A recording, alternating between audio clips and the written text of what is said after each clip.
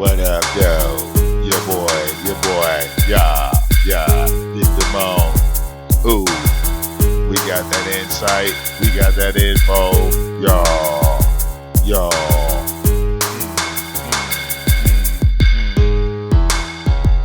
Good morning, people. Your boy Big Damone in the building, and we gonna get into this shit right about now. Yeah, what up, though? Yeah, I need my chat room.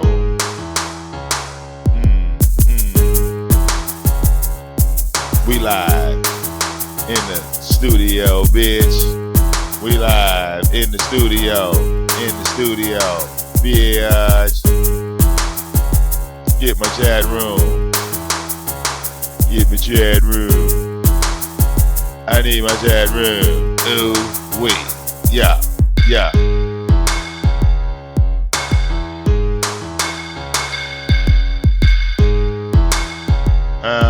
We gon' do it.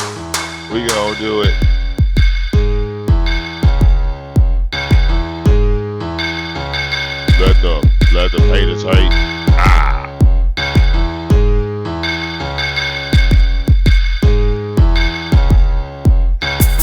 Shout out to everybody in the building.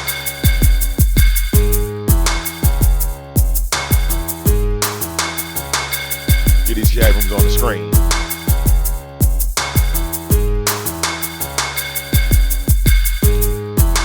All right, we're gonna drop this shit. We got all the info today from YouTube to Instagram.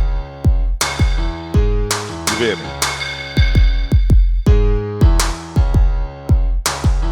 And we're gonna be in the building. All right, bringing these facts and evidence. Yo.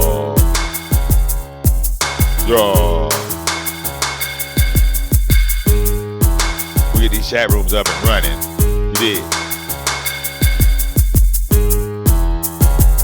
Alright.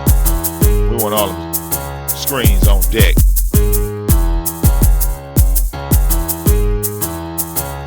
Yeah. What up, though, people?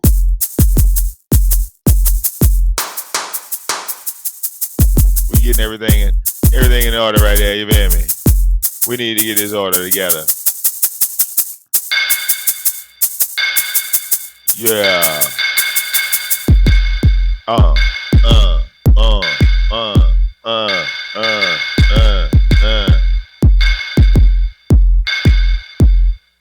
Yeah. Yo. Okay. Like to welcome all you live to your boy Big Damone. And we got the Fatherless America review. We got Pops on IG. Oh, we gonna get into all this shit. You did.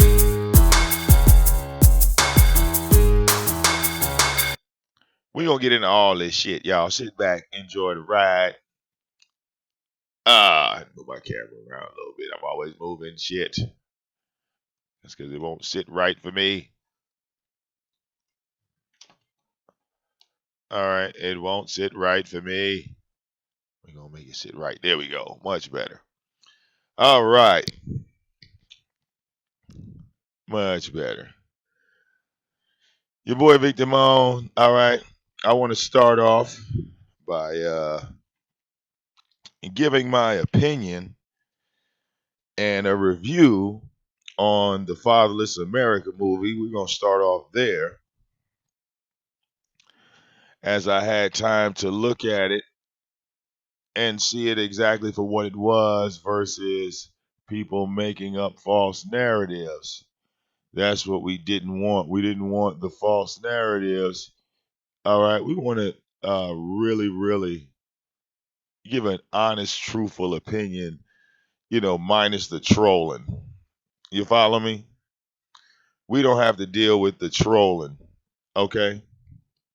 So let's eliminate the trolling and just go right into it. Okay.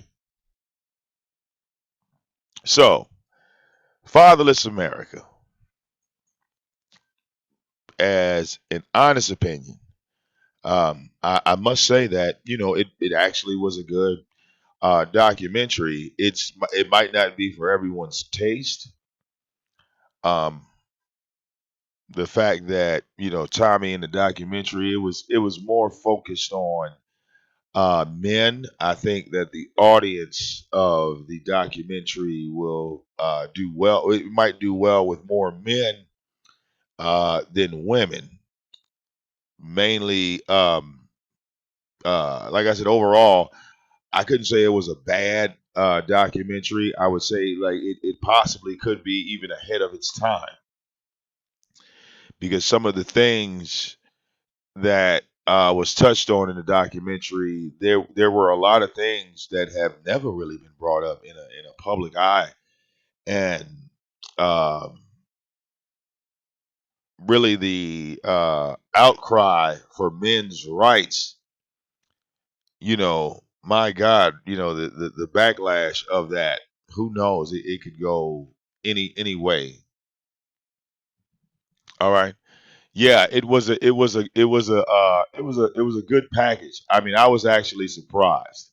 I was actually surprised on how well put together it was.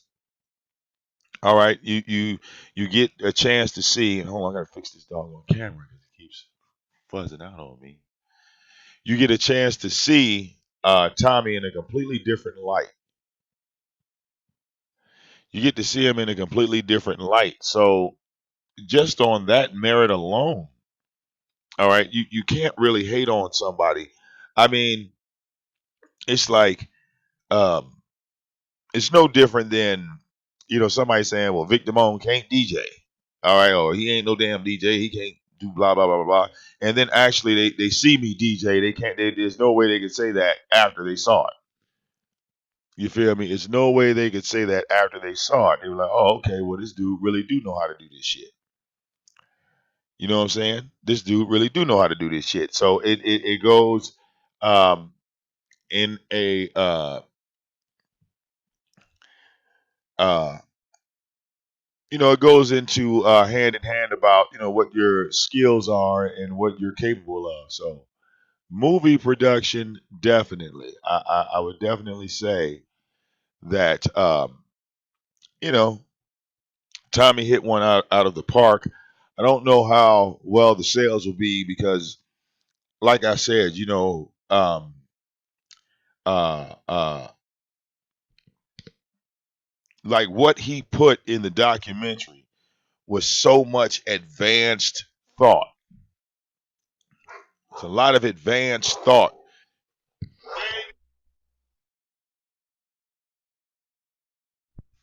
You see, it was so much in depth thought that it'll go over a lot of people's head. Like what I'm saying, like intelligent people would be the only people that would relate to this movie. Like you would have to have some form of intelligence to even be able to relate. Because if you're a person that doesn't know how to think for themselves and you try to watch this movie and you don't know how to think properly, well, guess what? You're not going to understand anything. So, is it trash? Absolutely not. It's definitely not trash. All right. I would say that a lot of, I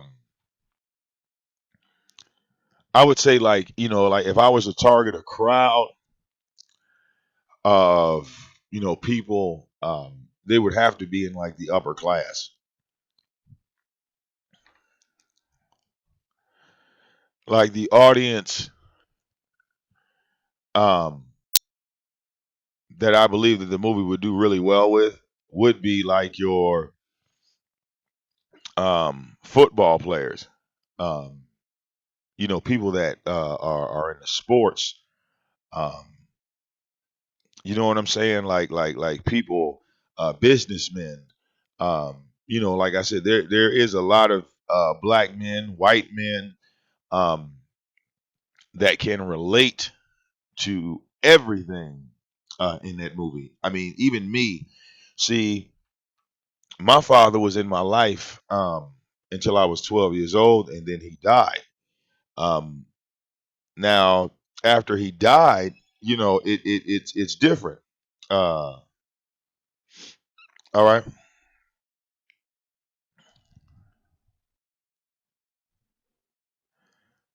all right. Oh, okay, wait. Um, Somebody texting me, but yeah, my father died when I was 12. So, growing up, um, was your father dead? See, 'cause some people say, well, my father wasn't in my life. He was alive. I didn't know him. Well, I knew my father. I put him in the ground. You see? So, yeah, a lot of things that he touched on, like only, like in some cases, you have women that might be related to some of the stuff, but a lot of the stuff that he touched on related to men. All right. So, with a male crowd, I mean, I don't think anybody would be able to deny anything that was stated in that film. All right, it got you got a chance to see um, Tommy in a different light, what he would look like outside of the fuckery and the YouTube and things like that. And I think we all like to see stuff like that. We like to see people transform. You see what I'm saying? We like to see that. We like to see transformation. So excellent. You know what I'm saying? I look. I don't have anything negative to say about the Fatherless America. I will listen. I will tell you to go buy it. That's what I would do. I would tell you to go buy it. All right. If anybody wants a copy, I think Tommy said he wanted $30 for them. God damn it! If you want it from me, I'm gonna need 40. All right, because I got to send that nigga 30 of that 40. So look, I got to get something off of it.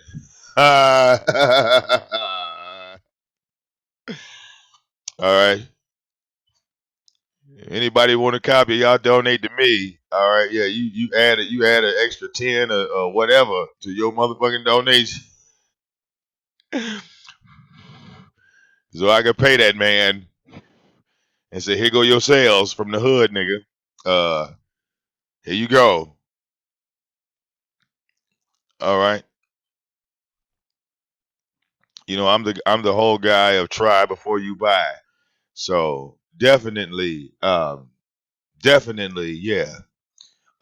If you're a Tommy fan, it might hit you a little bit different because you're not going to see the Tommy from YouTube in that documentary.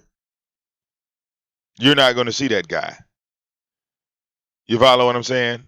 You're not going to see that guy. So I can't really anybody with uh common sense say anything negative about the Fatherless America because it has nothing to do with YouTube. It has nothing to do with the sector. It's completely different. It's a whole nother project altogether. So you cannot relate the two in any way, shape, or form. To be honest with you, it's no, uh, you know what I'm saying? There's no way you can relate that movie to what's going on YouTube right now.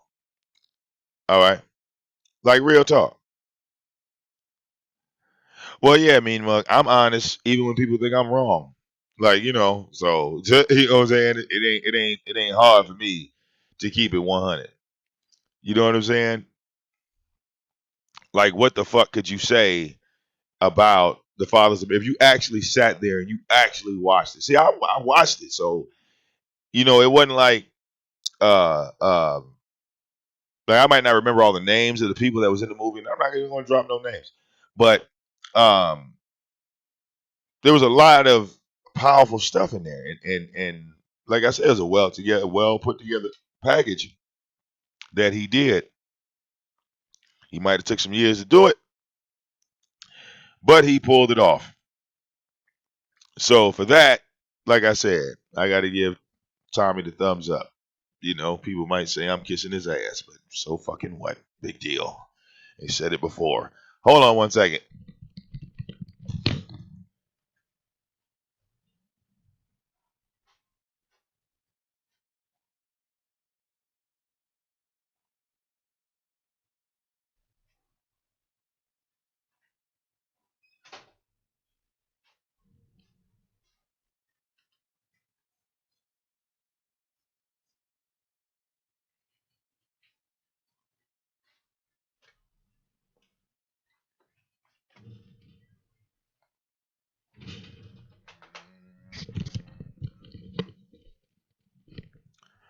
All right. All right. Now, on to the main event, people. Oh, yes. You know, this motherfucker called himself blocking me, right? You know, not realizing I'm the king of trolls and you can't block me. Like, you know what I'm saying? Just because you're on IG and you think that you untouchable, Pops. No, no, no. Pops, you are not untouchable. We gonna get a mic on Pops. Hold on, y'all.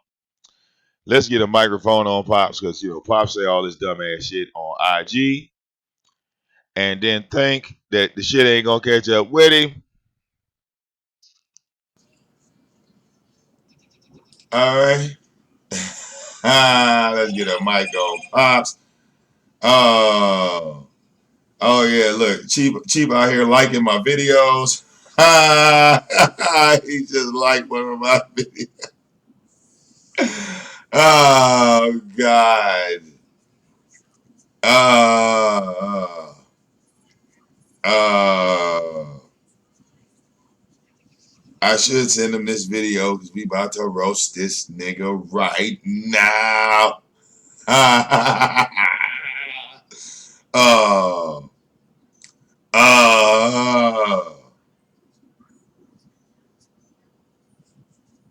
all right.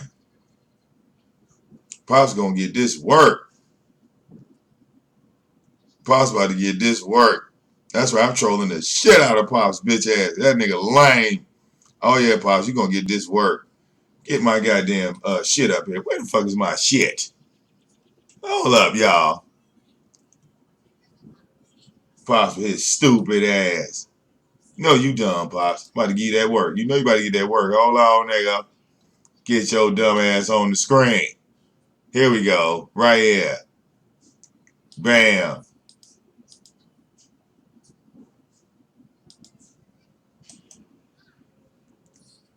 Hit the refresh button. Well, it ain't a refresh yet. You get on my nerves sometimes. That's cool, though. We'll just reload this bitch. Hold on. Hold on. Pops, you be doing some dumb ass shit. That's okay. That is all right, Pops. We got you on deck, man. Don't even sweat it. Let's get my screen up here, man.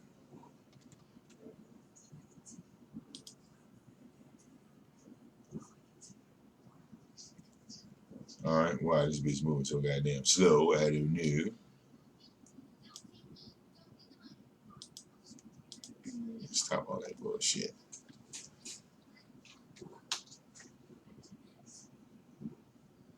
All right, we need to find out what's going on, Pops. We need to find out what's going on, Pops.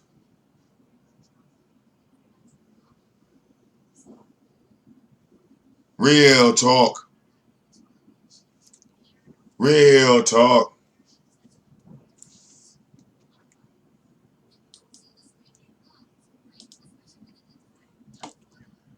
Pops, your lying ass.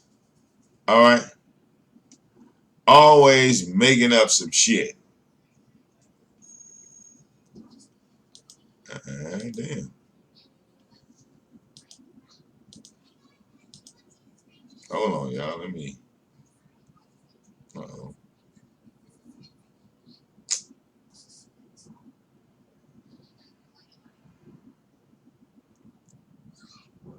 Oh, that's why my damn shit froze over here. That's what happened. Okay.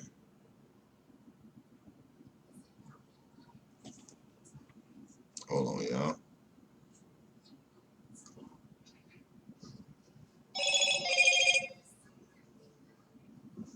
That's right, phone. Doing some old ignorant shit. Gotta restart your ass. No shit. Yeah, I figured that. Okay.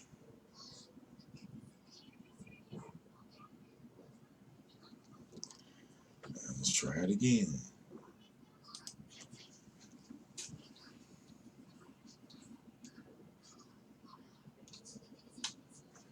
There we go. All right, Pops. Get you on the screen, sir. Let's get you on the screen, Pops.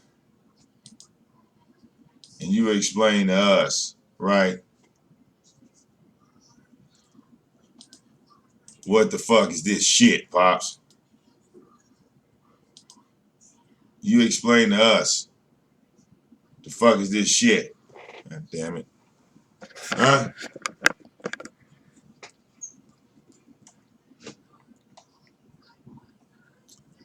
Pace?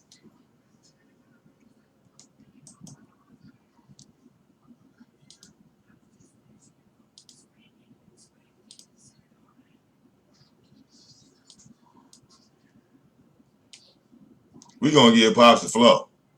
Yeah, we're gonna give Pops the flow. Because we want him to explain this shit to us. Right?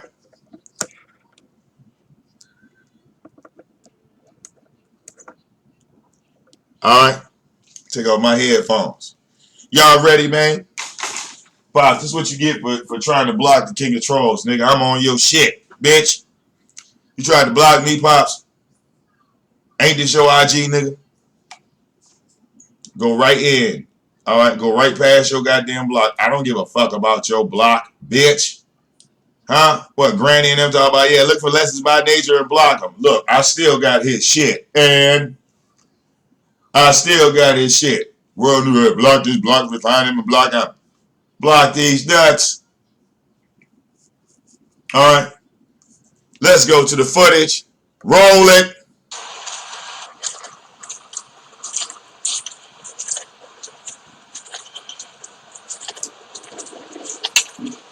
Wait, what you looking for? Does this nigga even have pants on? Look at him, looking for something to say. He always looking for something to say. Come on, nigga, you live. Talk. I want y'all to check something out. Okay. I want y'all to check something out. Alright. So, Bishop, Elijah, or whatever his fucking name is on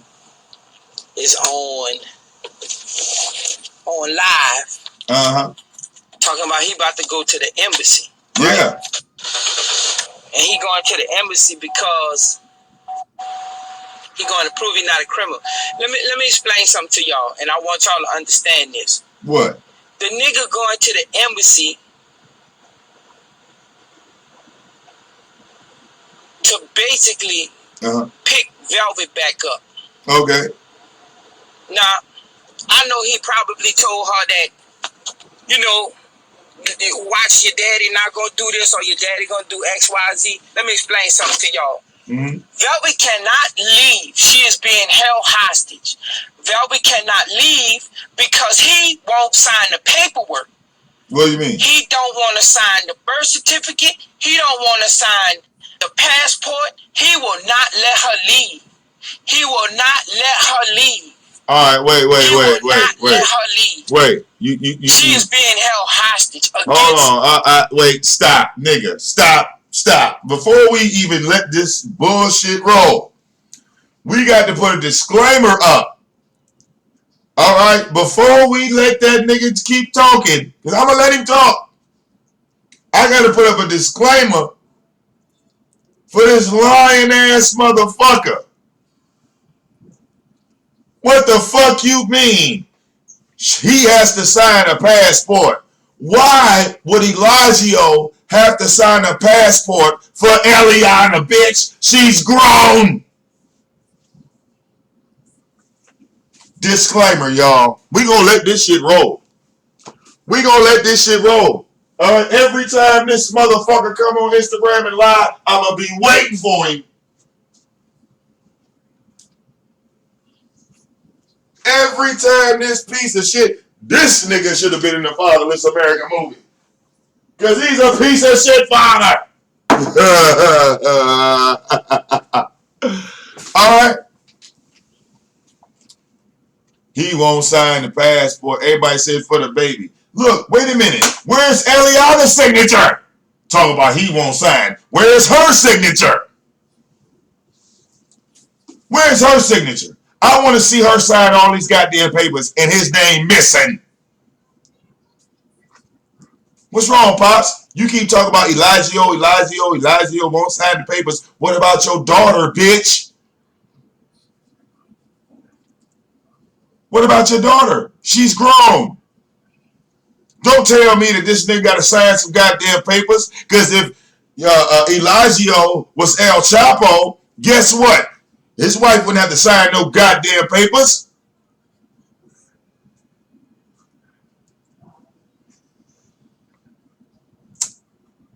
What the fuck are you talking about?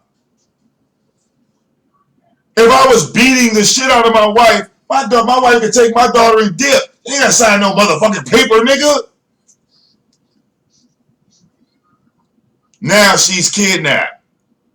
Nigga, you can't make up your mind, can you? Kidnapped? Say whatever you want to. Alright, look, I ain't gonna cut him off no more. I'm gonna let this motherfucker talk, and then I'm gonna address after all this bullshit he say.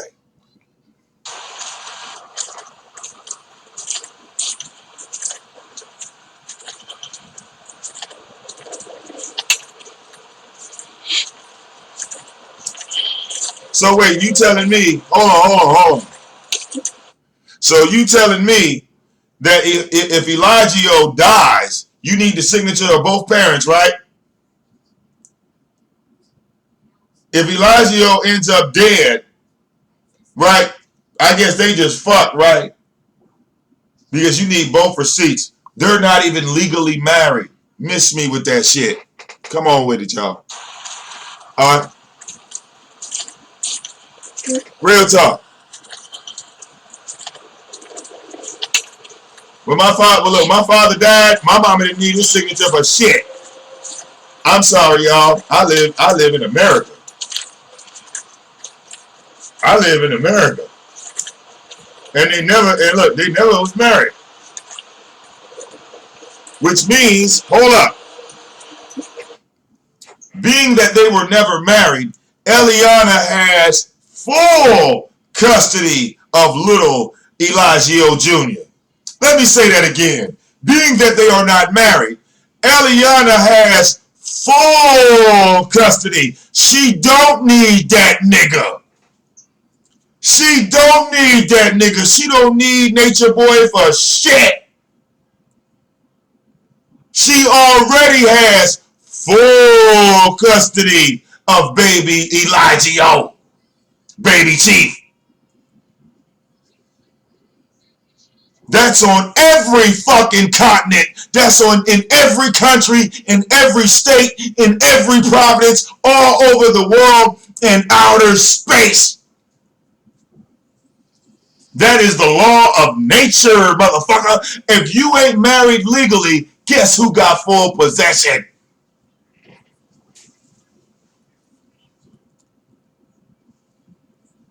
Alright? What the fuck are y'all talking about? Where do you live, bitch? I dare one of you motherfuckers that ain't married your girlfriend try to take your child some goddamn where and y'all ain't legally married. Oh yeah, you might as well be a felon with a gun. You might as well be a felon with a gun. Yeah, you bought that gun, but then you got a felony and you never turned it in. Time to go to jail, bitch. The fuck? Keep rolling. Come on with it.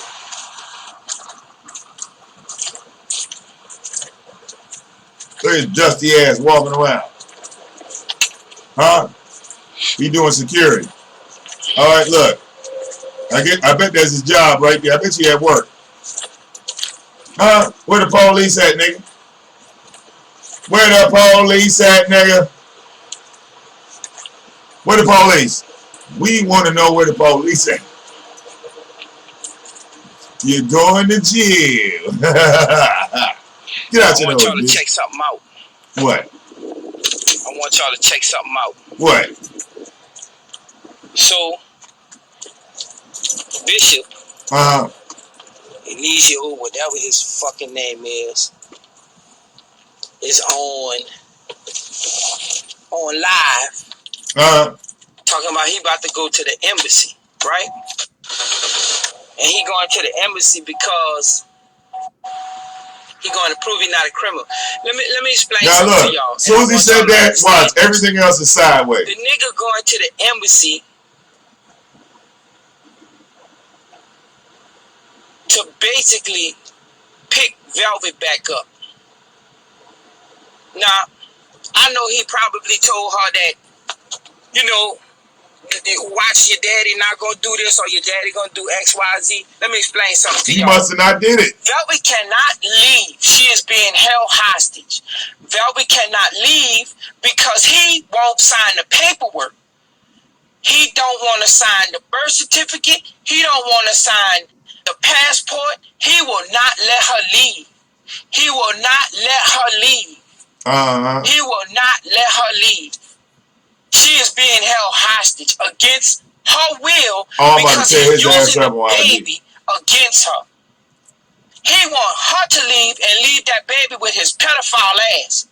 He want her to leave that baby with him with all of them child molesters and pedophiles around him. That's what he want her to do. But she's not gonna leave that baby. I want y'all to understand that.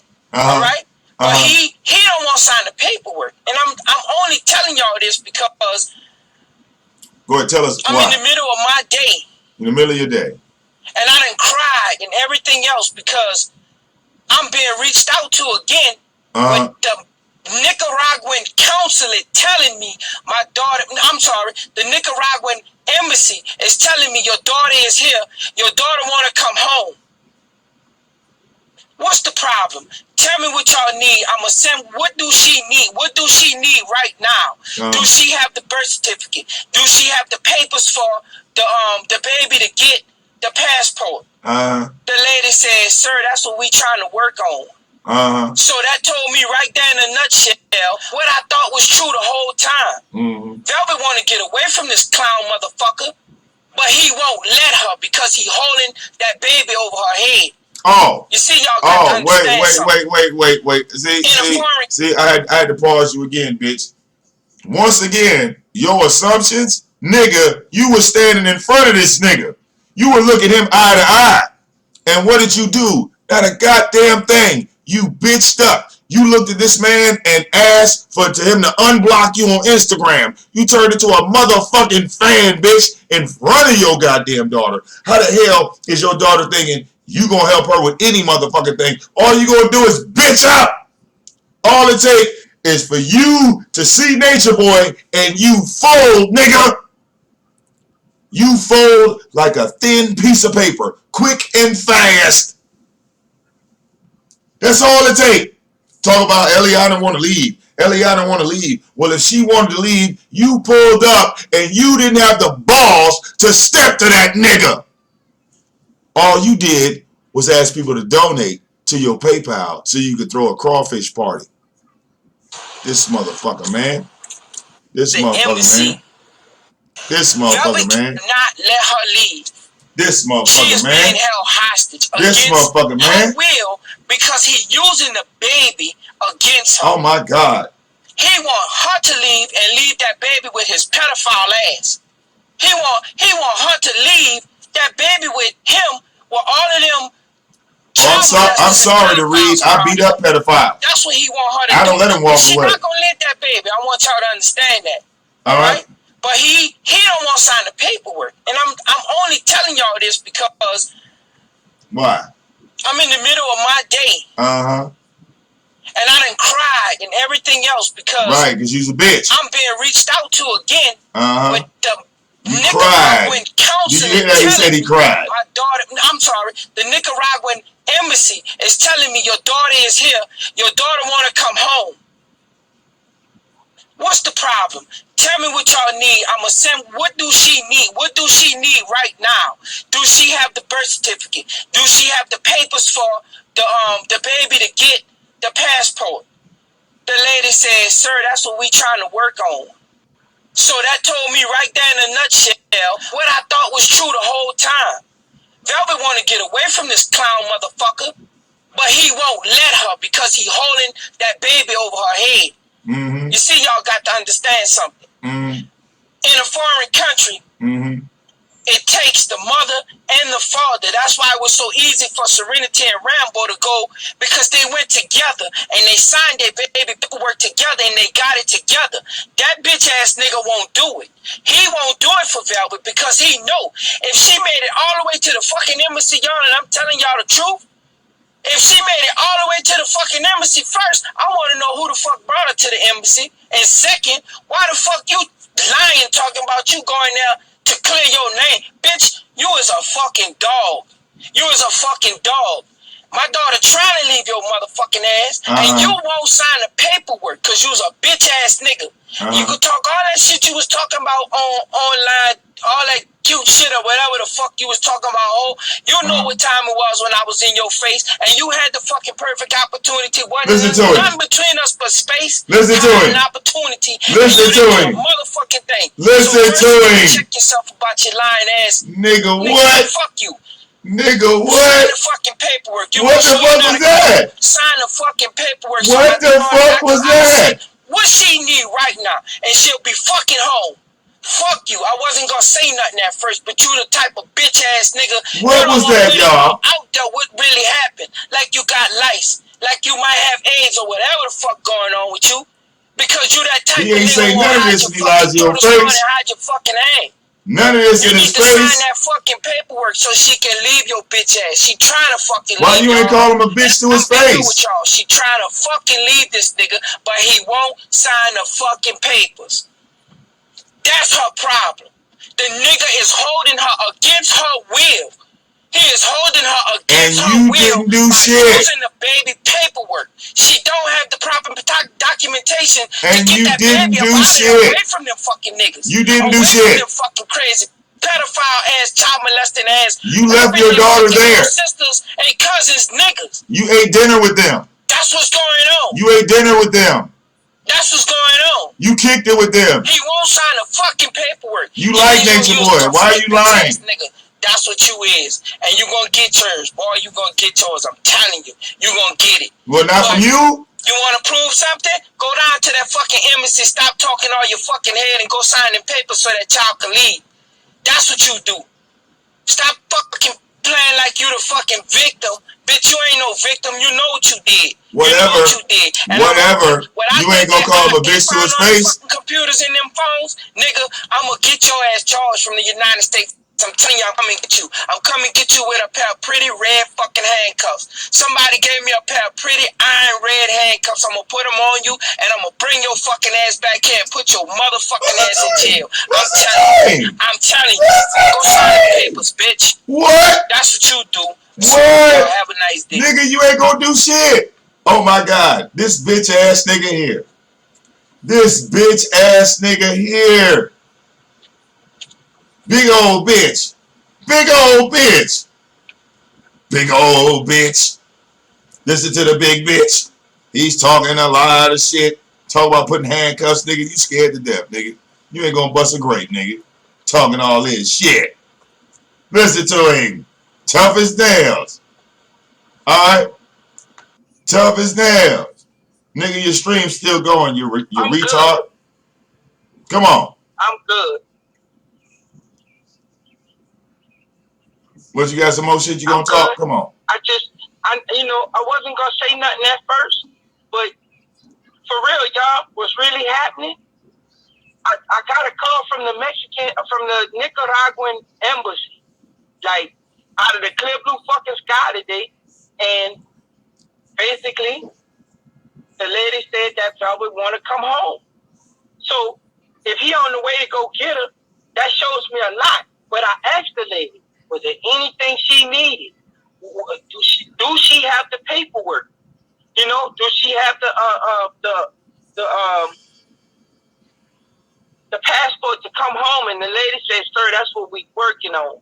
So that told me everything right there in a nutshell. I've been saying it a long time. Wait. She trying to get away, but he won't let her. All right. I can't listen to no more stupidity. I can't listen to more stupidity. You know what it's time to do? Know what it's time to do? It's time to go live on IG. Yeah.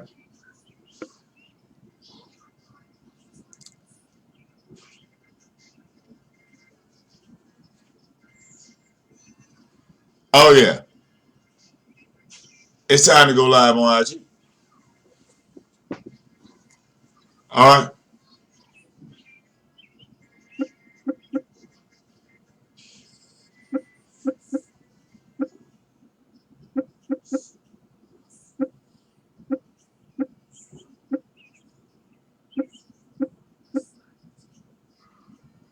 All right.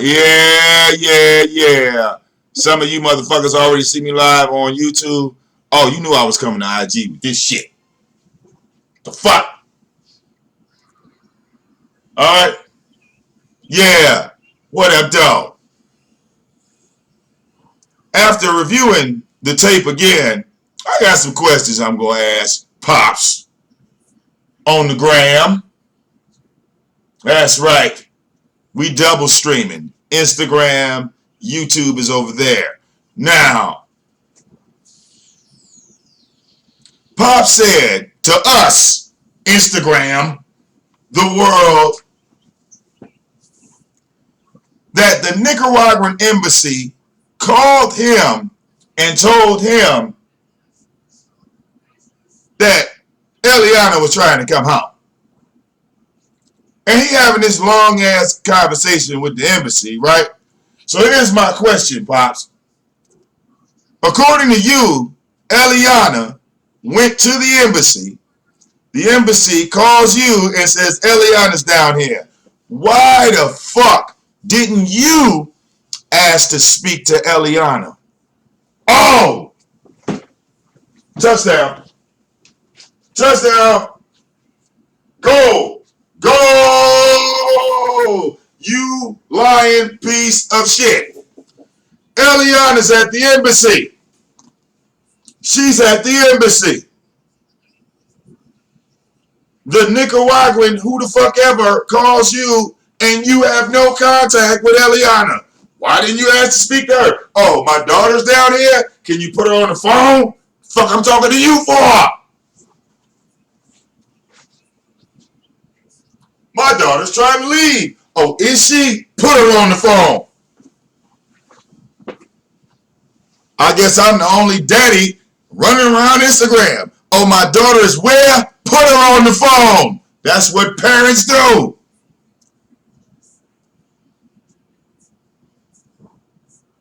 Oh, my sister's there? Okay, I'm not going to talk. Oh, she's trying to leave? Let me holler at her right quick. But I listen to 2 streams of you talk shit. And not one time did Eliana speak to you. That's kind of weird. Why is this always you getting text messages? Like you have no physical evidence of her speaking to you. Now, I want to talk about them red handcuffs, okay? Because it seems like the only person that's going to be wearing them red handcuffs is you. All right? On some late night kinky freaky deaky shit. Please don't talk about doing anything to Natureboy because you was in that nigga's face and you was afraid to call him a bitch to your face. Always remember, you did not call a man a bitch to his face. You didn't look him in the eye. All that tough talking, Pops, you didn't bust a grape, nigga. All right? Always remember, never forget, Pops, that while Natureboy is a pedophile and he's a kidnapper, you let your daughter go away with the kidnapper. You allowed that to happen. All right? Putting cuffs on him, you gonna put cuffs on him and drag him back to the United States. You had that opportunity already, Pops. You folded. So don't come up here now acting like you about to do something. Because we all know you's a bitch. Who's in my car crying? Yeah, that sounds a little bit more like it. Because that's what you do. Cry. I can't believe this.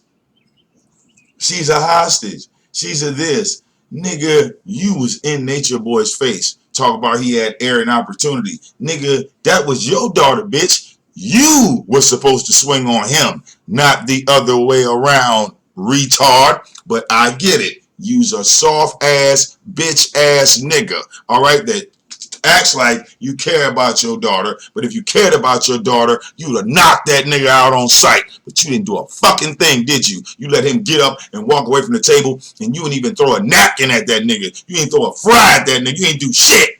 Shut your ass up, Pops. You are a bitch. All right? Yeah. You know what happens? Hey, Pops, you know what happens?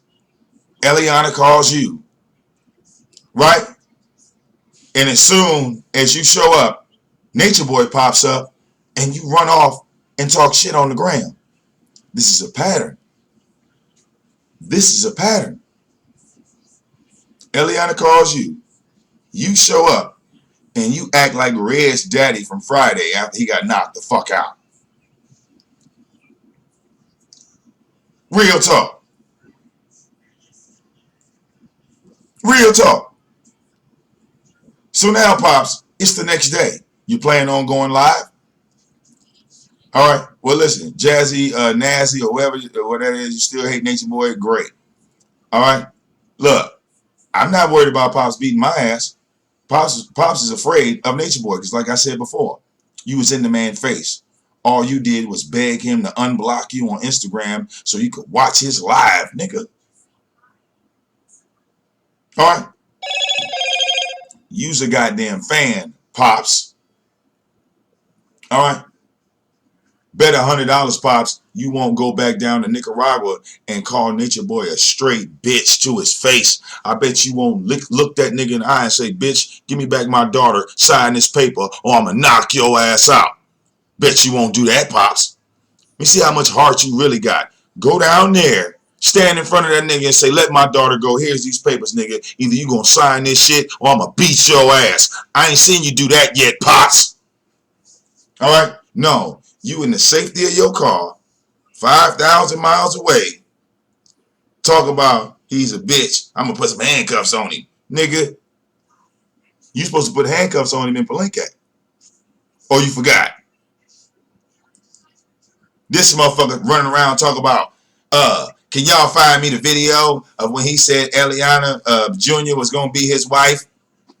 I need that video, y'all. I'm going to take that video and I'm going to send that to the embassy. Anybody got that video? Anybody got the video? I need that one. I need that one.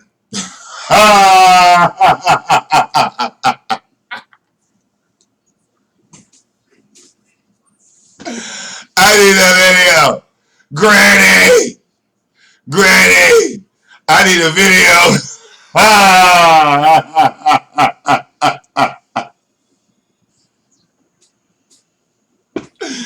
This nigga trying to troll the embassy. You's a bitch. This nigga said he gonna send him the goddamn video and talk about Nature Boy letting his son play with his dick. All right, send him that one, Chief. Send him that one. You said, what's Pop's Instagram? I am afraid of Nature Boy. The Christ.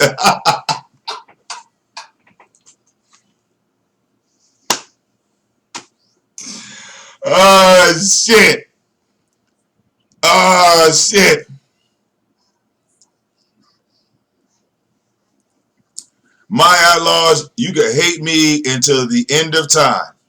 If I was your daddy, my outlaws, and Nature Boy had kidnapped you, beat you, and this, that, the other.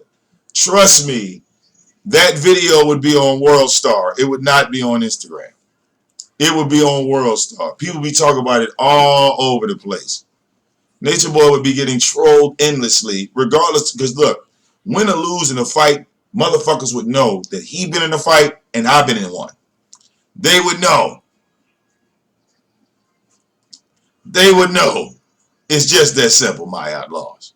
Hell, you used to be down with Nature Boy at one point in time, right?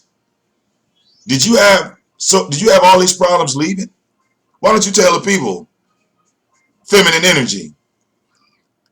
You didn't have that many problems leaving Carbonation.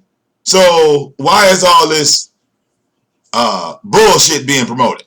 Because you left Carbonation with no problems, didn't you? You live living your life. You live doing your thing. But I'm just saying. It's just kind of odd. It's just kind of odd that they say, because why didn't you get kidnapped? Why didn't you get kidnapped? You fine as hell. Why you ain't get kidnapped with them pretty ass eyes? Light skin, skinny. Oh yeah. Got that New York accent. Alright. I'm saying. I mean, you should have got kidnapped over Eliana, no offense. Why didn't you get kidnapped? Your passport should have been taken. Alright. Feminine energy is trying to leave. I'm not letting that bitch go. She fine as hell. I'm about to have about 5, 6 kids with her. Shit. The fuck? Alright? You see her pretty ass eyes? She light skinned. Alright? Hey, look, we got the kidnapper on the show. Yeah.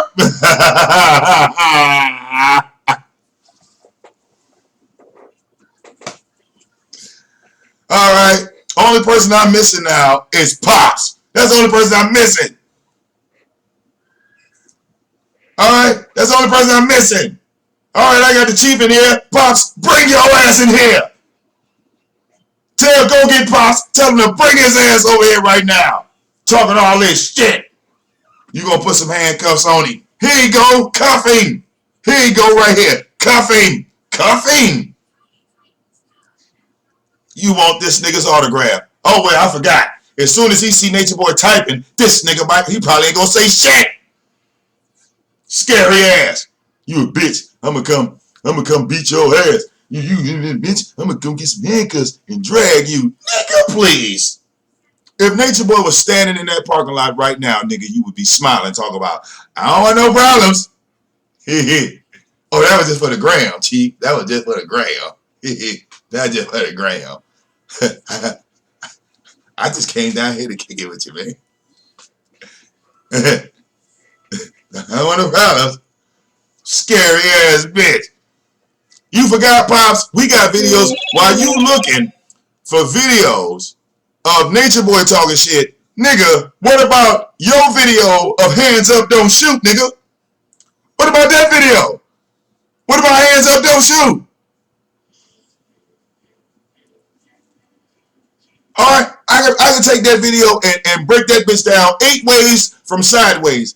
Nature Boy thought you were going to swing because that's what we all expected your bitch ass to do. Nature Boy stepped back, he saw you, he said, oh, hold up, y'all, hold up. That's Pops, hold up, step back. You know what the fuck this thing gonna do? Yo, faggot ass.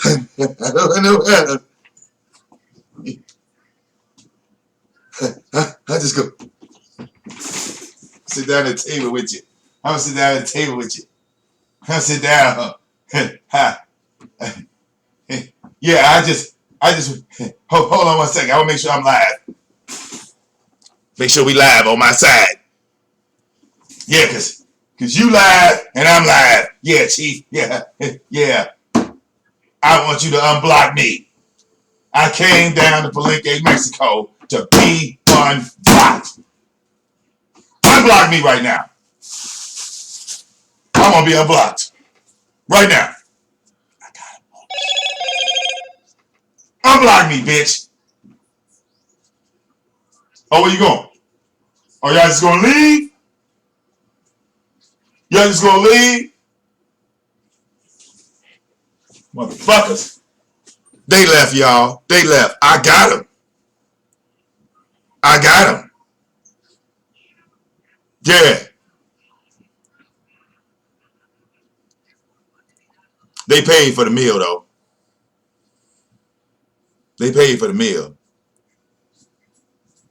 I got that nigga to unblock me, bitch. Told y'all. Now hit my motherfucking PayPal link.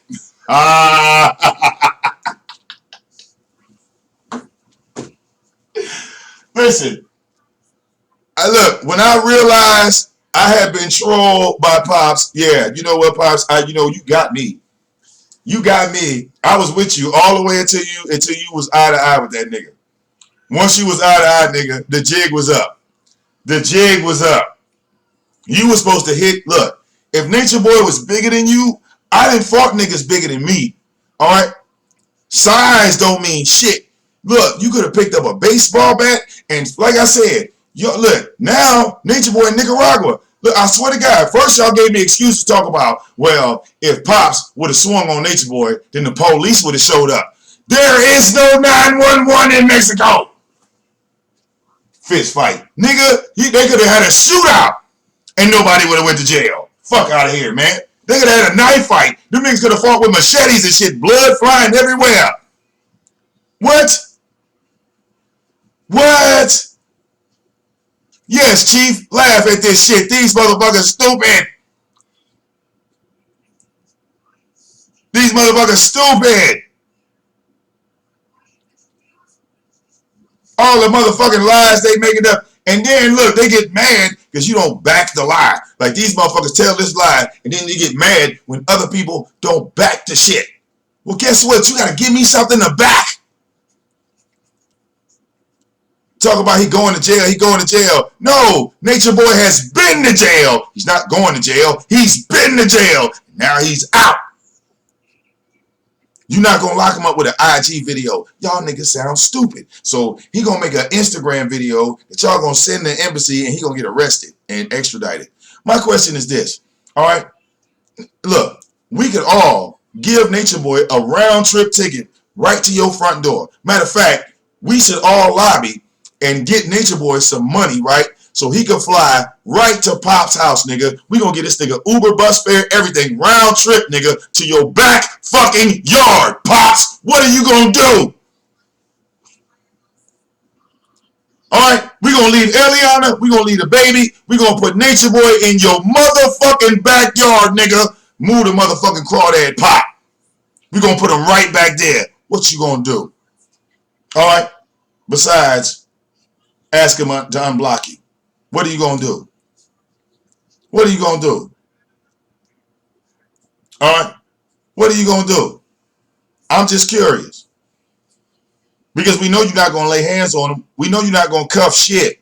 Because if you was going to cuff him, if you was going to do any of that shit that you said you was going to do, Pops, it would have already been done. It would have already been done. You were around that nigga for 7 days. One day out of the 7, you saw him. You didn't do shit. Always remember that. That's why you sit in your car and cry like a bitch, because you know you a hoe ass nigga. That's why you crying. Alright? Motherfucker, you don't know if no goddamn embassy called you or not, do you? Do you have confirmation that the embassy called you? Can you give us that number of the woman that contacted you? I'm just trying to figure it out. Can we talk to this motherfucking person? You know they called you from the embassy.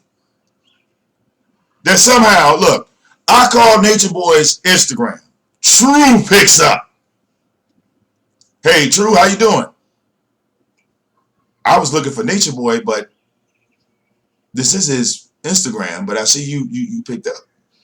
Well, yeah, I'm going to handle all the calls. Oh, okay. So me and you are going to talk about Natureboy in a third party, even though he's right there.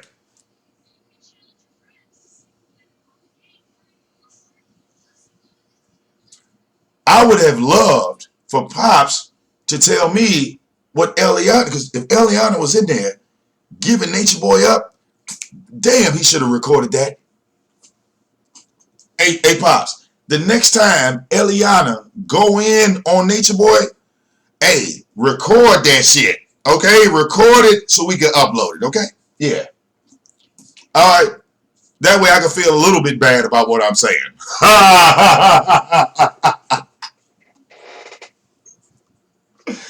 Oh, shit. All right. Somebody said go to Mrs. Marquez channel. You should tell her to come over here. We got the chief in the building.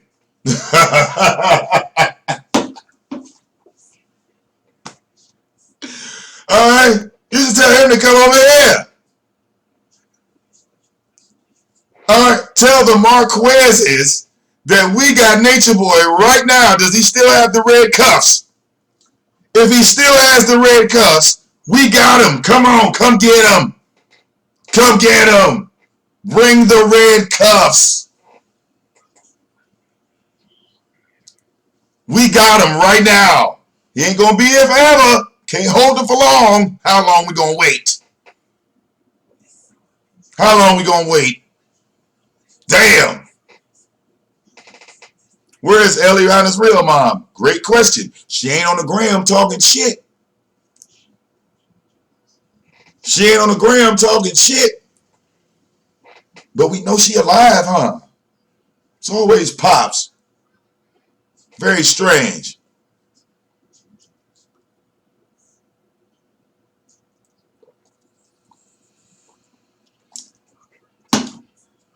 I'm not loony. I'm just honest. All right. See, we do things different.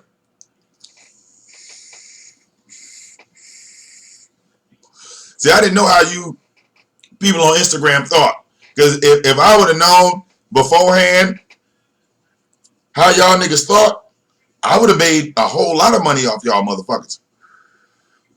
I would have made a whole lot of money off y'all retarded motherfuckers, man. I swear, I would have did the same shit.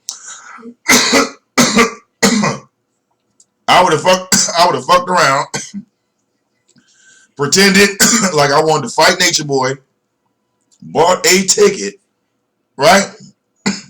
Go all the way down to Palenque, Mexico, get in Nature Boy face, and be like, yeah, nigga, dance off.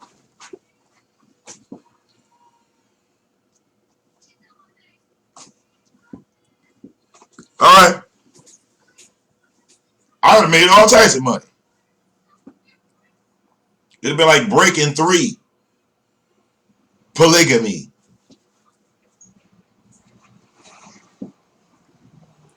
Real talk.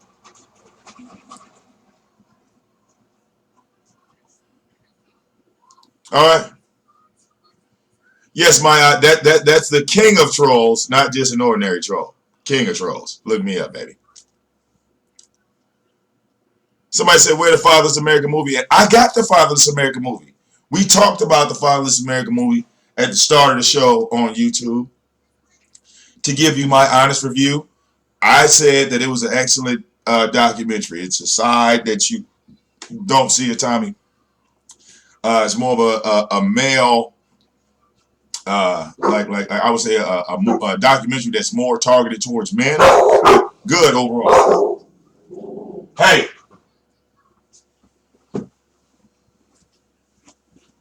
There's somebody messing with my car. Go out with all that noise.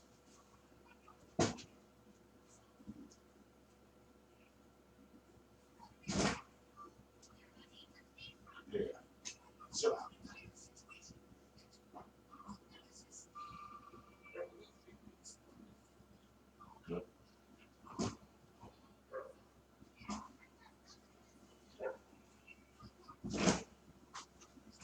All right.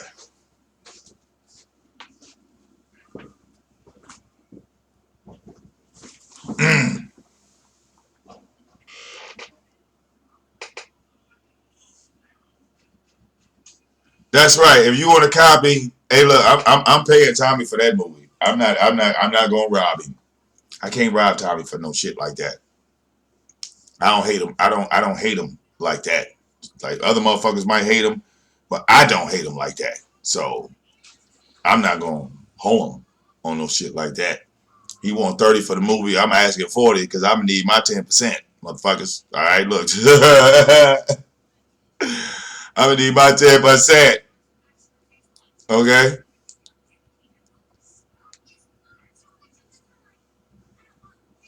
But Pops, please stop embarrassing yourself. As old as your ass is, coming on social media, talking about who you gonna fight, but then when the opportunity arises for you to knock a nigga out, you don't do shit. And somehow you want to be respected for that. You want to be respected for talking shit, getting in a man's face, saying it was all for the gram. I just did that because I was on Instagram, and then go right back to doing the same dumb shit. I mean, you more of an embarrassment than Nature Boy could ever be. You more of an embarrassment, all right, to your daughter, to your granddaughter. I mean, you making yourself and them look stupid. If you got a phone call from the embassy, why you got to bring it to the gram? If the embassy was contacting you, why did you have to make it public?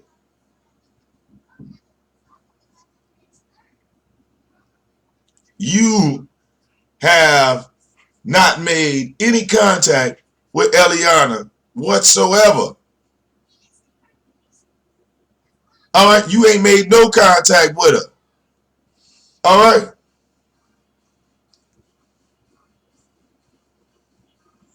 you ain't sitting here doing live shows with your daughter, because that's what you should be doing. You should be going live with Eliana, but you don't. Or go live with Nature Boy. You don't. Because in all reality, once you got in that man's face, you became intimidated by that nigga. A part of him, a part of Nature Boy, you don't want to admit, but you respect that nigga.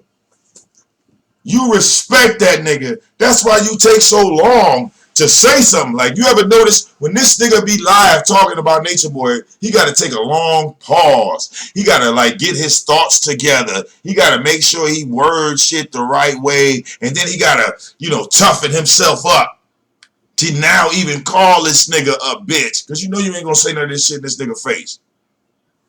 All right? You know you ain't going to say none of this shit in this nigga face. You just going to keep making video. Thank you. Right. He talked to a bunch of strangers more than his own child. And for some strange reason, y'all on Instagram, y'all give this nigga a pass. Don't none of y'all say, hey, why have you tried to contact Eliana? Can we help you contact Eliana? Let's go troll the fuck out of Eliana until she contacts you, Pop. Let's make this video, right? You trying to get a hold of Eliana. Oh, okay. Well, if she not reaching out to you, let's go troll the fuck out of Eliana until she call you. But ain't no mission being done like that. Ain't no move being made like that. Strange, ain't it?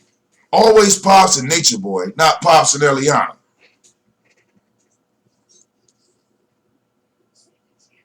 All right. Now, Andrea, wait a minute. Oh my God, Andrea just summed up the goddamn thing. His daughter don't want to talk to him until she mad at Nature Boy. Oh, so wait a minute. Who supposed to check that shit, Andrea? Pops! We gave that scenario months ago. Alright? We gave that scenario months ago. If I go, Andrea, if you call me and say, Nature Boy done beat my ass, I come over there, fuck Nature Boy up. The next day, you mad at me for beating up Nature Boy. And now you all lovey-dovey with this nigga Tom, I can't believe you hit him like this. Look at his fucking eye. Oh, you got him up. The next time you call me, Andrea, oh, look, I'm not lifting a motherfucking finger. Because you can only trick me once. You see? You can only trick me one motherfucking time. You ain't gonna trick me twice. You ain't gonna trick me twice. Because I said this a long time ago. You got some of these females out here that like a man that throw hands and put hands on them. You can't change that in women. Because that's with all women. Not every woman, but women all in general. If that's what they like, if that's the type of female they are, then you can't change that in no fucking female. All these females out here in the world, they got a nigga that'll slap the fuck out of them. They don't want a nigga that don't. They don't want to. If they run into a nigga that don't put hands on them, they look at that nigga as soft. They look at that nigga as weak. I'm not fucking all that. That's a weak ass nigga. He ain't beating my ass. He ain't slapping me. He don't love me. You can't take that out of no fucking female. That's what they like. If they can't find a nigga that'll treat them like shit, they'll be single and treat every nigga like shit. Y'all don't hear me?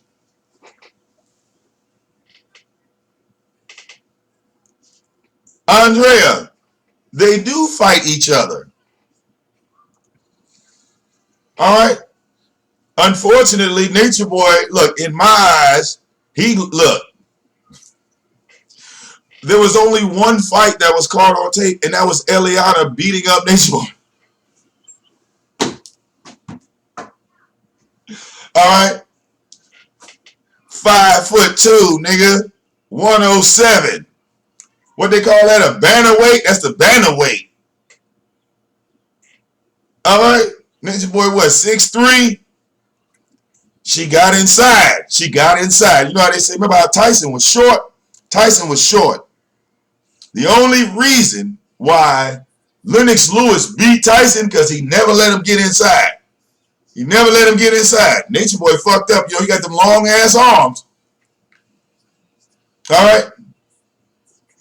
And unlike y'all, see, I got fucking studio equipment. I got all types of visual. I can analyze videotapes. When Natureboy said, go back to the tape, and you will see Eliana swung on me. I didn't swing on her because it did. Like, it happened so fast, it looked like he hit her in the motion of the eye. But when you slowed the tape down, you know, special effects, when you slow the tape down, you see her arm come up like, bitch, and it moved so fast. She swung with the speed of Ali. I was like in shock. I was even afraid for Natureboy's life. I said, this bitch gonna kill you, nigga. Get her away. She's gonna murder you. Damn, she swung like that. That was too fishy. Pow!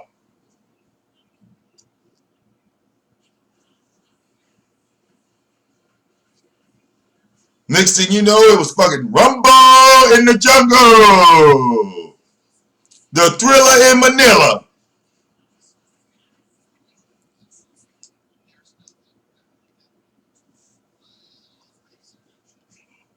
All right? I don't give a fuck what anybody say. I know Natureboy was defending himself. The fuck? Fuck y'all.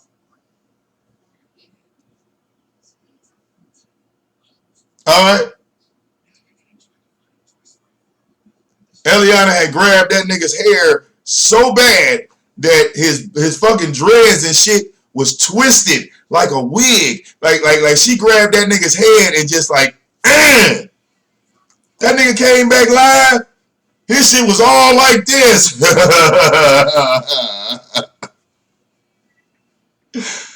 I said, goddamn, who did put hands on Natureboy?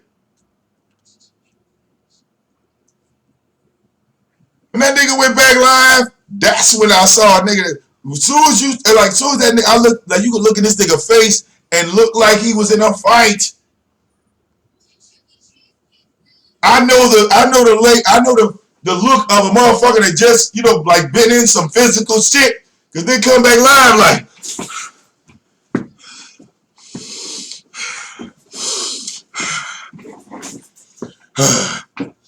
Eliana got something she want to say.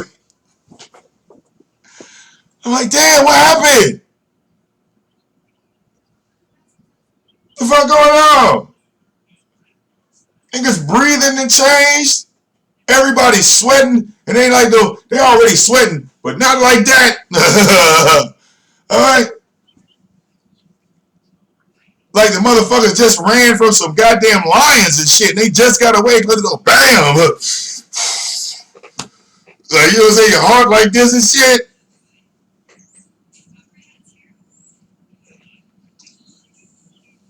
All right? I'm just saying.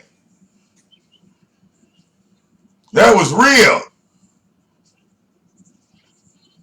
Pops, you ain't know nothing about that life.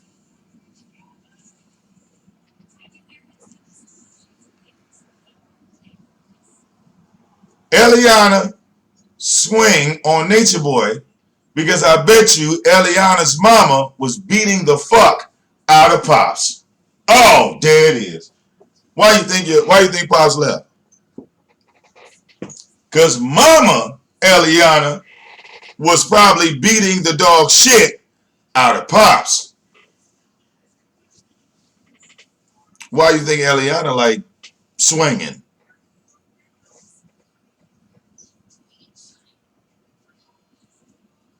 And I bet money, hey Pops, that's why you walked out, huh? Because Mama Eliana was putting them things on your ass, nigga. All right?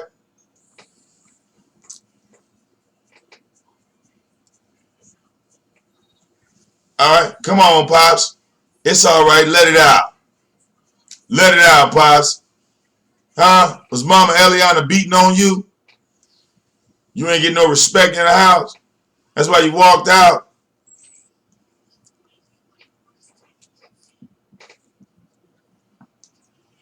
I mean, I'm just trying to figure it out.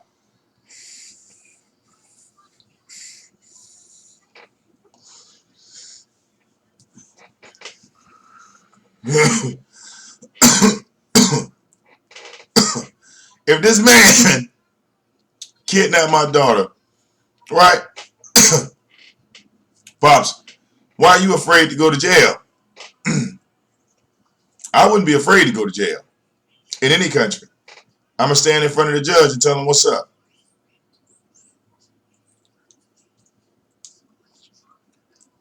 All right, I'm going to stand in front of the judge. Well, why did you swing on that man? Oh, he had kidnapped my daughter.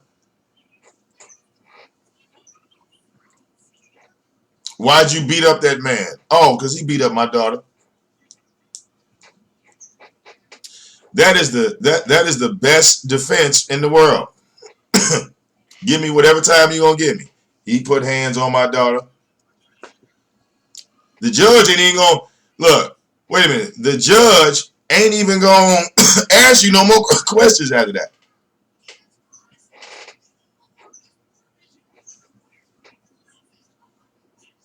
Judge ain't going to ask me no questions.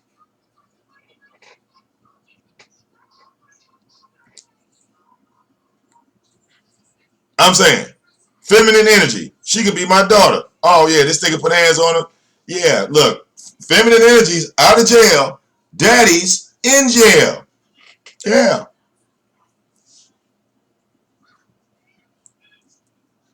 Now, my thing is this.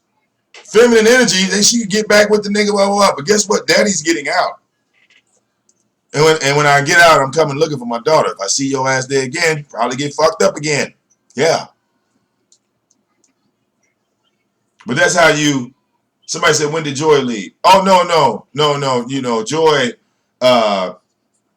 Joy was excommunicated, yes. But, you know, she still has a open door policy. She just can't be beating on the niggas when she comes back. You know, she has to sign a contractual agreement that she will not put hands on any more niggas when she goes back to Garb Nation. The women are supposed to be submissive, not putting niggas in submissions. That's not how that works.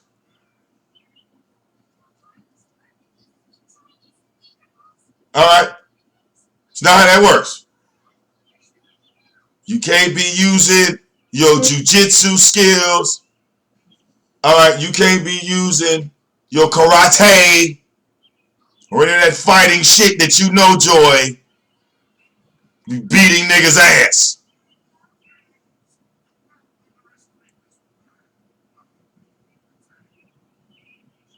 I can't imagine Nature Boy sitting there about to go live.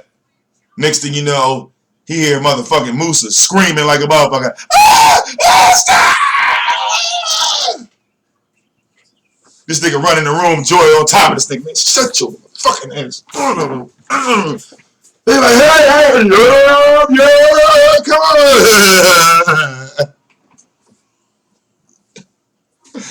All right. Oh.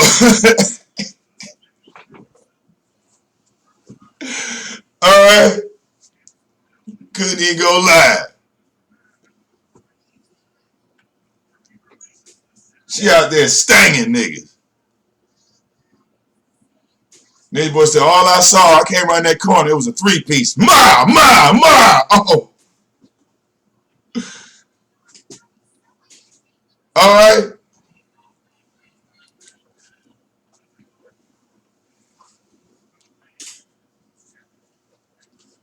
All right.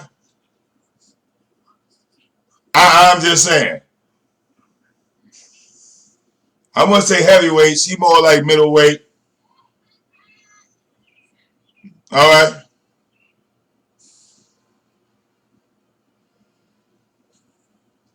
All right. Do that 3-piece at you. Nigga, duck. Die. You know, don't get hit. All right.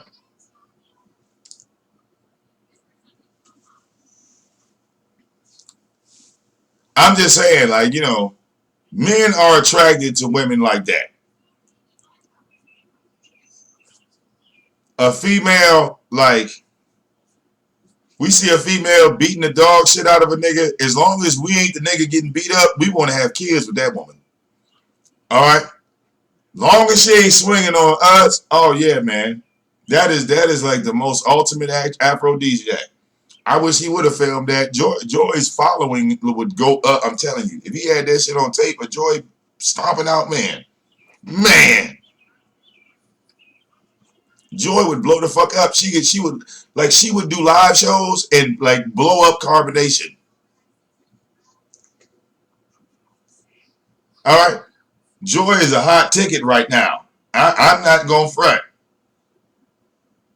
All right.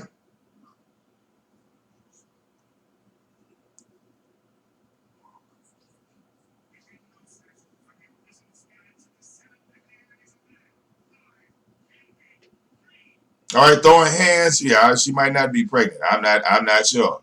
But goddamn, hook game is on point. All right, hook game is on point.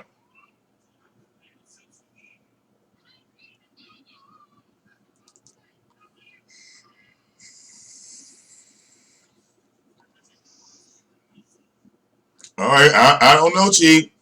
I don't know, Chief. The longer Joy sit in Babylon,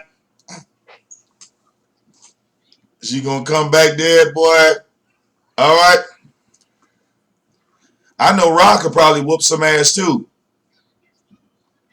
Rock got that look in her eye like she could whoop a motherfucker's ass. All right. It always be the nice ones.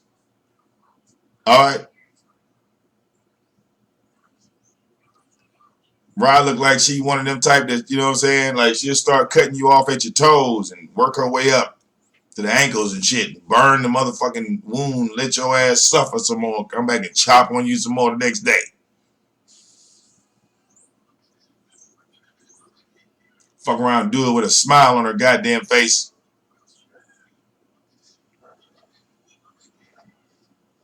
All right. And please, please, black folks, we need some support on the movie Ma. White people are trying to blackball that movie. I need more and more black people to go watch that and share that movie. Ma, okay? Black woman running around killing white people and killing white kids. Yeah, it's being downplayed. They're trying to blackball the movie. All right, hell, we want a sequel. We would like to see a part 2. All right, that's a 5-star movie. Ma has been out, yes. Yes. All right, if you follow on YouTube, you would have been watching Ma, because we all watch Ma, and Ma is a 5-star fucking movie. Yes, that motherfucker was 5-star. That bitch was crazy. I said, man, shit.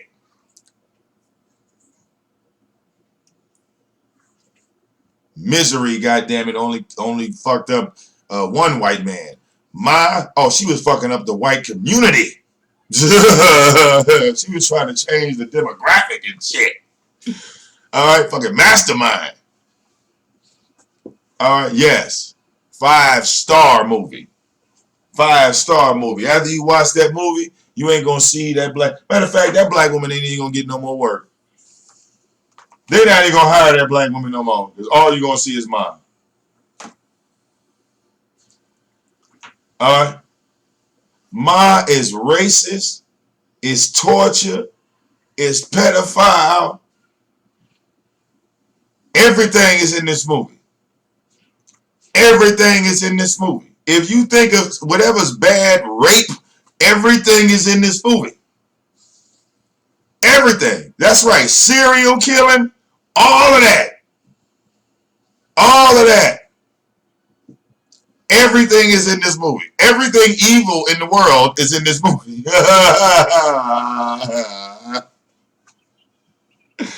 All right. You watching there, you sitting there watching the movie, and you like, hold up. It's some torturous shit going on. Check. This bitch a serial killer. Check.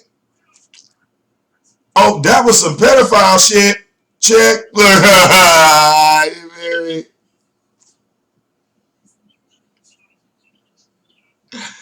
I said, damn. That was too much for white folks. That was too much. Now, Michael Myers, he got to kill a little white kid. He killed one white kid in the last movie. That was shocking enough. A black woman mowing black children down? Yeah. Yeah. Freddy could do it because he was white. And Jeepers Creepers, that was a white man monster. But, you know, black woman, it just looked different.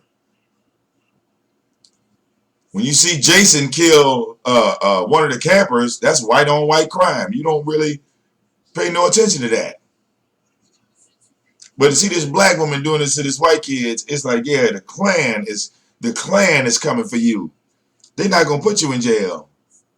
This is where the Klan come pick you up. Do you follow me? Yeah, the white community is extra pissed on that movie. You know how they made like you watch Black Panther and then walk out the movie theater and have a hatred for white people. Well, now, all right, in 2019, they have reversed the roles and shit. So when you watch that movie, yeah, you a white person, you watch that movie, yeah, you gonna feel a certain type of way about short, pudgy black women. You ain't gonna trust them around your kids. You're like, oh shit, that's mine. I'm not. Don't let her in my house. You think I'm bullshit? I bet you if all the old white people watch that movie, all black maids would be hit. Y'all be out of a job. Like, this bitch trying to kill me. All right. Somebody said black characters always die first. Well, shit, not in this movie. Black characters murdering motherfuckers. She ain't give a shit. Don't hurt Tyra shit. They ain't give a fuck about her own kids. Fuck them all. I said, damn.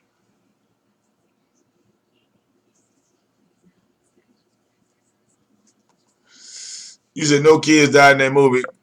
They were in high school. All right, they were underage, which makes them kids, motherfucker. You got kids, you got adults. A teenager is still a kid. You just say teenager to make them feel better. I mean, we still know they fucking kids. right? We still know they kids. We just say that word teenager to make them feel some type of way.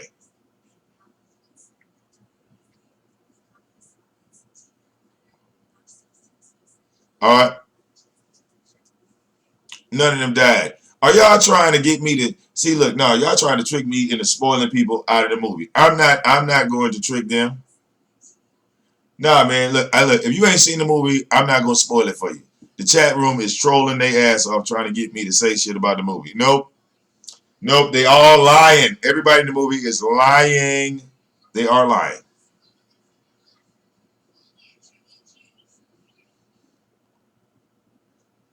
That's right. Watch it again, bitch. It's plenty of death in that movie. Death. Check. We will check off death because death is in that movie as well.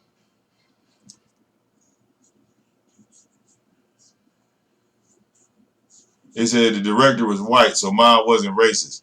Well, no, he was probably half and half. He might have been mixed or something. The dog. He might have been 50-50. He might have been 50-50. All right, yeah. Trust me, nigga, you gonna love that goddamn movie because you gonna see that bitch was crazy. All right. Yes, it's a horror, thriller, suspense, everything, man. That's a 5-star goddamn movie. That's right, a lonely, evil bitch. Right. I mean, like evil as fuck. All right. I don't even know where to put that movie in a category. Do you put it in a thriller? You could probably put it in both sides, thriller and horror. And NC-17. Look, that bitch probably 5 categories.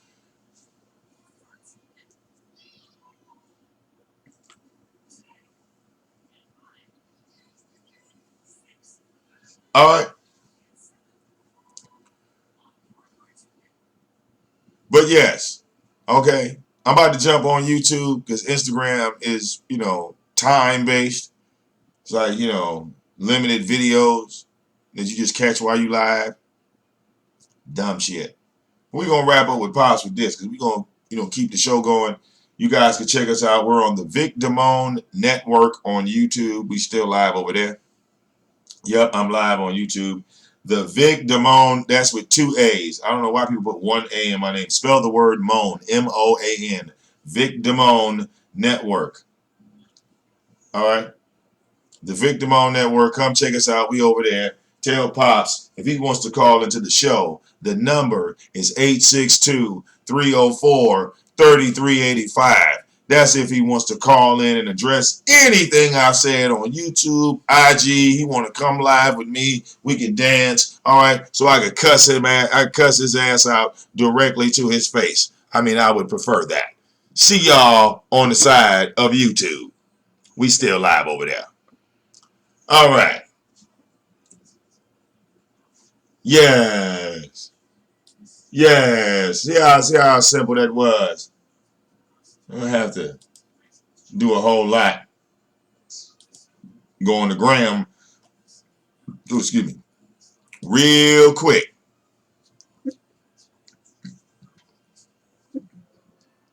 Now I've been getting all types of notifications. Right? All right. And shout out to the people donating to the show. We appreciate that. All right. If you want to donate, the PayPal link is right there on the channel in the About section. You can donate, use a credit card, debit card, etc., etc. Now, You've been following me since 2008 when I was exposing the government. Bitch, get a life, my nigga. My white nigga, that is. Dozy the Great. Dozy. Why is Tyra streaming on ass Truth Nation? Liar. You feel me? But let me ask y'all a question. Do y'all understand? I mean, does it make sense for all these niggas to keep saying, I ain't true free, man? We know you ain't me. Motherfuckers don't know where you live at and won't pull down on you. Motherfuckers don't know where you be and pull down on you. We know you niggas ain't me, man. Fuck you mean, man? But I ain't gonna go back and forth with you niggas on that shit. Y'all just kill me with this, I ain't true free, man. What you mean? Hey, Tyra, hold on. We're gonna get better sound. All right. Yeah. Why is he on his backup channel? Did he get flagged? Tyra, did you get flagged? Why are you on your?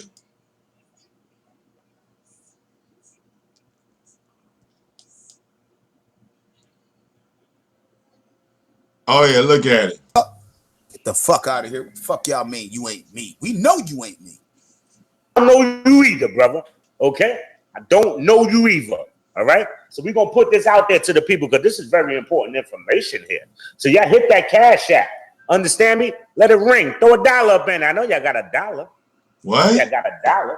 42 people in here. What? Each one of y'all hit it with a. Every one of y'all niggas that they find out where y'all live and how y'all lay and where the fuck y'all be, y'all sit up here, goddamn it, and y'all stop going at the niggas because y'all scared. But you sitting up here talking about you ain't me.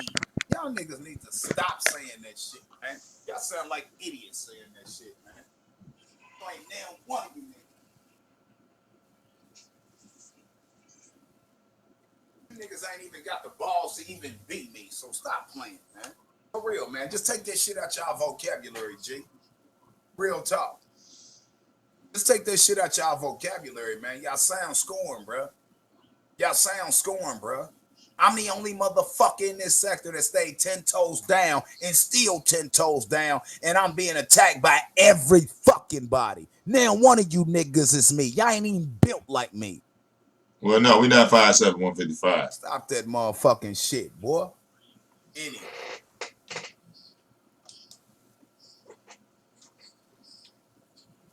Get your bitch ass out of here. Guys, I told you, cut Tommy money, he will cry anyway. While all y'all take care. This shitumentary sucks. Hell yeah, it sucks.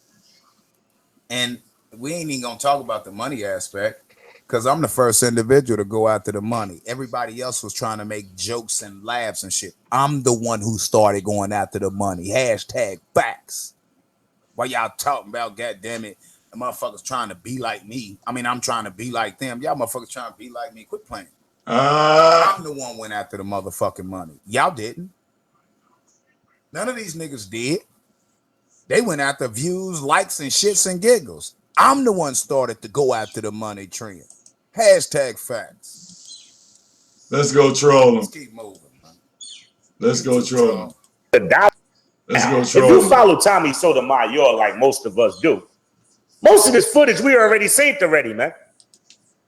Most of this footage you already put out there in little bits and pieces, but the only thing you did was put it all together, and now you calling it a documentary?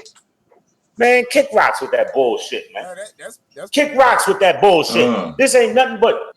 I'm trying to break in. You say, why am I playing this man shit? Because this shit ain't even that man shit, and that man play my shit every motherfucking day. So kick rocks. Kick rocks, cuz. Look at him. Old footage that you got, and you put it all together. There's even one scene in here when you're talking to Tammy, you said, oh, did I get in? 4 years ago. The other day you said you was 30 or 43. I don't know. He blocked them accounts. All this shit is old, man. We synced all this footage already, man. Cut it out trying to bamboozle the people with this nonsense. You should have been put this shit up for free. I shouldn't have to go through all this. He was like, he did everything, and I'm like, I got none of that. It makes you sad a little bit. It does. It does. Like, and I tell her, like, you lucky. So wait. Tim Flim Flam said he was jealous of his brother because his mother married his brother's dad, and his brother's dad was there being a father in his. Brought to you by Robin Hood. What? What?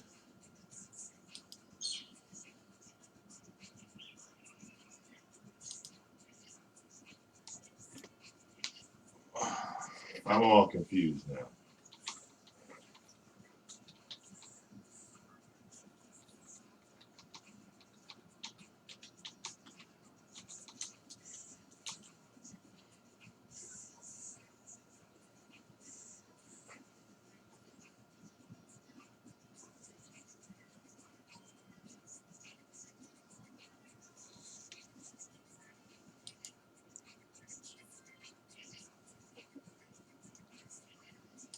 check 1 2 1 2. We back.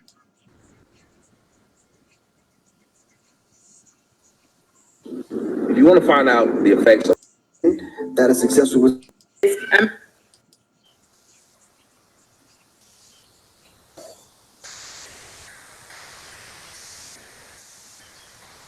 Real bum. Okay. Nah, that might not be the real bum. Not with 132.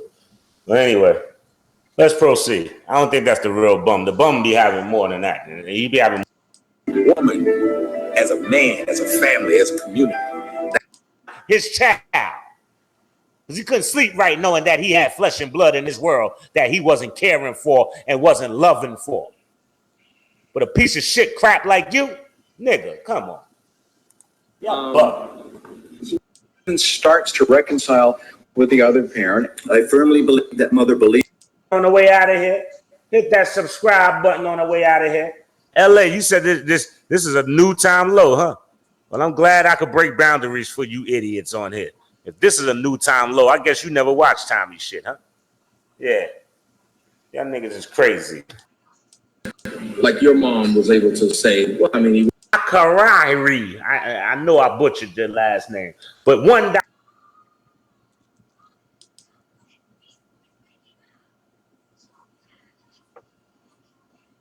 Oh. He did 2 series of it, huh?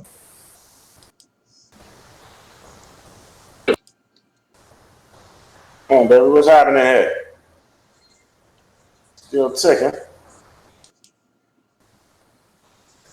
Oh, I know who Ralph Bottles is. laboratories. That nigga Jay know me in real life. That nigga Jay from Fort Greene said, man, Bottles, you doing too much talking. And he shot you, nigga. See? He said you're doing too much talking. And he shot you, nigga. Get the fuck up out of here, nigga. Again, because, you know, there's another side too where men. He said it's hard to love a kid that becomes a bill. No, they don't think that. They say, and they say she a great mom. Parent, especially when the parent by cop. We've all. He said them here talking about the more you have these fatherless children. And that's hot dogs as we could put on a motherfucker's plate that need it. You heard? This your boy Ralph Bottles. Thanks for tuning in. Thanks for believing in your boy. You understand me? I tell you, I'm gonna bring y'all something. I'm not gonna sit around and pump fake. Who knows, man? This went pretty good tonight. Y'all let me know in the comments section. You know, if y'all want to see Hidden Colors, fuck it. Why stop here? You know, we might do a viewing of Hidden Colors tomorrow, since I'm the new low-down dog on YouTube. So with that being said, y'all have a great night, great morning, whatever the case may be. It's your boy Ralph Bottles. Thanks for tuning in. Who was that? That was Cole G with another. Oh. Well, I just it to be honest, you know, I mean, okay, Ralph, you're showing movies, great, a little hypocritical, right? Because I remember when you told me that shit like that wouldn't work, but you know, people tend to copy me all the time. I mean, I don't know how well that's going to work for Rob. You know, he's trying, I guess. You know, shit. Yeah, he's trying to invent. Bro. He's trying to invent himself. You know what I'm saying? He's trying to make himself into a entity on YouTube. So I don't know. He's using Tommy as a target. You know.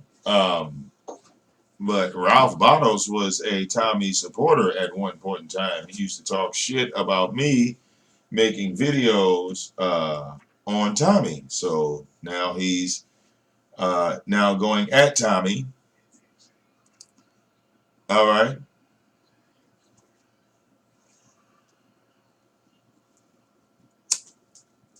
You said he released it. Well, actually, you know, he just watched it twice. There's 2 streams of him watching it both times. You know, screen share. All right. So, hey, the only downside to that is, they can just flag your shit. So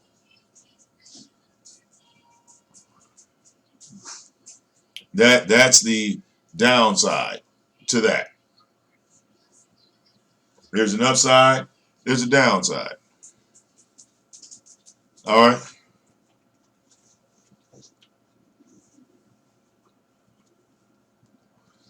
So the question is, are you really going to be upset when they flag you when you know you have something up that's hot? It's always, I don't give a fuck until my channel gets flagged. Then, oh, they flagged me. Well, no, you just said you didn't give a fuck. Your actions showed that you didn't give a fuck. So now, it's almost like breaking a police window in front of the police. You don't give a fuck until they cuff you. Now you don't want to go to jail. Now you don't want to, But like I said, if that's what, hey, if he's a Tommy hater now, shit, more power to him.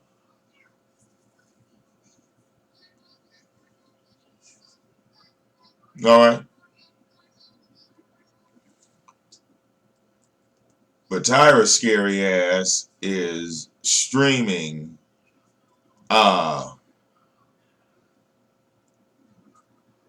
he's streaming Ralph's channel, who gave narrative over the movie.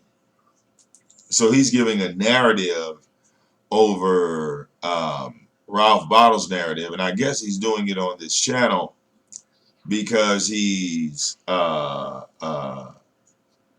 maybe afraid of Tommy seeing it or something like that. I guess that's why Tyra's over here. So let's check it out. Up instead of him addressing the dudes who did the shooting at a kid's fucking park, he would be calling her all types of black bitches, hoes, sluts, escorts, and every motherfucking thing else. Worst stewards of children, the whole motherfucking nine. Huh? So who would you blame, Tommy, if somebody pulled up at that time in the park, nigga, shooting everybody, you and the little girl got hit? You would blame that black woman too in that scenario, right? Even though the motherfucker who was shooting at you.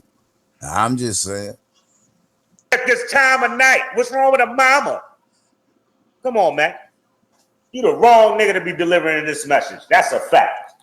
If you to tell sorry now, he would also be, he making some points. He would also be talking about how she got her girl dressed in the little bathing suit or whatever. Now he would also be talking about the weave that this sister got in her hair. Oh, this is he slander. Would also be talking about her topless, shoulderless dress. Yeah, you feel what I'm saying? Just slander. But being that he want to use them for profit, he trying to act cool right now. All right, he trying to act cool right now. Facts, I know. What up, Dylan? He would have said she should have moved out the neighborhood, right? He would have said. He should have said. He could have said. That's why I don't go to them motherfucking neighborhoods. That's why I don't go to black communities. That's why I don't fuck with you niggas. But guess what? When it entails you making money, you'll go in the hood and fuck with them niggas if you feel a little bit safe.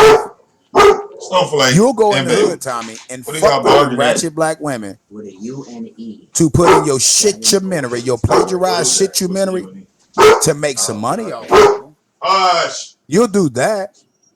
Quiet but you won't go into black communities, man, and give anything back to black communities. You'll go in them motherfuckers and take shit from the black community. That's a fact.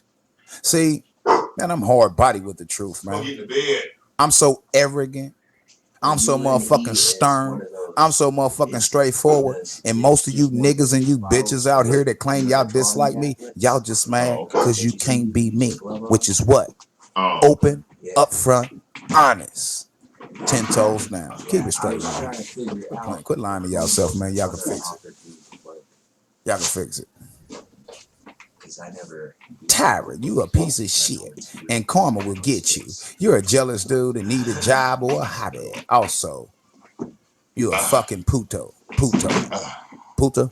It ain't puto, it's puta. Puta. So you inadvertently, well, you trying to slick diss me by calling me a bitch. It ain't puto, it's puta. You dumb bitch. Puta means bitch, and that's what you Punta. are. Ha! He You said didn't think I punta. knew that, did you? Yeah, no. Puta, not puto. You dumbass. Oh, Get your God. motherfucking lingo right, bitch. Oh, God. Puta. Oh, God. Killing him. Are you? My. So kind of much going don't. on today. I'm numb to it. Like, This nigga said I was Pluto. Yeah, you are Pluto. You are. Come here trying to sound intelligent, and the bitch tried He to call said, me in another language a bitch, and he ain't even yeah, pronounce it right. yeah, Puta. yeah. Like it can't help me now. it can't, All right? right. It can't help me because I believe. I told him, I said, I believe the things that happen in my life coming up wouldn't have happened if you were there because I was screaming for All your right. attention. He'd have been calling her all kind of bad body bitch. Why this bad body bitch out here this time of night with her baby? But you got her out there in the park this time of night. The sun going down. That child, by your logic and by the way you said people supposed to live, that child's supposed to be in the house right now. Not in the park playing with her mother's cell phone with some random nigga. But that's what you are. All right? It's just like her sitting in the park talking to some dude she trying to kick it with. And she got her child out there. Okay, Mr. Logic? Instead of you trying to get that footage, why you ain't tell that girl, yo, let's take this somewhere inside? Why? Okay, let me address this. In too deep. Let me show you a comment. I want to show you how intelligent I am. Now watch this. What's up, the dog? In too deep says crazy true. That white guy streaming you. People giving him $10 donations to watch the movie. Sad. He up to 220. That's fine. So how many donations I got? I don't know. Oh, wait. Just follow me, bro. I ain't gonna block you. Just follow me. Because I'm gonna address what you said. I'm gonna show you what's about to happen. Oh, no. There's multiple Sungrown things said about he to up to happen. 400. Sungrown said he up to 400. Yeah, I'm staying away from this, y'all. Sungrown says he up to 400. Get your 400, nigga. That's on you. But guess what? Tommy gonna come after your ass. How many donations I got? None. I mean, they can still come after you, though, Tyra. But you're dumb like that. See, if they wanted to attempt to give Tommy what appears to be standing, they would be blowing my shit up, getting me thousands upon thousands upon thousands. But guess what? I ain't the one getting the donations. They getting it. I'm paying this shit for free for the people. Do y'all find it ironic that the guy that Tommy told to motherfucking get money off me and block my stream so I don't get the views myself? Tommy told him to do that. I got the recording in the live stream where he fucking did it. Told him, Vic, and everybody else. So if they streaming me right now, playing Tommy shit while getting donations, shouldn't Tommy be mad at them? Or should Tommy be mad at himself for teaching them and telling them to stream me and make money off of it? But little do we know, they streaming him and his so-called shit, and making money off of it. But guess what he gonna do? In the bed. He gonna try to put his lawyers on me. I ain't got not one donation. Come on. Some bond said he up to 400. Let's see how Tommy addressed the white man that's streaming me, stream the shitumentary, but the white guy that he told to stream me is streaming what I'm streaming, which is, I quote, so-called Tommy shit. But that white guy that he told to stream me is the one making money, not off me. He making the money off Tommy. Nobody is streaming Tommy's movie. Actually, nobody. Not even you, Tyra. Not even you. You're not streaming the movie. Why do you think you're streaming the movie, Tyra? You can't even let the movie play 5 seconds. You can't even let a fucked up version of the movie play for 5 seconds without stopping it. without pausing it, without talking and saying something through it. So who the fuck would even understand the documentary from your standpoint? Like nobody would understand it. It's just all weird and strange. Yes, Twilight Zone-ish. I don't know. Like, he feels that he's doing something important. Okay. I'm so happy right now. I bet you are. Yes, Tyra. I'm happy right now. Yeah, he's happy right now. Wow. Hey, y'all, I got some money on it. Now, Tommy ain't gonna go live and talk about how he gonna sue that white man who done made $400+ off his stream this morning, off his shitumentary this morning thus far. Well, so weird. He gonna turn around and say he gonna sue me. Nigga, damn off your bullshit. The white guy you told to play my shit is making money off your bullshit. How you doing, guys? Shout out to Sunbum. Hey, Sunbum, how much you up to now? Let's throw it in his face. The guy that he put on True Free Man is the guy that's taking money out of his pocket. I'm a fucking fisherman, bitch. I base the hook.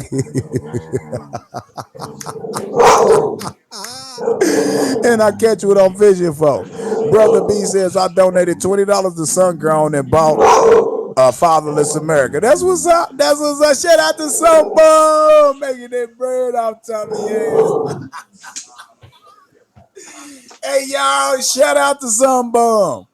Shout out to Sunbum. Nah, we gonna show who making the money off Tommy. We gonna see if Tommy deal with that white man like he did with black people. Like he did with black nigga. You can't disrespect my moms. That's where you get kicked out at, bitch. Oh, that ain't the real Liz. But anyway, I'll read that comment. Who said that? Killer Clown. I'm gonna unblock you. I thought that was the real Liz. I didn't know. I didn't see it. So I'm gonna unblock you. I think you're talking to the fake ass Liz. Anyway, so you unblock. But check this out. Check this out. Yeah, Sungrown donates money to Tommy. We know that. He ain't donating all that money he making off his shit. It doesn't matter. We want to see Sunbum being sued. No, before we see Sunbum being sued, we want to see Tommy do a video exposing this white boy who making money off of him.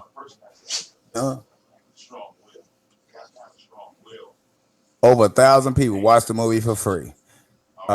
Being took out of Tommy's pocket. Shame. This white boy, what? He's probably up to about 500 now. Just commit your felony and stop talking, nigga. This ain't. Shut up, bitch. It ain't no felony. What Sungrown doing is a felony. What Tommy did, crafting and shit, was a felony. What I'm doing is playing it for not for profit. This is a not for profit, everybody. Y'all better not hit that cash app. This is not for profit. I ain't making no money off this shit. But everybody else is.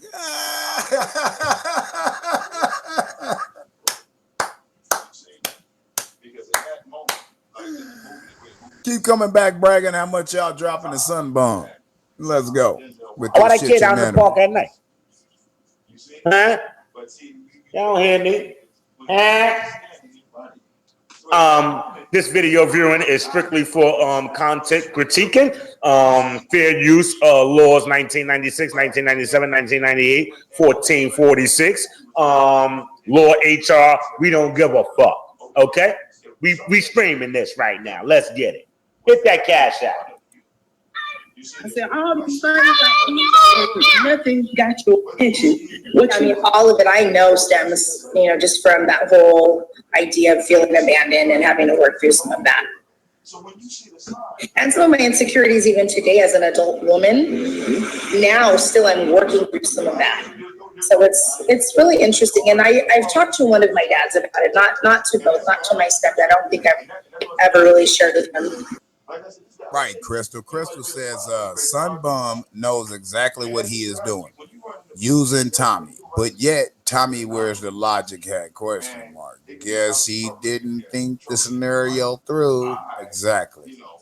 That movie weak. Hell yeah, that motherfucker worse than weak. He won't because Son Grown is his paid employee. Son Bum is his paid employee. At the end of the day, every donation he get, he needs to send to Tim Tam Flim Flam then. Huh? I slept off watching the movie last night. It's not a damn movie. Stop saying movie. It's a shitumentary. Tommy is scared of white people. Exactly. Some bum don't care how many times Tommy kicked him out of Soto Nation. Well, it's too late now. Let's talk, free man. $500. Fuck you mean? Let's talk. What we gonna talk about? What we gonna talk about? Weird to world. What we gonna talk about, man? What we gonna talk about, man? You gonna pay me to talk to me? You gotta pay me to talk to me. I'm a very special type of dude. I gotta get paid to be talked to. So you want to talk to me? How much you paying? How much you paying? You know what I mean? How much you paying? So you know, I'm gonna roll with mine. I'm good. They why you acting. They why you acting. They look how this motherfucker type. They why you acting. They why you acting. Then you say shit. Man, get up out of here, man. When you can get English language correct, then you know. Thanks for promoting the Fatherless America. What do you say? Brother B says. Brother B says, thanks for promoting the Fatherless America film by Thomas Sotomayor because you people are buying the movie. Okay. Y'all can try that reverse psychology on somebody else. Bye, nigga. Bye, nigga. Don't tell me thanks for promoting the movie because people are now buying the movie. Nigga, it's 128 people in the goddamn building and it's 129 now and 126 of y'all are fucking trolls in with Soho Nation. So you can't convince me or any other intelligent person over here that I'm playing this shitumentary and all of a sudden because of 100 and something people here that all rock with Tommy any motherfucking way, all of a sudden he's selling the shitumentary now. Nigga, you can take this shit to some motherfucking body else. I'm not the fool. I'm not the fool. Man, they shitty about my intelligence, boy. You know, my struggle, but definitely plays a huge role. Let's just go about it this way. What I'm saying is accountability. So the men need to have accountability because you have about five different women. Come on, Soto Nation. Tell me you ain't see this regurgitated video clip right here. How many times he showed this? Tell me you ain't see this. Come on. He put a bunch of clips together and then sold it to y'all. And y'all bought it. Come on. Women's you knew after the first one that it was difficult for you to pay child support. They had you in child support court. You should have had the second, third, and fourth, and fifth. But we hold men to that standard. If I was out here talking about niggas need to take care of their kids, niggas need jobs, niggas need to treat women like queens, all the women would be like, and the dudes would be like, yeah, because they would sit in and argue with me. So it's a difficult conversation for me to have with men about what they need to do because men acquiesce to whatever you tell them. Because men have been beaten down because they were raised by women, so they literally will listen to whatever a woman says. Women need to understand a black man is one of the hardest people to date because he loves his mama so much that he don't even know how to be a man. Where was his dad? How many of you black women have had a hard time just dating black dudes because they don't really know how to be a man? They be crying more than you. My father was very instrumental in all of my upbringing. Same thing, he was always extremely involved. He was coach of our teams and we played in all pink. Now listen, Malik Youssef. It's a damn good documentary now. I ain't saying, the information ain't good. It's very informative. Very informative. It's just that, it's coming from a dude that, I know the history. I don't want to go into all that, but it's one hell of a documentary. How in the fuck can a motherfucker say that the shit he said is informative when everybody knew it for themselves any motherfucking way? How can you be informed about something you already know? Help me out here, y'all. I'm gonna show you how slow motherfuckers are. If I tell you some shit that you already know and then sing for yourself, right?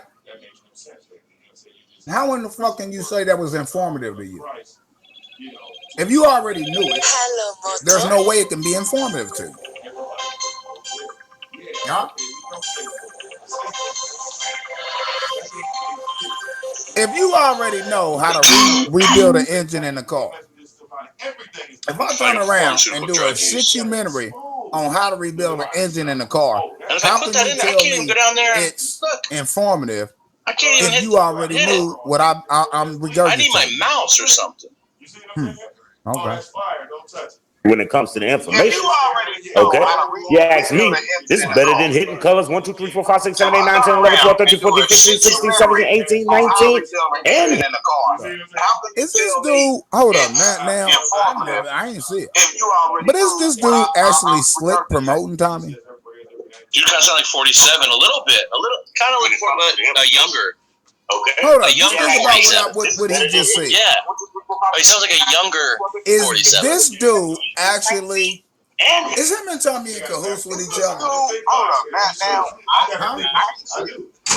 is this dude actually? Is him and, just think about it. I have a fake Bible. Just so you know. This shit better than hidden colors 1, 2, 3, 4, 5, 20, 30, 400, and 500, and 600. I would say yes. I'm sure people have contacted. I'm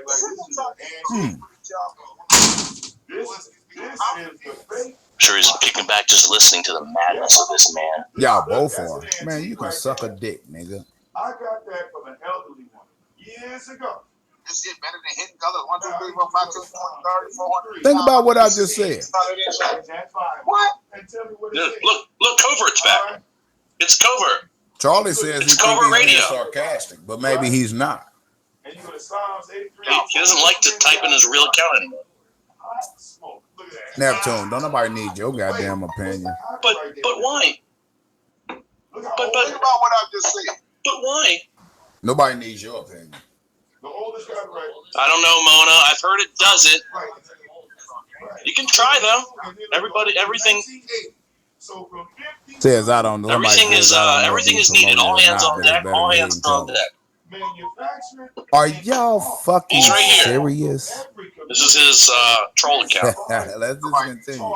Everybody's entitled to their own opinion.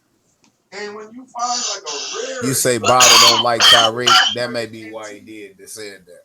But some of these niggas is slick promoting Tommy. Some of these niggas. I see Neptune's fan. Ralph said he was a fan.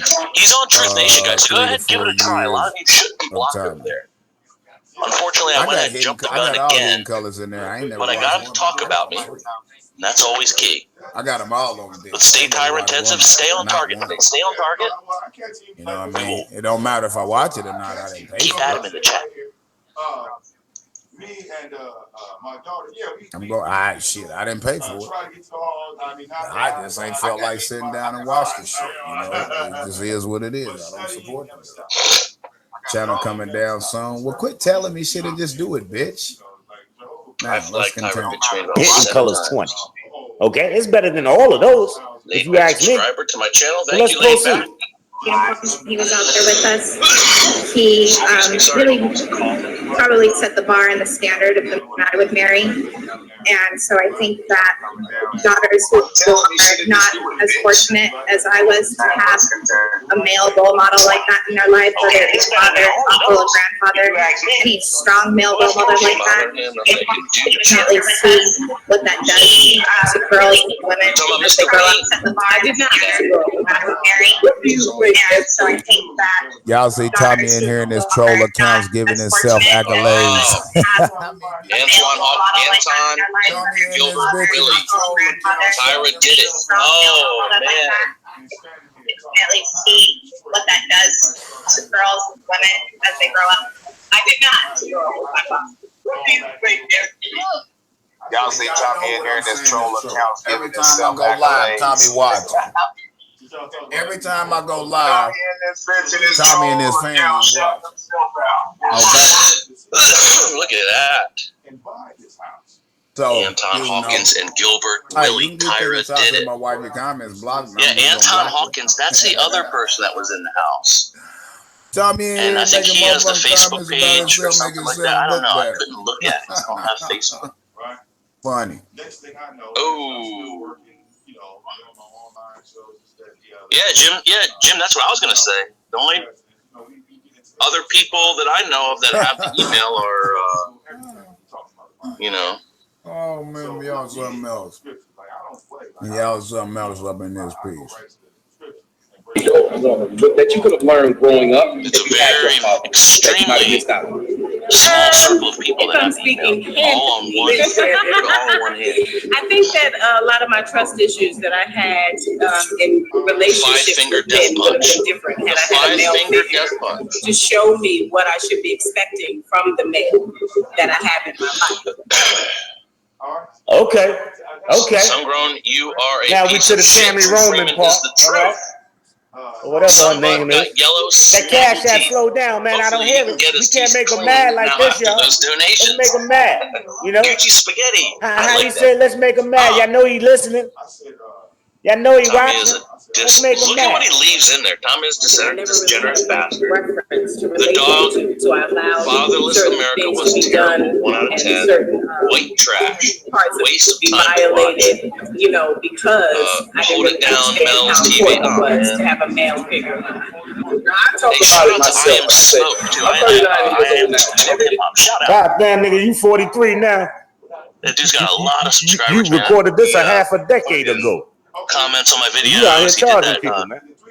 Half of these stores on 125th Street don't even exist there no more. I don't even think that Ariel Pastels that's across the street. I don't think that's there no more. I think they changed that. I hope to get like a few to the left over there. The Sleepies is still I need there. To get 1,000 the Lazarus is still there. So I can, but this 4 years ago, bro. This people put money on this movie that's dead. That's why you should have put this out. There's a lot of people donated to this. They ain't even around to see it. You should have put this out to the people long if you guys time want to flag, come on. Go ahead and flag the video. Come on, man. Try to use People this that put money on this and they 6 feet under.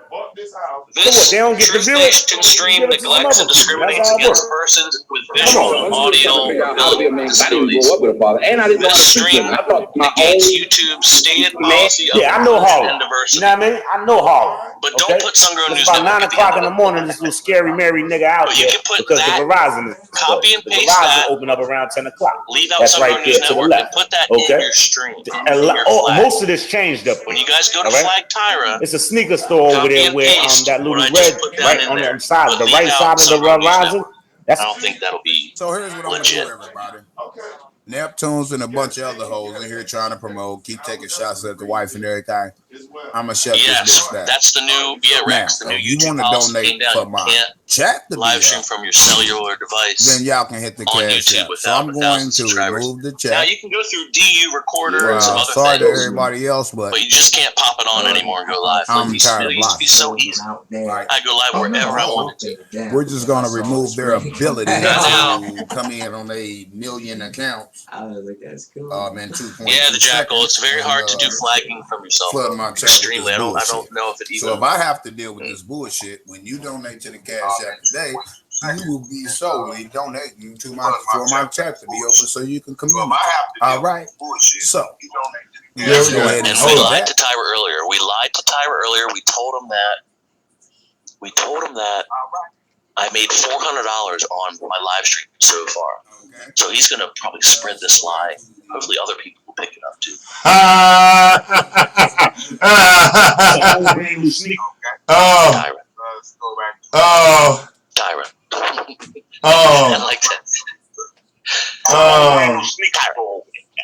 Okay. Good job. You got charged up for some old clips that he had. That he didn't. Oh, shit. Oh, right on, Neptunes. Come on. All right. Chat shut down. As a woman, when you look hold on, y'all. Hold on. We got too many mics open. All right. Run around talking about everybody's teeth. Can y'all see how yellow Tommy's teeth is? Oh, y'all can't type in the chat. Just pay attention. See, y'all pay for his teeth to get clean. Y'all paid for him to get his ass clean because you know he had a bunch of cum up in that bitch, and a whole bunch of other shit. Child support, rent a car, rent a. Yeah. Difference. What you said, Eric B? When he started filming this, your kids was in kindergarten. Now you got a child that's fighting the war in Iraq. That's how long this movie took to come out. I think that's what you said.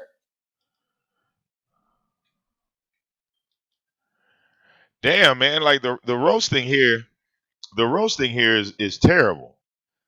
Like this is like if they supposed to be roasting the movie. All right.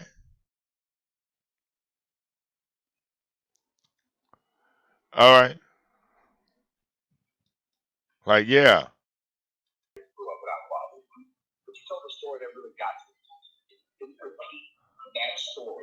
I'm just saying.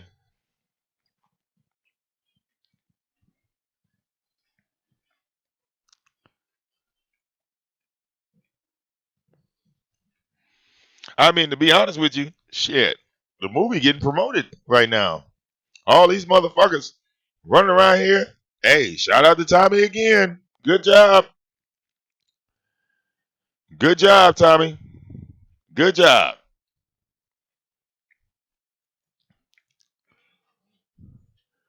Yeah, Tyra, he can't leave the chat room shut down but for so long. Real talk. He can't even do a show without a chat room. He can't do a show without a chat room. I mean, you should know this already. All right.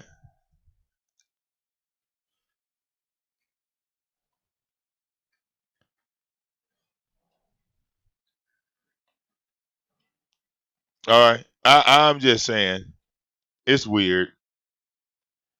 I'm just saying it's weird.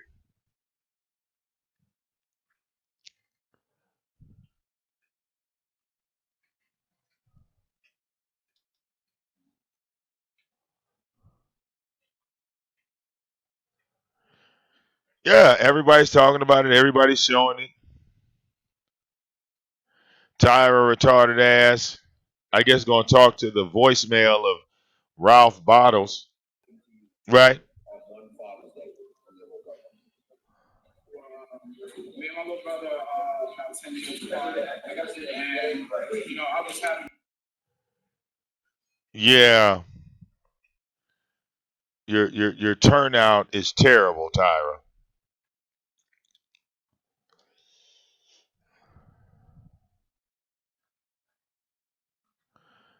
All right. Yeah, I rather show people the new Ma. You know, you follow me, Neptunes? I mean, did you get a copy of the new Ma yet, Neptunes? Have you seen that? Have you seen Godzilla? You know.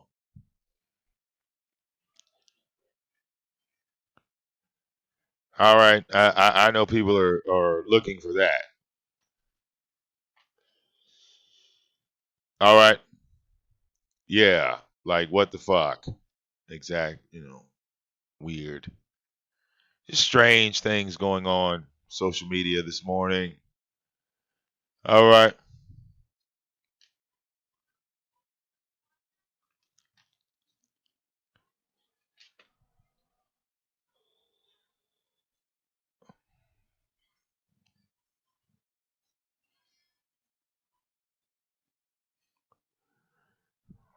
yeah,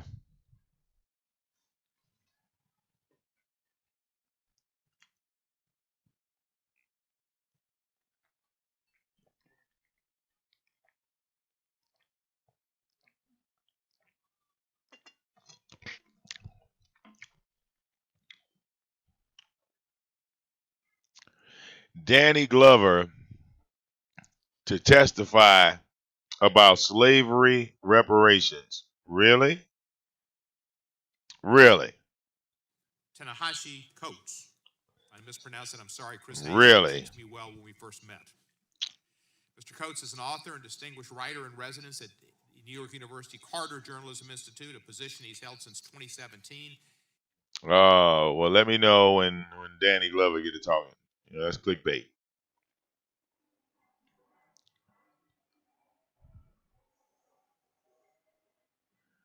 Oh yeah, look, the Black Authority streaming that shit. It's like somebody's always streaming something, right? Mr. Coates, thank you for being here, and you're recognized for 5 minutes. This moist Negro has nothing to contribute. Black Authority. Prop him up now. Yesterday, when asked about reparations. Oh shit!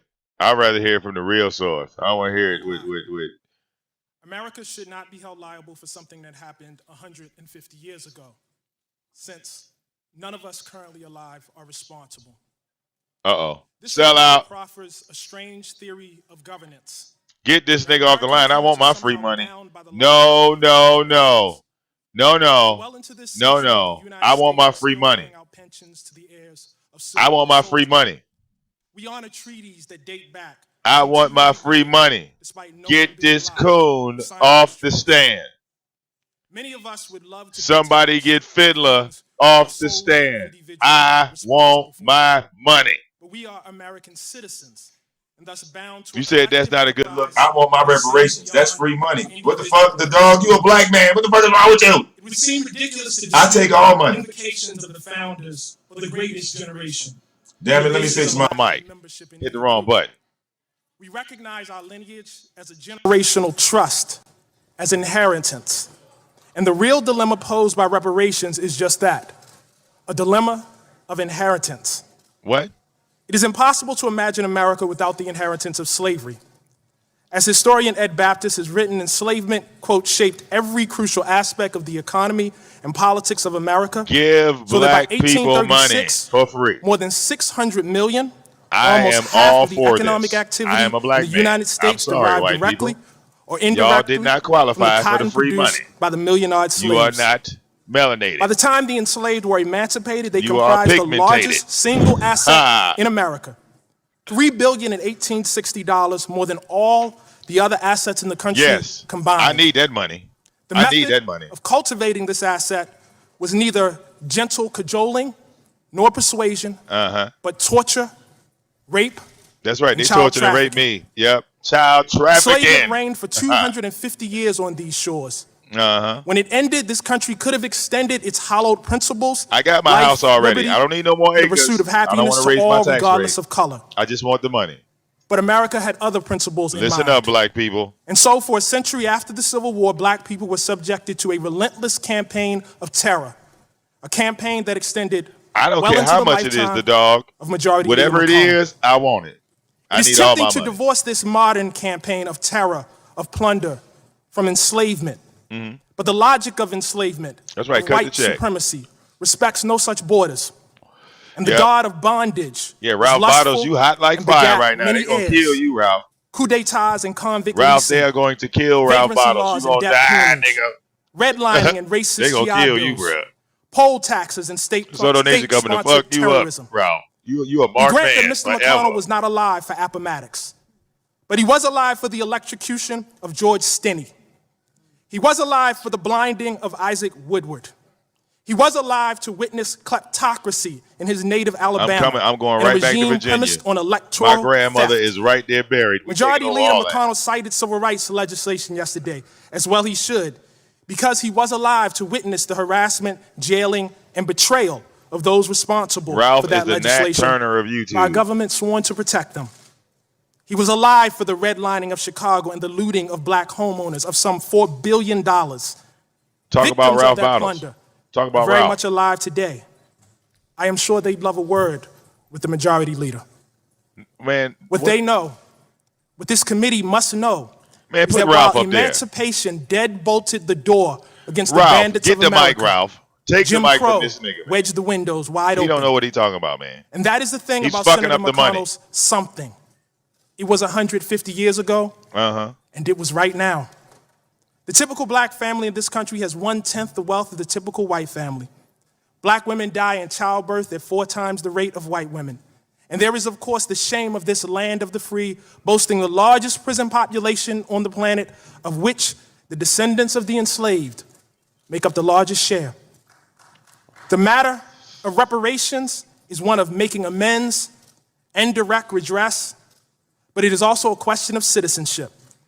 In H.R. 40, this body has a chance to both make good on its 2009 apology for enslavement and reject fair weather patriotism, to say that a nation is both its credits and its debits, that if Thomas Jefferson matters, so does Sally Hemings, that if D-Day matters, so does Black Wall Street, that if Valley Forge matters, so does Fort Pillow.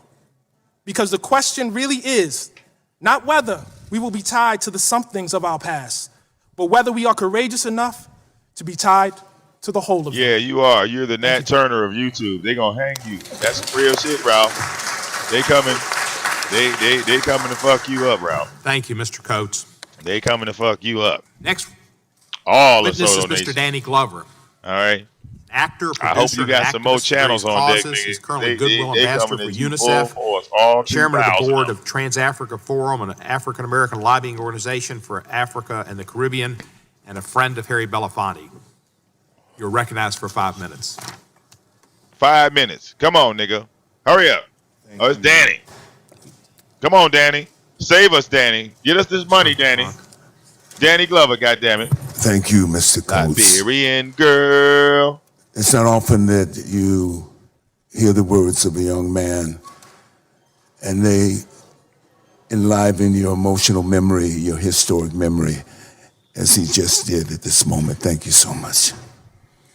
I am deeply honored to be here today, offering my testimony at this historic meeting about the reckoning of a crime against humanity that is foundational to the development of democracy and material well-being in this country.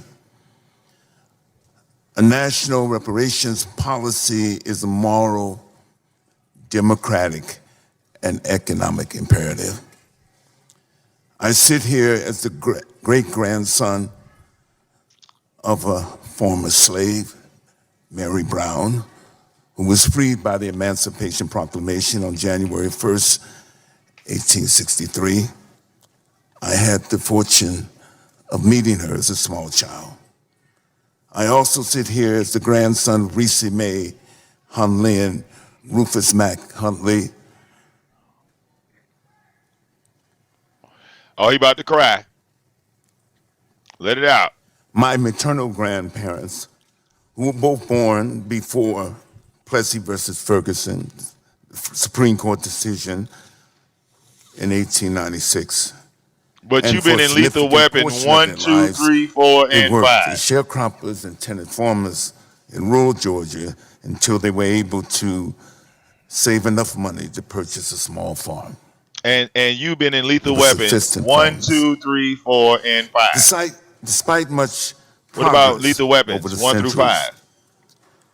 This hearing is yet another important step in the long and heroic struggle of African Americans to secure I love how they bring actors for the damages to the White House inflicted by enslavement and post-emancipation and racial exclusionary policies.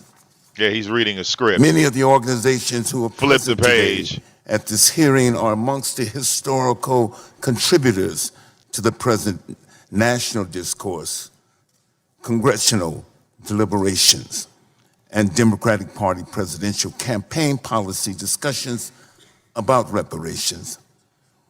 We are also indebted to the work of Congressman John Conyers for next, Monique is coming up next. We got Monique coming up next. The adoption of H.R. 40 can be a signature legislative achievement, especially within the context of the United Nations International Decade of People of African Descent. We should also note that the Common Market Nations and the Caribbean Community, CARICOM, Reparations Commission, chaired by Professor Sir Hilary Beckles, who is here with us today. I'm not Caribbean. Exercise a leadership role fucking up. From which we as a nation I'm not Caribbean, can motherfucker. benefit. I need my money. Our Get this nigga off the stand. Effective policy actions in full collaboration with African Americans and progressive citizens, allies, is the ultimate proof of the sincerity of our national commitment to repair the damages of the legally and often religiously sanctioned inhumanity of slavery, segregation, and current structural racism that limit full democratic participation and material advancement of African Americans and of our country's progress as a beacon of justice and equality. So I call on all of the elected public officials in Congress to demonstrate your commitment in action today and stand forth with Congresswoman Sheila Jackson Lee and co-sign HR 40. In closing, with the insightful and still that's right. It's only for black people. Excuse me, with the all insightful you and white still motherfuckers, sit down. relevant words of Dr. Martin Luther King Jr. in 1968. And I quote, "Why is the issue of equality still so far from solution in America? A nation which professes itself to be democratic, inventive, hospitable to new ideas, rich, productive, and ultimately powerful. Justice for black people will not flow into society merely from court decisions, nor from fountains of political oratory, nor will a few token changes quell all the tempestuous yearnings shut of up, man. millions How many words you gonna fuck up disadvantaged today black people. with your dyslexic White ass? America must Get recognize Danny that off the justice stand. for black people cannot be achieved without radical changes Oh, in the structure Jesus. of our society. He fucking our money up. The comfortable, We the ain't gonna get no entrenched, money like the this. privileged cannot continue to tremble at the prospect of change in the status quo. Thank you. Yes, goodbye. Thank you. Go ahead. That's right. Look, one clap. One sorry ass Ms. clap. Katrina Brown is our next witness. She's a freelance speaker, educator, and facilitator. She produced and directed the documentary film Traces of the Trade, A Story from the Deep North. All right. Which she made in response to her discovery that her Rhode Island ancestors were the largest slave trading family in the United States history. All right. She also currently serves as a consultant for the Episcopal Church's initiatives on racial healing, justice, and reconciliation, authoring a 10-session race dialogue series for congregational use. And I must parenthetically say that when we were doing our apology, the Episcopal Church beat us to it. They were leaders on that effort. She has an MA in theology from the Pacific School of Religion, where she wrote a thesis on film and civic dialogue, and you're recognized for 5 minutes. That's right. You got 5 minutes, white bitch. Thank you, Chairman Cohen and Ranking Member Johnson and Representative Jackson Lee for the opportunity to speak this morning. 5 minutes, go. I grew up in Philadelphia, 6 blocks from Independence Hall and the Liberty Bell. I am a deep-seated patriot. And a slave trader So it was daughter. devastating to learn from my grandmother at age 28 that our ancestors had been slave traders. And to discover that the DeWolfs were, in fact, the largest slave trading family in United States history. Really? Bringing over 12,000 Africans to the Americas in chains. That's right. And you these had were an my Rhode illustrious Island ancestors, school and Rhode life Island off turns that out money. to be the state that sent more ships to Africa than any other. Okay. Required me How to much of your reorganize money? my brain. This bitch owe us money. The amnesia in my family matched This the larger bitch owe us amnesia of the money. North. The I don't need it from the self-serving myths government. Of being always I on need the my right money side from of you, history. bitch. I could They don't no owe me longer money. carry a Your sense of family moral owe me money. superiority relative to white Southerners, nor a sense of innocence vis-a-vis the black claims. Can you shut the fuck up and pay me? You just confessed in front of Congress that your family was the ones that brought the motherfucking slaves over here, bitch. This ain't the government's problem. It's yours. You owe every black person in America money, your family. So I need you to hit that motherfucking PayPal link. I need my 40 racks from you. Thank you for telling me where to get my money from. I need that. All right? I need my bread. Can I get my money? Damn. Are 40. And I've met countless people of all backgrounds who believe in this form of national effort as well. I know there are many who strenuously object to the premise that we need this reckoning. The pushback I hear most often is, that's your problem given your ancestors, but it has nothing to do with me. Yeah, it do. You the one that brought it up. You the one that told the world. So what the fuck you mean it's not your goddamn problem? It is your motherfucking problem when you're the one that snitched on yourself. Oh, Jesus. Man, can we get somebody else up on the mic except this dumbass white bitch? Oh my God, just say dumb shit. Issue. Here's a quick rundown of historical facts I had not been taught. Okay. That the North was deeply implicated, that slavery was legal in northern states for over 200 years, that Northerners up and down the economic spectrum made their livings in businesses tied to slave trade and slavery, that Northern mills processed cotton harvested by enslaved people. Oh, she didn't know this. The Midwest and the West were implicated. They grew food to feed the South, where land was devoted to cash crops like cotton, harvested by the enslaved. Look, a white woman learning black history. Consumers throughout the country were implicated in their everyday purchases of clothing, coffee, sugar, rice, tobacco. Wow. People who immigrated from Europe after slavery were implicated. Wow. I have Irish, French, and German immigrant ancestors who came to the United States in the 19th century, worked in factories, struggled, but they were given access to the American dream. Yeah, you were Why too. were waves of immigrants flocking here? Because it was the land of opportunity. Really? Why was the economy booming? Why were there jobs? Because it had been built largely on unpaid labor. You know, I could fuck this white woman. You know that, right? Once I could literally fuck this white woman. European immigrants got to systematically leapfrog over black families with devastating consequences up to the present day. This is like one of them white women that you just pull a black dick out and she immediately jumps on it. She's one of them. Turning us into an economic powerhouse due mostly to, I must say, good folk who participated in mundane ways and looked the other way. Oh my God, she just said folk. Now for the second big reason for pushback against this bill, the emotions that it stirs up.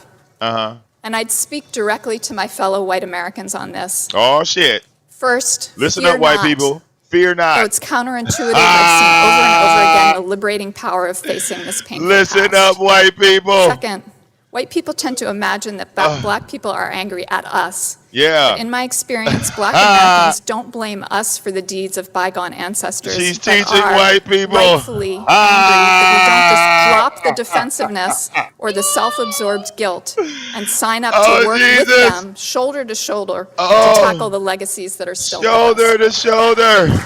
This is hilarious. Third, when we let go of defensiveness or guilt, we can get to a healthy and shared grief, which opens the door to sober, sacred, respectful, creative, collective conversation about how to make things right. There are scores of organizations that are already able to attest to this, the power of this fear work. not. They know, I know, that the process that a commission would help the country embark upon could be a transformative, positive, and life-giving thing for the country as a whole.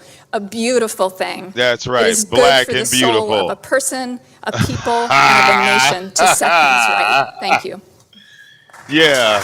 When we need money for black people, send a white person up there. Thank you, Ms. Brown. There we go. I would note that her last name Capitol is was built Brown. with slave labor, and because of the work of Representatives Jesse Jackson Jr. and Zach Wamp, the new visitor center is named Emancipation Hall. Yeah, recognition. Look. Mr. Coleman Hughes is a columnist for Quillette and has worked as a freelance opinion writer since January 2018. He's had pieces published in the New York Times, the Wall Street Journal, the National Review, the City Journal, and the Spectator. Whole bunch He of studied news. philosophy at Columbia University. Okay. We appreciate your attendance, and you're recognized for 5 minutes, sir. All right. Thank you, Chairman Cohen, Ranking Member Johnson, and members of the committee. It's an honor to testify on a topic as important as this one. 5 minutes. Nothing I'm about to say is meant to minimize the horror and brutality of slavery and Jim Crow. Oh, shit. What you about to say? Racism is a bloody stain on this country's history, And I consider our failure to pay reparations directly to freed slaves after the Civil War to be one of the greatest injustices ever perpetrated by the U.S. government. But I worry that our desire to fix the past compromises our ability to fix the present. Think about what we're doing today. We're spending our time debating a bill that mentions slavery 25 times, but incarceration only once, in an era with no black slaves, but nearly 1 million black prisoners. A bill that doesn't mention homicide once, at a time when the Center for Disease Control reports homicide as the #1 cause of death for young black men. I'm not saying that acknowledging history doesn't matter. It does. I'm saying there's a difference between acknowledging history and allowing history to distract us from the problems we face today. In 2008, the House of Representatives formally apologized for slavery and Jim Crow. In 2009, the Senate did the same. Black people don't need another apology. We need safer neighborhoods and better schools. More police. We need a less punitive criminal justice system. We need affordable health care. And none of these things can be achieved through reparations for slavery. Nearly everyone close to me told me not to testify today.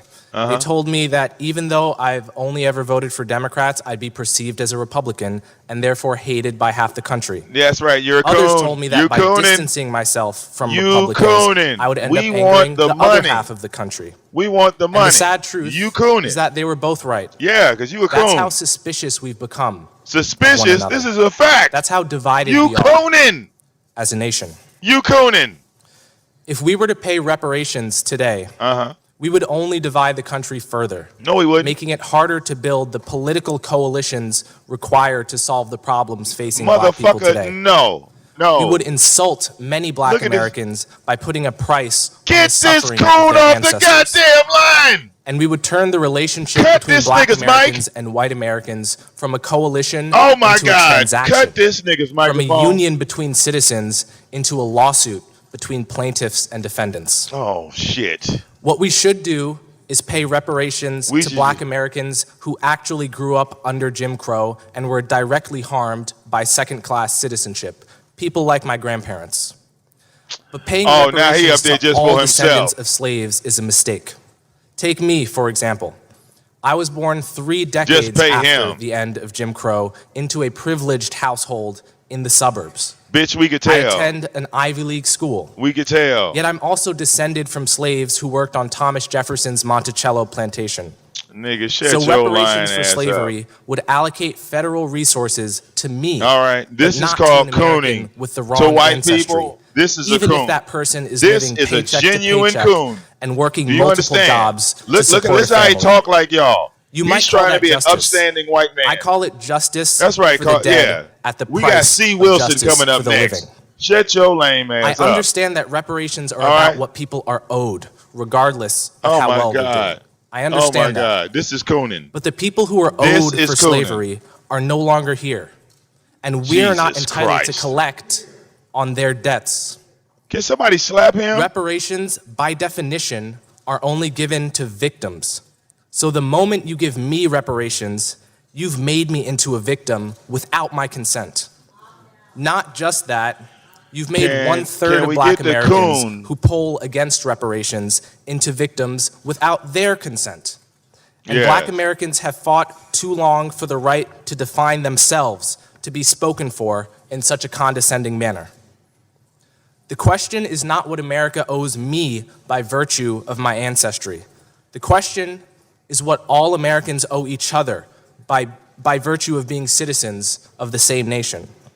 And the obligation of citizenship is not transactional. I want my money. It's not contingent on this ancestry. Motherfucker is fucking it never up. expires, and it can't be paid off. Okay, your 5 minutes is up. For all these reasons, Shut Bill up. H.R. 40 is a Your moral 5 and minutes political up. mistake. Thank you. Okay, yeah, get the fuck off. Your 5 minutes is up. Thank you, Mr. Hughes. Boo, yes, boo his ass. And beat his ass. Chill. He was presumptive, but he Did still he just has the say right to chill, speak. son? Did he just say Mr. chill? Burgess Owens is recognized. Did he just say chill? Did Congress Mr. Owens. just say chill? Chill, nigga, chill. Ah, man, this is too funny. Oh my God. Oh my God. This is too fucking funny. Every witness and everybody here should be treated with respect. Chill, my nigga. And please do so. Mr. Burgess Chill. Owens is an author and a retired Chill, professional nigga. football Shut player the for fuck the up. New York Giants Uh-oh. and the Oakland Raiders. Uh-oh. He's the author of a number of books, including the 2016 book Liberalism, or How to Turn Good Men into Whiners, Weenies, and Wimps, which offers a history and analysis of the black experience in the United States. He roasted him right there. He attended the University of Miami, home of the Ibis, Blow Hurricane Blow. Mr. Owens, you're recognized for 5 minutes. Come on, 5 minutes. Thank you so much for this opportunity. Come on, man, save us. I'm going to take a different tack from beginning. Yeah. We are at this point, this is not about black and white, rich or poor, blue collar, white collar. We're fighting for the heart and soul of our nation. We have a very, very special country that started with the Judeo-Christian values that allowed every single generation to become better than the last. And that has not ended, that has not stopped until now. We're telling our kids a little bit something different, that they don't have the opportunities that we had. I'm going to talk about some ideologies. And when I talk about them, I'm not talking about people. People change. I used to be a Democrat until I did my history and found out the misery that that party brought to my race. So when I talk about these ideologies don't change, people do. We're fighting for the heart and soul of our nation against socialism, Marxism, and the evil that it has brought to us in the stealing of our history. Karl Marx said it best, the father of socialism, an atheist, anti-Semite, and a blatant racist. Yet we teach his philosophy in our school systems today. He said it, the first battleground is rewriting of our history. You steal our history, you steal our pride in our past, our appreciation for our present, and our vision for our future. And every single urban city in our country is now experiencing that loss. Real quick history, because these are things that we're not taught. I'm blessed to be the great-great-grandfather of Silas Burgess. Came here in the belly of a slave ship, sold in Charleston, South Carolina with his mother to the Burgess plantation. An evil, evil man that drove my great-great-great-grandmother either to leaving her family, her kids, or committing suicide. I don't know, she disappeared. But Silas at age of eight, was blessed to be surrounded by men who believed in freedom. Even though they were shackled, they escaped. They went the southern route of the Underground Railroad, facilitated by white and Mexican Americans. And he's made his way out south to Texas. He ended up being a successful entrepreneur, owning 102 acres of land, paid off in 2 years. Started the first black church, the first black elementary school. Pillar of his community, 18 kids, Christian, Republican. His first son was Alpha Omega. Proud American, an example of what happens when any race, any culture is given hope, opportunity, and freedom. It didn't end there, by the way. The history of our black country, of our black Americans, has been stolen from us for decades, almost over a century. Booker T. Washington, 1882, began Tuskegee University. By 1905, it was producing more self-made black millionaires than Harvard, Yale, and Princeton combined. The 40s, 50s, and 60s, it was a black community that led our country in the growth of the middle class, led our country in terms of the men committed to marriage, over 70%, now it's 30%.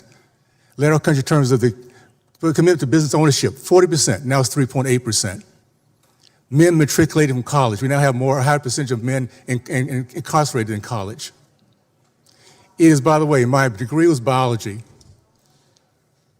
And that, I learned a long time ago that slavery is not a gene in the DNA helix.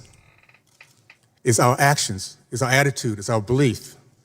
I do not believe in reparation, because what reparation does, it points to a certain race, a certain color, and it points them as evil, and points the other race, my race, as one that is not only becomes racist, but also beggars. I do believe in restitution. Let's point to the party that was part of slavery, KKK, Jim Crow, that has killed over 40% of our black babies, 20 million of them. State of California, 75% of our black boys cannot pass standard reading and writing tests, a democratic state. So yes, let's pay restoration.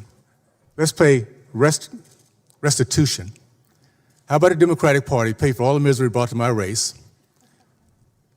And those, after we learn our history, decide to stay there, they should pay also, they're complicit. And every white American, Republican or Democrat, that feels guilty because of your white skin, you should need to pony up also. That way we can get past this reparation and recognize that this country has given us greatness. Look at this panel.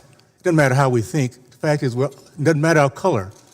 We have become successful in this country like no other because of this great opportunity to live the American dream. Let's not steal that from our kids by telling them they can't do it. Thank you. Our next witness will be the Right Reverend Eugene Taylor Sutton. He's Bishop of the Episcopal Diocese of Maryland, a position held since 2008. Previously served as canon pastor of the Washington National Cathedral and director of the Cathedral Center for Prayer and Pilgrimage. Bishop Sutton has been a leader of retreats and conferences on nonviolence, reconciliation, and the environment, and has taught at New Brunswick Theological Seminary and Vanderbilt University Divinity School. He is a graduate of Hope College, earned his Master of Divinity degree at Western Theological Seminary, completed his Anglican studies at the University of the South School of Theology. Reverend Sutton, you're recognized. Thank you, Mr. Chairman. I am here today as a bishop of the Episcopal Church, representing for many a perspective of the faith community in favor of the proposed legislation on reparations. I might say it right at the outset, the debate we are having here this morning and the witness of my colleagues here points to the need to establish a commission. This debate needs to happen, and we need to entertain proposals for how we redress the evils of our past. If we don't address those problems in an open and fair way, then we are continuing to be lost as a nation. By the way, in terms of politics, some of my friends are for Democrats, and some of my friends are for Republicans. And as a religious leader, I am for my friends.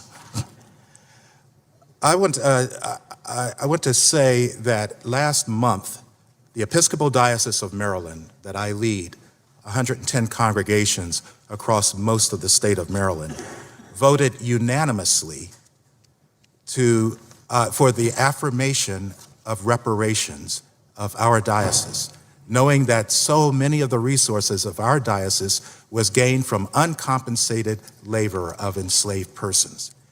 100%, not a single negative vote from a diocese that is over 90% white, encompassing people from Western Maryland who have their own history of injustices, coal miners and others. Well, Eric, Southern Maryland, you're right about suburbs, that. It's and going to be city one people. check. How and why did that happen? If it could happen in that diocese, I'm convinced it can happen in America. It happened because when the issue of reparations are fairly and fully explained, Americans want to do the right thing.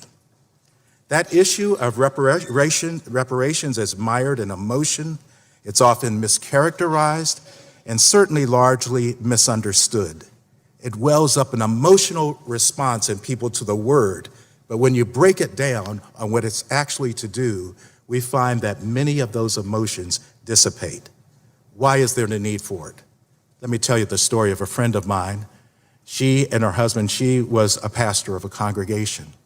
And a long time ago, she told this story of when their child was young. There was a young girl, a young teenager in the congregation. He's making shit up. Who knew they had a need for babysitting. And she said, "I'll sit for your son tonight." And then she volunteered again. And then my friend and her husband started calling on her more and more. "Would you do this? Would you do this?" Never was the issue of money brought up. They knew she volunteered at first, but she, the teenager, wanted to do this for that more powerful person in that church. That went on for years. After a while, my friend and her husband thought, this was unfair. This actually was an injustice toward her. They wrote her a letter, then now in college, and they said, we believe, we have come to know that this was an injustice. We are sorry. We want to make amends. The young woman wrote back, thank you. And then they worked out a way that she could be compensated for her years of work. Their relationship was reconciled. They could look each other in the eye in a way that they could not before, because that wall of injustice of that past got in the way of their current relationship. That's what reparations is. And that's what our nation has failed to do for the last 120 years. Reparations, quite simply, means to repair that which has been broken. It is not just about monetary compensation. An act of reparation is an attempt to make whole again, to restore, to offer atonement, to make amends, to reconcile for a wrong or an injury. It is not the transfer of money from white people to black people.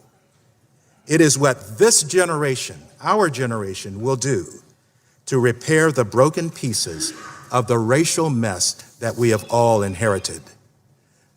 As an African American who is a descendant of slaves who were never compensated, I can honestly say to all white people, we've forgiven you.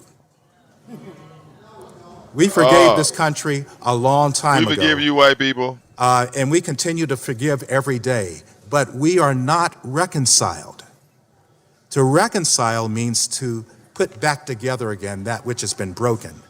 After the hard-fought abolition of slavery, there was a fateful denial in our nation of reparations for freed African American people, even though in many instances, white plantation owners received reparations in the form of compensation for the losses they incurred from the Civil War and the end of slavery. This nation is we know about reparations, it's just that it's never been done for those who've deserved it the most. Finally, I'm a Christian.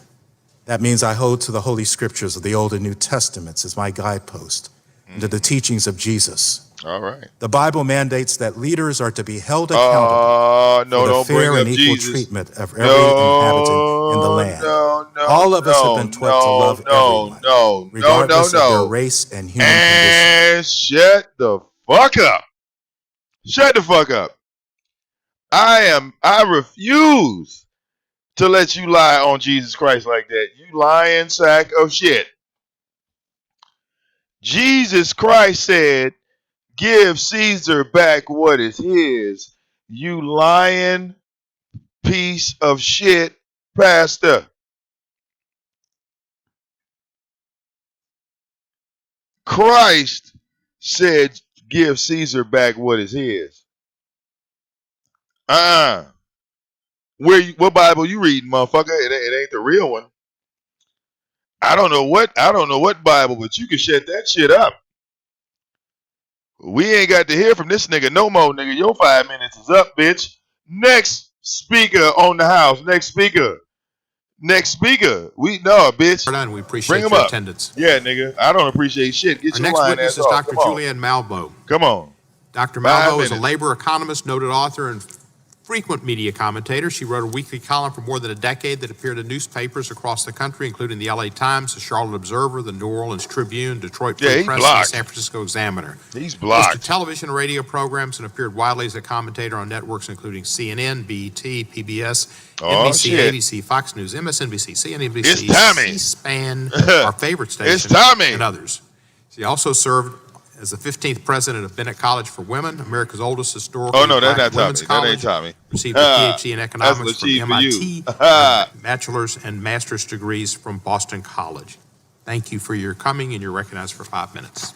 Chair Cohen, thank you so very much for this opportunity. I also want to thank my sister friend, Congresswoman. The mic may not be on. Come on, girl. Sorry about that. Talk. Yeah. Okay. I want to thank my sister friend, Dr. Congresswoman Sheila Jackson Lee, and my twin sister over there, Congresswoman Karen Bass. People frequently comment on our resemblance. And of course, Congressman Nadler, for your work and your leadership, Keenan, and Dr. Ron Daniels, who was here and has been mentioned for his leadership of NARC, the National African American Reparations Commission, on which I serve. Come on, girl, give us that money. I am delighted to be here because this hearing is not on time, it's like overtime. It's more than time for us to deal with the injustices that African American people not only have experienced in history, but continue to experience. I'm an economist, so economics is a study of who gets what, when, where, and why. It's a study of the way the factors of production are paid. The elements are land, labor, capital, and the secret sauce. Some people call it entrepreneurial ability, some call it creativity. Land gets rent, labor gets wages, capital gets interest, and the secret sauce gets profits. But the work of predatory capitalism is to figure out how to extract more from the factors of production toward capital and away from people. And we've seen that in the past 3 decades with our own economy, but more importantly, enslavement was about the devil's work of predatory capitalism. The devil, Indeed, Satan. Enslaved people got no wages, and we represented capital for other people. And so after enslavement— You mean like my dog? First of all, enslavement was the foundation on which our country was built. So anybody who says, well, I didn't have any slaves, no, you didn't have to have any. What you had to do was experience them, enjoy the fact that they were here, enjoy the fact that their labor made it possible for there to be a Wall Street, a bond market, and all of that. Get them, girl. Beyond that, get them, girl. But beyond that, I want to speak specifically to Section 3B3 of the legislation. All right. That's a part that talks about the federal and state laws that discriminate against formerly enslaved Africans and their descendants who are deemed United States citizens.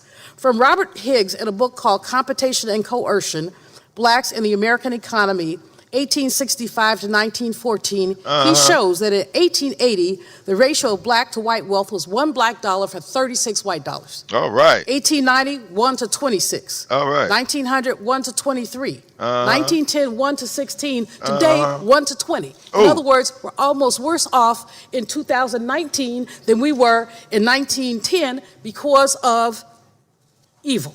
Because girl. Basically there have been deliberate attempts to marginalize African American people, especially those who are formerly enslaved, because of the interests of predatory capitalism and because it was expedient to maintain the status quo of having free black labor and to prevent wealth accumulation. Despite the 13th, 14th, and 15th Amendments, black people were treated as other and perniciously and viciously excluded from the possibilities of economic advancement. Detroit, the Emergency stand up. Land Fund documented the reduction of black land ownership between 1910 and 1969 from 16 million acres to 6 million acres. That's How right. and why? Land grabs, tax schemes, faulty deeds, and downright force. Preach, My girl. own family in Moss Point, Mississippi, experienced the expropriation of land through a moving fence, like the fence moved one night.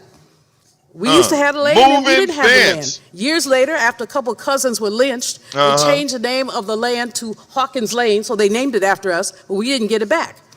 Joseph Brooks in 1978 estimated that black folks were losing 6,000 acres of land per week. Because they want to And we rent. saw what happened with the Agriculture Department. The post-enslavement case for reparations can be made by examining racially hostile public policy and government complicity to white supremacy. Oh, white You all have an supremacy. article that I wrote for the ACLU that talks about several cases: Memphis, Wilmington, North Carolina, Tulsa, Oklahoma. But these were the tip of the iceberg. This happened everywhere. The journalist Ida B. Wells said that lynching was the first example of white supremacy because it was a tool of terrorism. It dampened the ability of African American people to participate in the vibrant entrepreneurship of the late 19th and early 20th century with a chilling message that our economic success could be punished by the rope.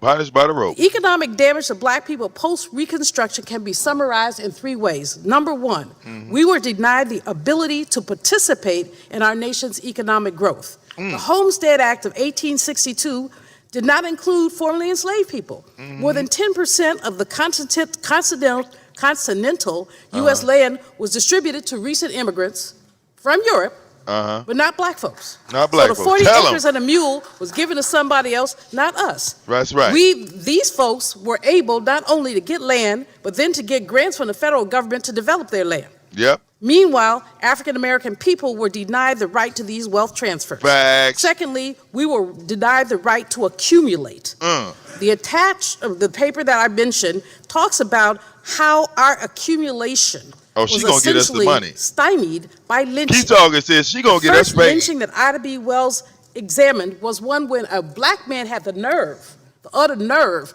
to open up a grocery store. We don't care about the lie. It sounds good. The white Shut up, man Clone had a 87. brother lynched. Get us the money. Lynched because she gonna get us economic paid. Envy. Listen to those words. Break it down. Economic envy. That's this is right. how black people have been suppressed in their ability to accumulate.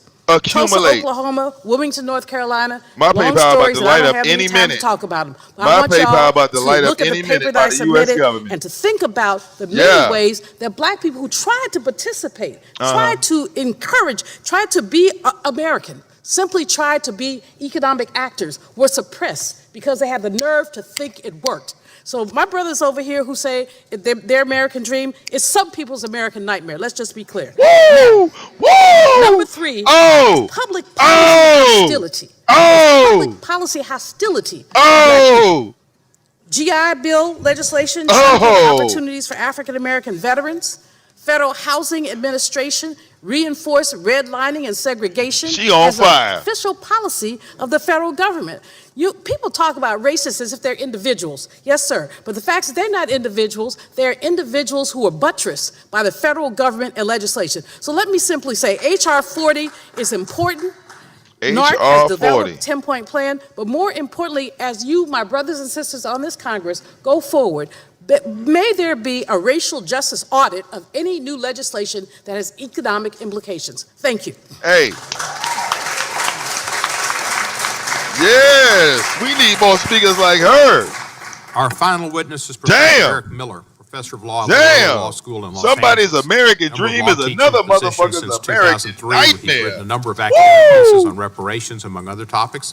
Testified in December of 2007 before this subcommittee on the legacy of the transatlantic slave trade in America. Professor Miller received his Bachelor of Laws with first-class honors from the University of Edinburgh in the UK, his Master of Laws degrees from Harvard Law School, and he's held a number of fellowships. Professor Miller, welcome back. You're recognized for 5 minutes. Oh, they got another white man. Mr. Chairman, members of the committee, I am honored by the committee's invitation to testify at this very important hearing on H.R. 40 and the path to restorative justice. I will speak to my experience as an academic studying the issue of reparations and as a lawyer representing the victims of the Tulsa Massacre of 1921 in a reparations lawsuit against the state of Oklahoma and the city of Tulsa. In the short time available, I want to make the following points. Local, state, and federal governments were active perpetrators of race-targeted discrimination against and domination of African Americans during slavery and Jim Crow and beyond. These governmental institutions engaged in the massive social, political, economic, and cultural destruction of African American communities. Many of the perpetrators and victims of race-targeted state action are readily identifiable through a thorough investigation of existing historical records currently in the hands of public and private institutions. The race-based disparities brought about by federal, state, and local government discrimination remain baked into our governmental institutions, as well as the persistently segregated private social ordering those institutions brought about. Reparations addresses the ways in which these institutions entrenched race-based discrimination and domination throughout American social, cultural, economic, and political institutions. That girl, why she got that yellow hat on with that great specific dress? legal remedies That to shit remove don't the even match. time-limited bars against litigation, which are the major impediment preventing identifiable victims of extraordinary Look, I gotta show race-targeted y'all state this action girl to sue state and federal governments for financial wearing damages. this yellow hat and a There great have been dress. multiple That reparation-style shit look tacky lawsuits as hell. brought since the Supreme Court decided City of Richmond versus Croston, which have survived What the hell you got constitutional on? challenge. What But the reparations hell must you also got include on, girl? rebuilding the social, political, economic, and cultural infrastructure Take of the that communities yellow hat destroyed on. by the state. All right? Because without You just social, put the wig cultural, on and put and the hat on political top of it. Bitch, you reparations, see you about to fall asleep race-neutral back there? programs of economic uplift about to doze will off. preserve the relative social and political disadvantage, domination, and Wake up, girl. disempowerment of African Americans across this nation. The urgent need for the HR 40 Commission and reparations as a path to restorative justice for the victims of state-sponsored racial injustice became clear to me in 2003. That's when I joined the Reparations Coordinating Committee, a group of lawyers led by Charles Ogletree and Adjua Ayatollah. Our legal team filed suit representing the more than 125 still living survivors of the Tulsa, Oklahoma race massacre of 1921. Now, some historical context is in order here. On May 30th, 1921, some African Americans mobilized to stop a lynching in Tulsa, Oklahoma. Baseball cap? One lynching had an effect on a whole community.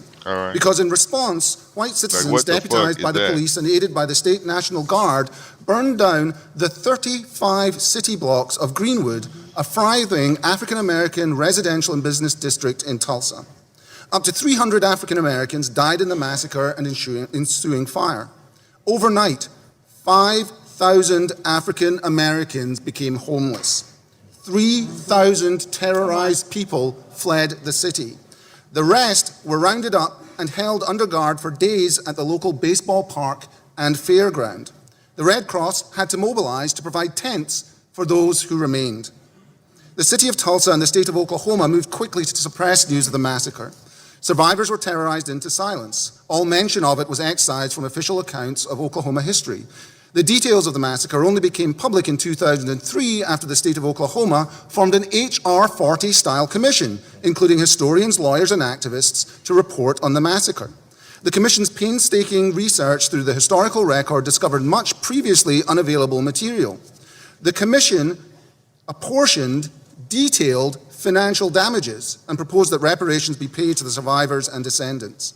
When the state refused to make good on these recommendations, we filed a lawsuit trying to complete the process begun by the commission. The only impediment to our success, the court acknowledged, was a rule requiring the survivors to file any lawsuit within 2 years of the injury. These statutes of limitations are the major impediment to many reparations lawsuits. The Tulsa experience demonstrates that the harms of slavery and segregation scar our communities to this day. The city and state dismantled economically, politically, and culturally a specific community, African Americans in Tulsa. Subsequent generations of Greenwood residents have labored under the social and political disempowerment whilst trying to rebuild their community. The Tulsa experience is emblematic of many African American communities around this country. So whilst a monetary payment would count as a beginning, economic justice is not enough without racial justice to repair the specific race-based wrongs of the Tulsa massacre and its aftermath. To quote Harvard law professor and reparations activist Charles Ogletree, reparations are more than an exercise in education, remembrance, and apology. Reparations demand the political, social, and economic power and equality for African Americans that has been stifled and suppressed in America since its inception. Accordingly, I urge Congress to pass H.R. 40 as a first vital step on the path to acknowledging and accounting for the history of race-targeted discrimination and wrongdoing that has marked too much of this nation's history. Thank you, Professor Miller. We will now proceed under the 5-minute rule of questions, and I will begin now by recognizing myself for 5 minutes. Here we go. Mr. Tanahashi, get him. In your article, The Case for Reparations, here we go. White man coming. 50 years of slavery, 90 years of Jim Crow, 60 years of separate but equal, 35 years of racist housing policies. Here come the white man. Compounding moral Judgment time. Will never be whole. Why should the federal government bear responsibility for economic and social damages to the descendants of the enslaved? Bust them. Come on, white man. Thank you, Chairman Cohen. I think the most obvious reason is because the federal government is complicit in it. The article that you spoke about, this period of white supremacy that you referenced in the headline, it is so broad that if I tried to cover it in one article, it would have been impossible. So I focused on a very specific thing, and that is the period of Jim Crow and housing segregation and redlining, specifically in the city of Chicago. The federal government should pay because the federal government was deeply complicit in housing segregation and redlining and in the plunder of black homeowners in Chicago. It would not have existed if the FHA had not had a policy of not insuring homes for black people living in Chicago. It would not have existed if not for the redlining maps which were written and created by this government in every major city in the country, which effectively relegated black people, whether they had a down payment or not, outside of a class of people who could benefit from a movement which basically created our modern middle class. Too much. And so I don't know how it would be possible to exempt the federal government from such a process. And furthermore, I have to make this point over and over. Many of the people who were victimized by housing segregation and by redlining are very much alive today. So this is not strictly about the past. This is identifiable victims, as Dr. Miller, as Professor Miller said, who are there and who are ready to be part of the process. Thank you, sir. Reverend Sutton. Yeah, people ready with their hand out. You heard Mr. Hughes' testimony and said he didn't want reparations. Yes. Do you believe, and this would be a study of reparations, H.R. 40 draws no conclusions, it would be a study. Do you believe that there should be exclusions for wealthy folks who have been successful and maybe emphasize deeds and works and actions that help the people who have not achieved as much and lift them up? I believe that one of the reasons why it was so widely accepted in my diocese is I'm sorry. Turn your mic on, stupid. I believe one of the reasons why the vote for reparations was so widely accepted in my diocese is because we separated it from brother, my hand is already out. Descendants of slaves getting checks. My hand is already out, We're talking about funding initiatives, programs, addressing my hand is issues already such out. as mass These incarceration. these explained niggas to ain't people gonna that get us that's a shit. reparation. That's They are repairing fucking up. something Hey, that with can the be exception of the black traced woman to over here to the slavery. right, then we lost. Then that is the case. Personally, I'm not We looking already for a check from the federal government. Listen to him. Or from my church or anything. You hear him? Listen to him, brother. About those We who done have already left behind, lost. The masses of African I don't want American no check, honestly. descendants of Shut slaves your lying who are ass up. mired You in do want a hopelessness and check. despair and I communities can't of take no liars, crime, man. violence, poverty, and racism. And so, stuttering, bumbling I niggas. think if we can at least have a civil, good conversation on the concept of reparations, then talk about money. Because the moment you start talking about money, the idea, especially among many white persons, I'm going to give a check to black persons. What about me? Black persons. The moment you begin with money, then the resistance goes up. Let's talk about the concept. Finally, in relation to your question, we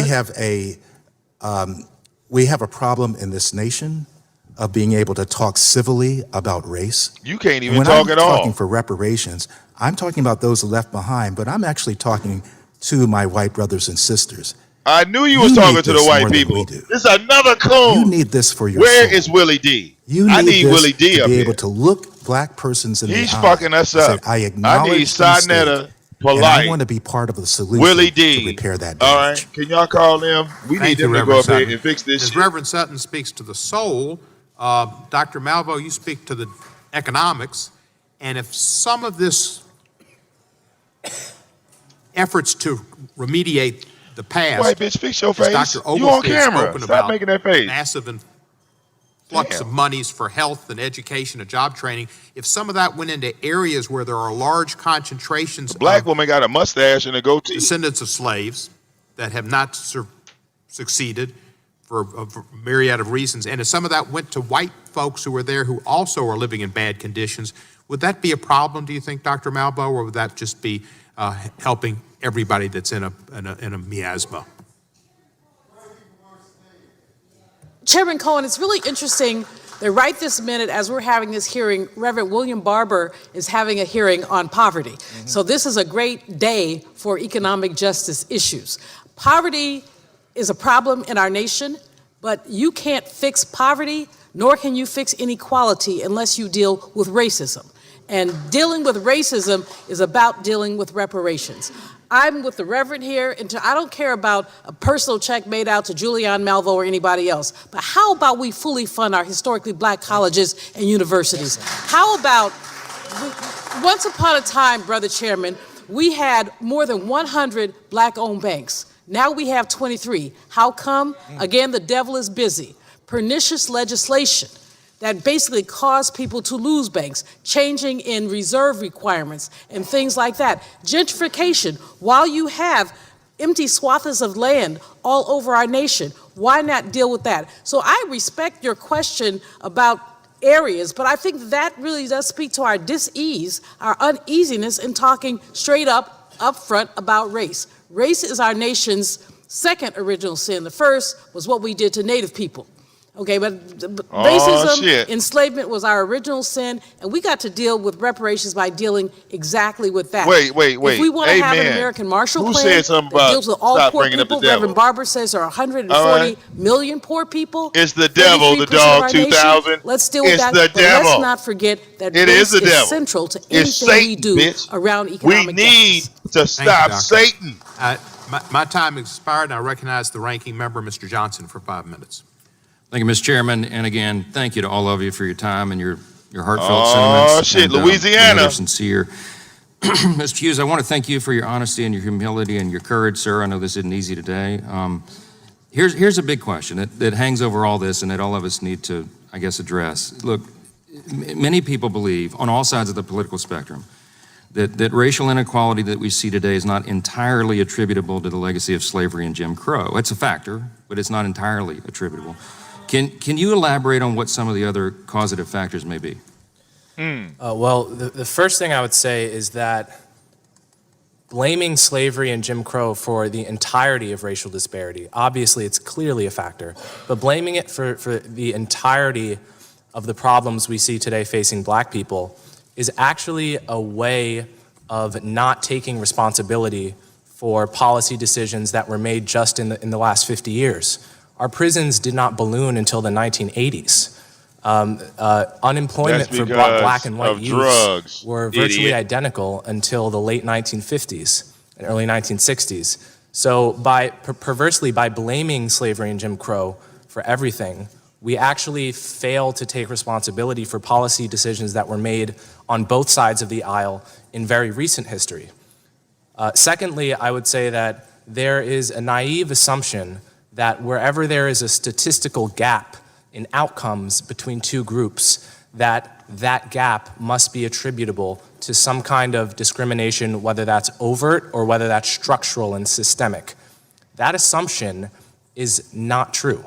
Okay, I'll give one example, but I could give dozens. According to 2015 census figures, there's a 21 cent on the dollar gap.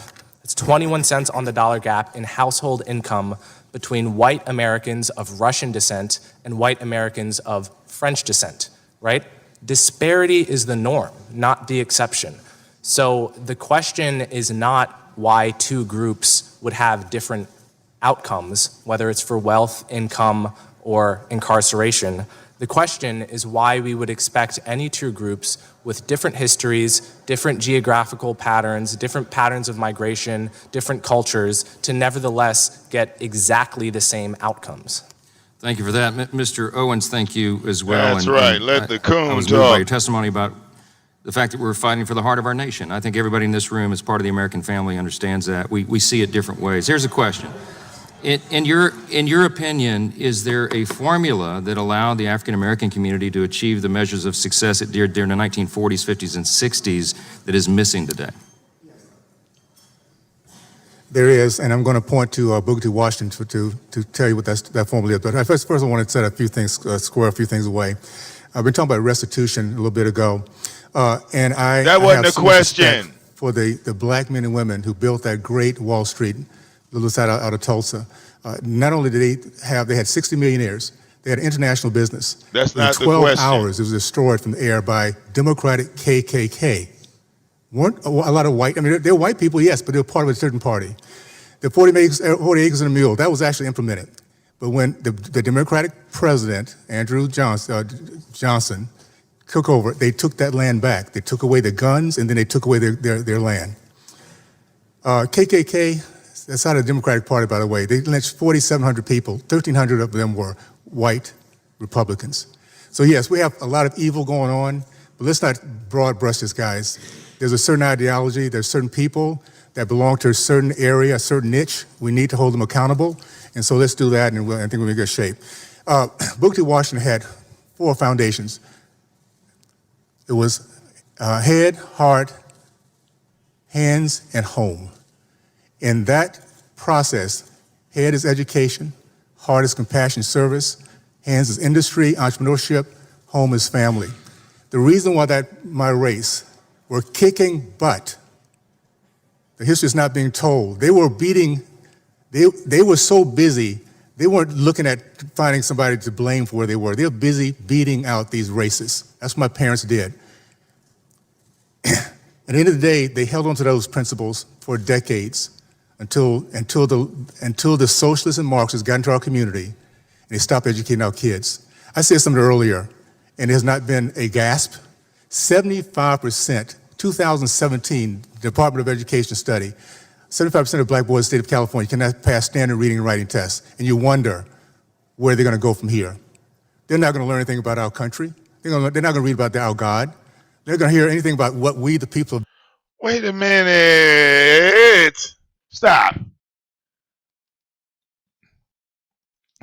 If 1,500 or 1,600 or 500 children cannot read, that is the fault of the parents that had those children.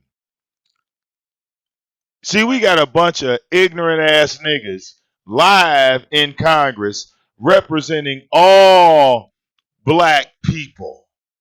And they making us look like shit right now, saying all of this dumb ass shit. All right? And I'm sorry. I'm putting in disclaimers all over these stupid motherfuckers because they saying stupid shit. But I'll let them continue. I'm going to read this real quickly. Go ahead, read it. Evil is purposeful stealing of the hopes and dreams and future of an individual. Go ahead, Pure read evil it. is the target of a race of millions and using human misery as read political strategy to steal their hopes, dreams, and future. Well, hey, look, y'all. I guess we ain't getting no money. To have my race dealing with the evil, the misery that we've been dealing with, and no one says a word other than let's look back and see what can happen for 200 years ago. Let's deal with the day, and I think we'll be in good shape. Thank you for that. I'm out of time. I yield back. The gentleman's time has expired. Thank you very much. The chairman of the Judiciary Committee is recognized for 5 minutes. Thank you. Thank you. I'm going to ask one question and then yield to the gentlelady from California, Ms. Bass. Brenda. Mr. Coates, Senate Majority Leader Mitch McConnell on Tuesday said that he does not support reparations for descendants of slaves, saying, quote, I don't think reparations for something that happened 150 years ago, for whom none of us currently living are responsible, is a good idea. We've tried to deal with our original sin of slavery by fighting a civil war, by passing landmark civil rights legislation. We elected an African-American president, close quote. There is an unconscionable denial and lack of knowledge in this nation about the true nature, facts, and current consequences of the transatlantic slave trade and the enslavement of African-American people upon which American democracy, prosperity, and white privilege are founded. Mr. Coates, based on your monumental essay in the Atlantic magazine, The Case for Black Reparations, could you please describe briefly some of the continuing impacts and vestiges of the enslavement era on living African Americans today? Well, sure. First, sorry, she cut on the mic. First of all, one of the things I tried to make clear in my testimony is that we perceive the era of enslavement, the era of Jim Crow, and in fact, I would actually even add the era of mass incarceration as separate things that are somehow not tied to each other. The greatest damage that enslavement did, besides the economic damage, besides the normalization of torture, of rape, besides the normalization of treating people as though they are things, is the institution in the American mind that black people are necessarily inferior. In 1865, when black people were emancipated, that belief did not magically dissipate. It proceeded for 100 years afterwards. It proceeded, as I said in my testimony, well into the lifetime of many panel members, Chairman, Majority Leader Mitch McConnell, and then many of the people here in this audience. And so it's not a matter of the past. These things are linked. It's been said, I think, or alluded to repeatedly throughout this conversation that somehow wealthy African Americans are immune to these effects. But in addition to the wealth gap that's cited, to you. They're one just thing fucking that us folks up. should keep in mind is that we're wealthy getting African thrown Americans are not under the the bus equivalent by our of quote unquote wealthy white Americans in this country. The average African American family in this country making $100,000, which is, decent money, actually lives in the same kind of neighborhood that the average white family making $35,000 a year lives in. That's That is personal totally choice. tied to the legacy of enslavement and Jim Crow. No, and it's not. the input and the idea No, in the it's mind that white not. people and black Oh people my are somehow God. deserving of different Oh things. my God. No, it doesn't. If I injure you, the injury persists even after I actually commit the act. If I stab you, you may suffer complications long after that initial actual stabbing. That's the purpose. If I shoot you, you may suffer complications long after that initial shooting. That's the case with African Americans. There are people well within the living memory of this country that are still suffering from the after effects of that. Thank you very much. I yield to the gentlelady from California, Ms. Bass. Thank you very much, Mr. Chair, and all of the witnesses that are here today, and Representative Jackson Lee for doing this legislation. And, this is just such an important moment in our history. But I just wanted to spend a couple of minutes talking about how we have viewed this issue and why we're even having this hearing today. It's so important because I believe that in this country we have never been able to come to grips with our history. We either don't know our history or we deny it. When we talk about the 250 years of enslavement, we call it a sin, we call it a mistake. We say that it was a subset of Americans, not the entire nation. We say it was inconsistent with the values of our nation's founding, that it was something that happened long ago, and why can't we get past it? Why can't we move on? Why do you keep bringing it up? Slavery might have ended in the mid-1800s, but apartheid and terrorism lasted for 100 years after that.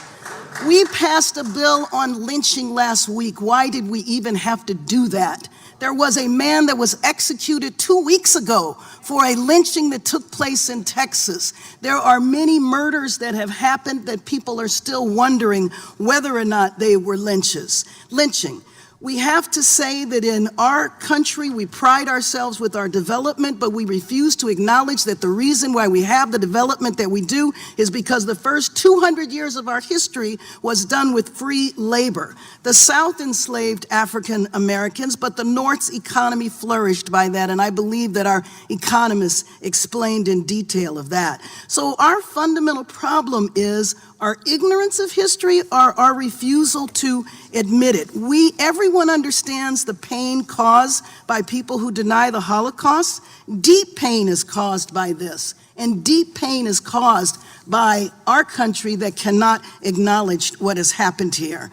I want to say that it should be obvious, but the entire Congressional Black Caucus supports this legislation. We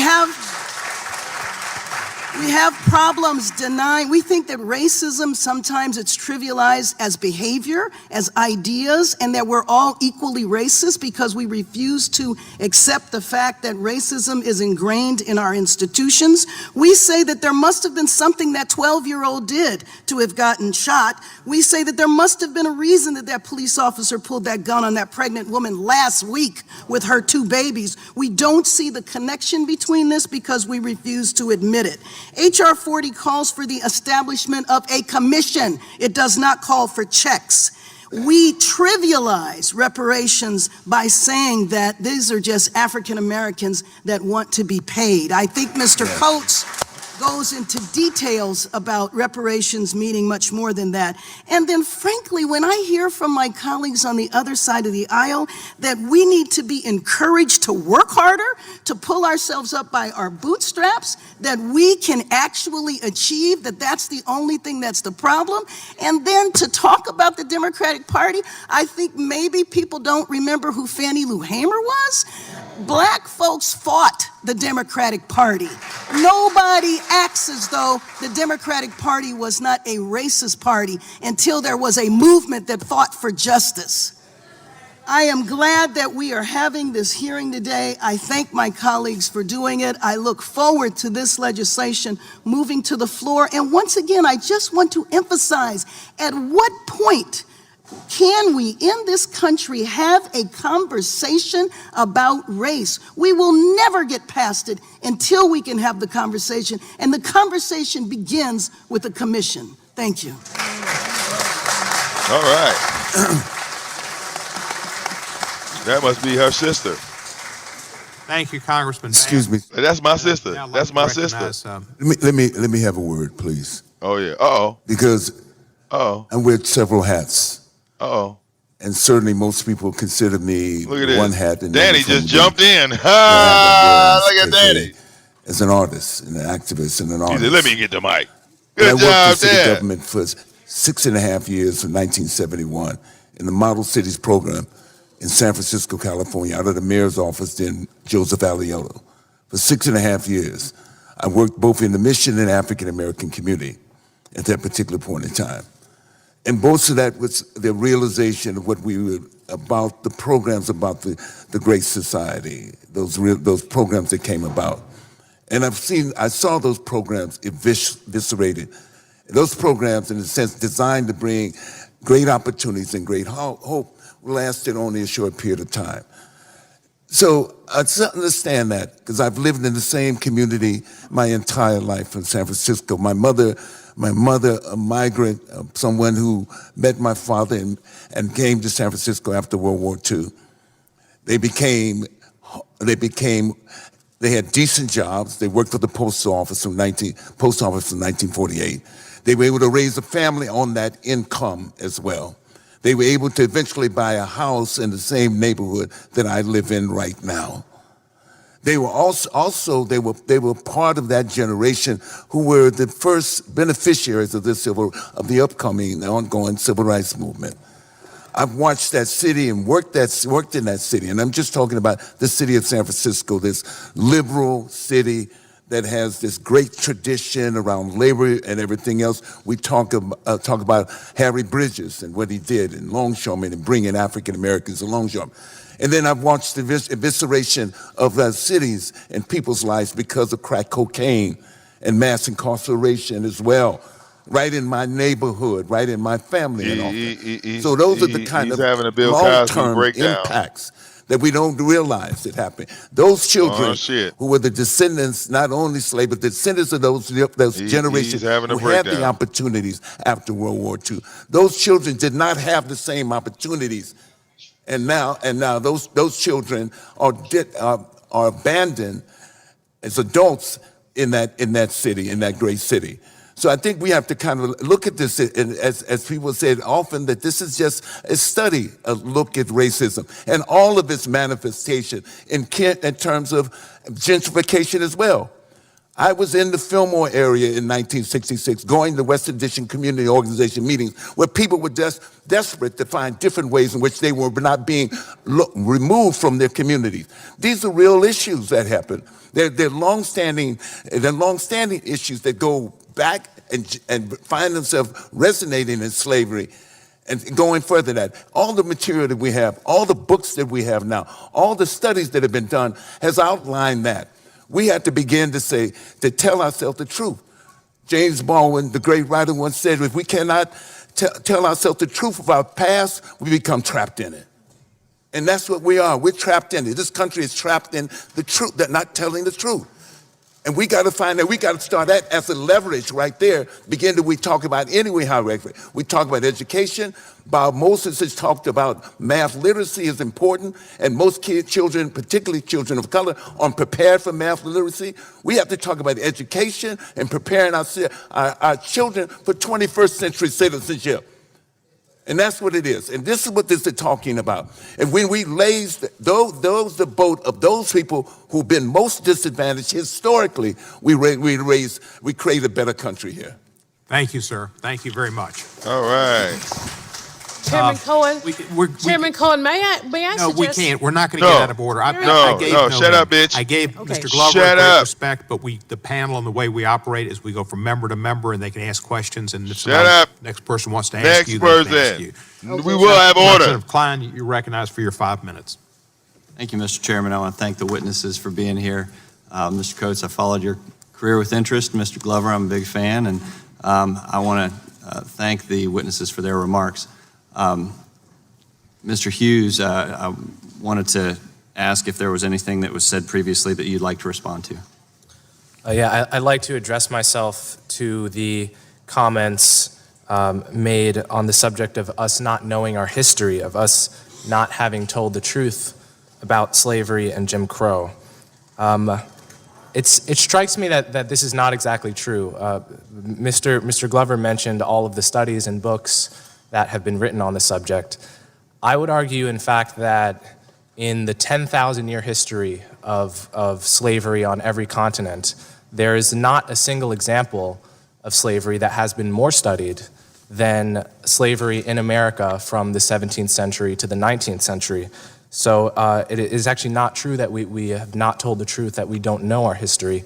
Moreover, in the past 50 years, if we're talking about what scholars in America, in the American social sciences have directed their attention towards, it is hard to find a subject on which more books have been written that has been more studied than racial inequality.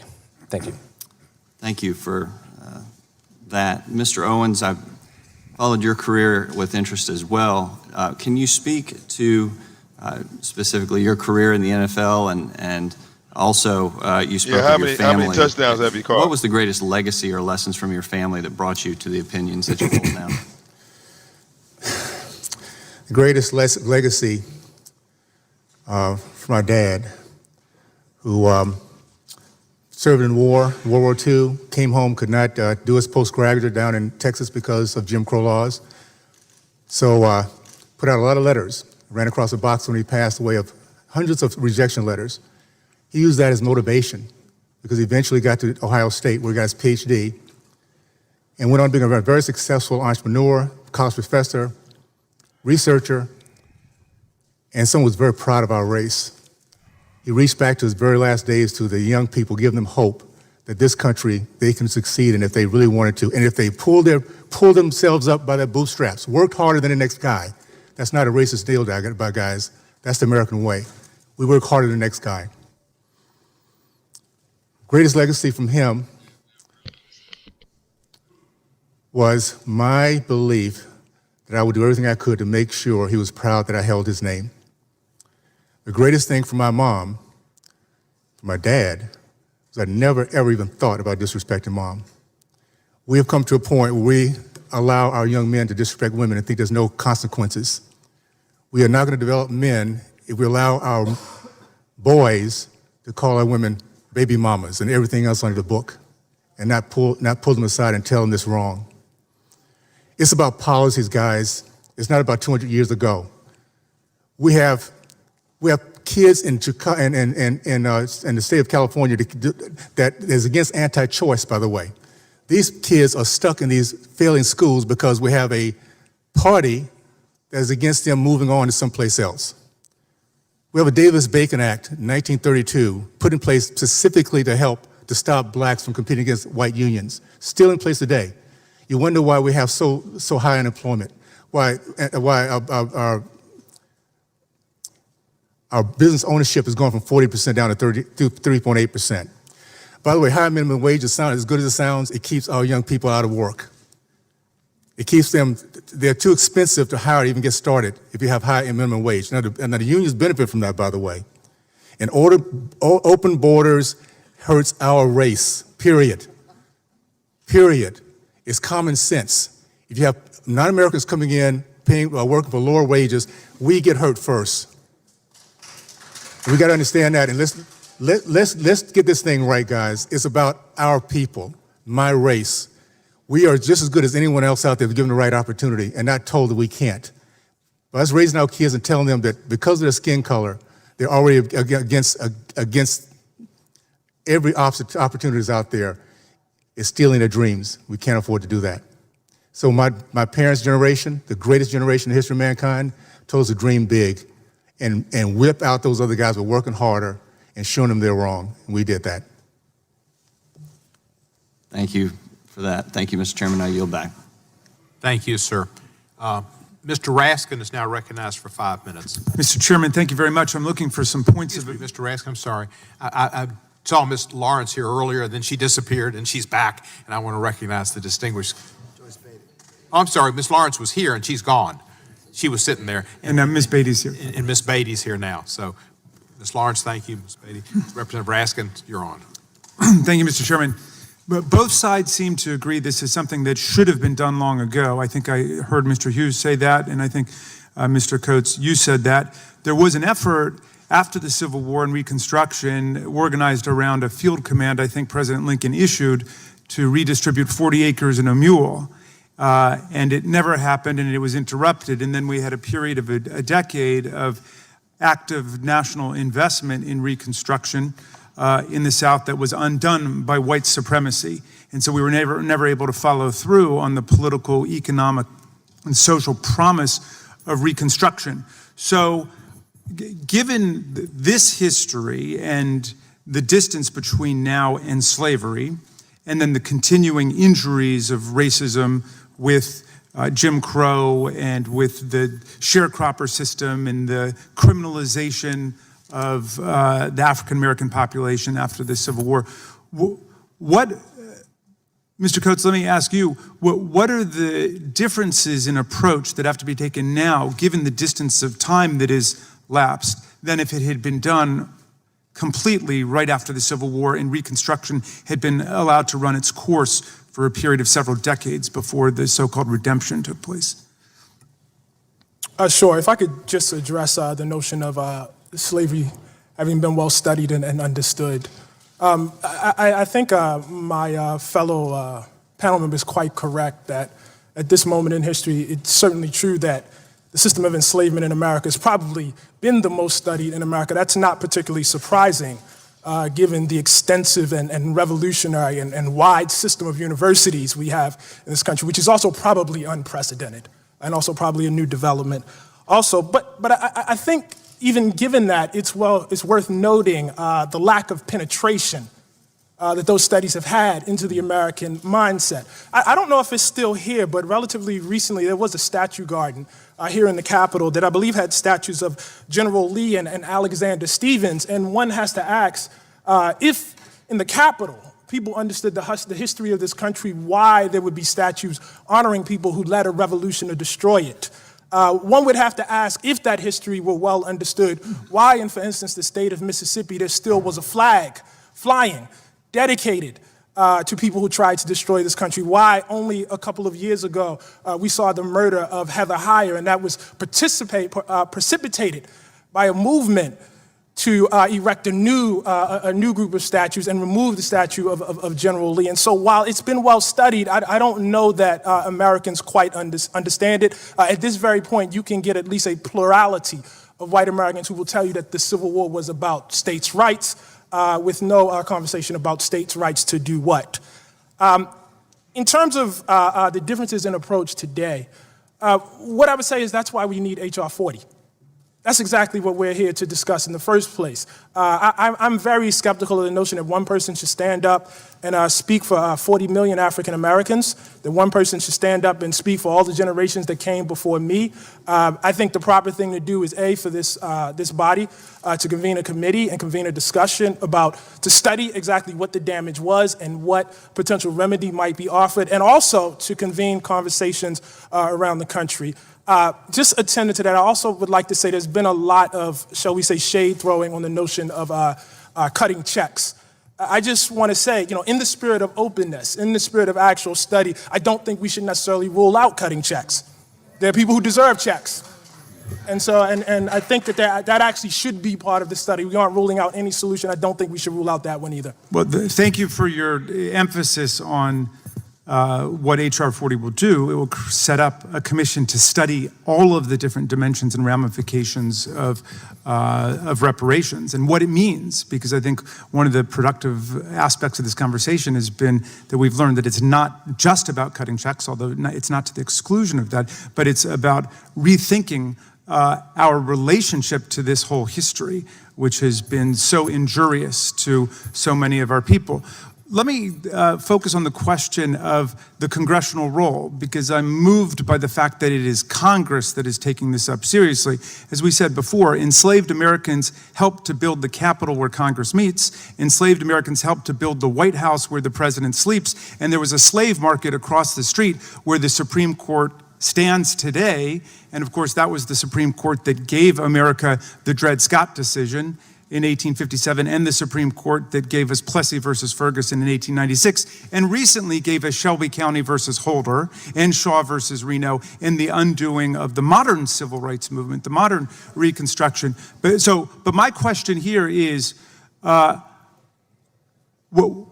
is it that Congress should be the one to act? You would think that we would rely on the Supreme Court for justice in the country, but people are coming to Congress to act, and perhaps Reverend Sutton, let me come to you about that.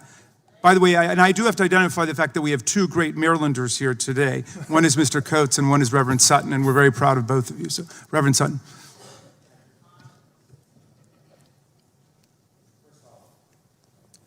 First off, let me say that I am a bit dismayed and appalled that my brother panelist here, when we're talking about reparations, goes to family and all that. Of course, we're all hardworking.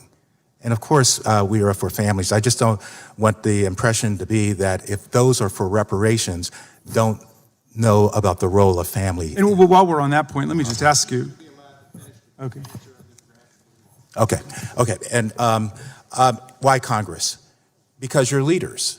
And legislation helped to get us into this mess. Legislation has a role. The church has a role. Our educational systems have a role. And maybe even the Supreme Court and hopefully the president. But your role is to redress some of what your predecessors did in this Congress. And so I think you're the only body that can call for this commission that desperately needs to happen. Thank you, Reverend, and thank you, Mr. Raskin.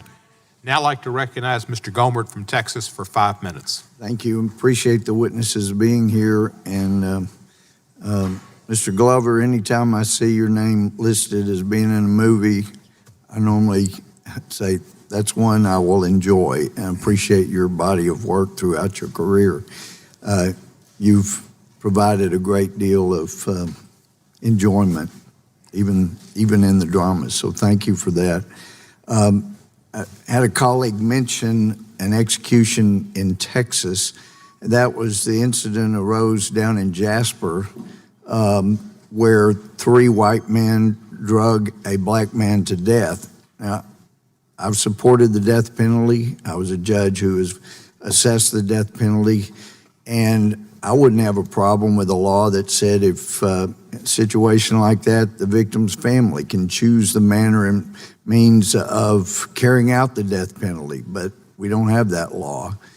That case was also heralded as the poster case for needing hate crime legislation, when actually under the hate crime legislation that was so heralded and passed, there is no death penalty. The only way these guys got the death penalty, finally, after 21 years, most culpable guy finally was executed here recently. He should have been. The death penalty I hear constantly being referred to as being racist. I know in my own court, the statistics will show that I had 3 individuals charged and tried for capital murder. 2 were white, 1 was black. Based on the jury findings, I assessed the 2 white men to be put to death, and the black gentleman was sentenced to life for his murder.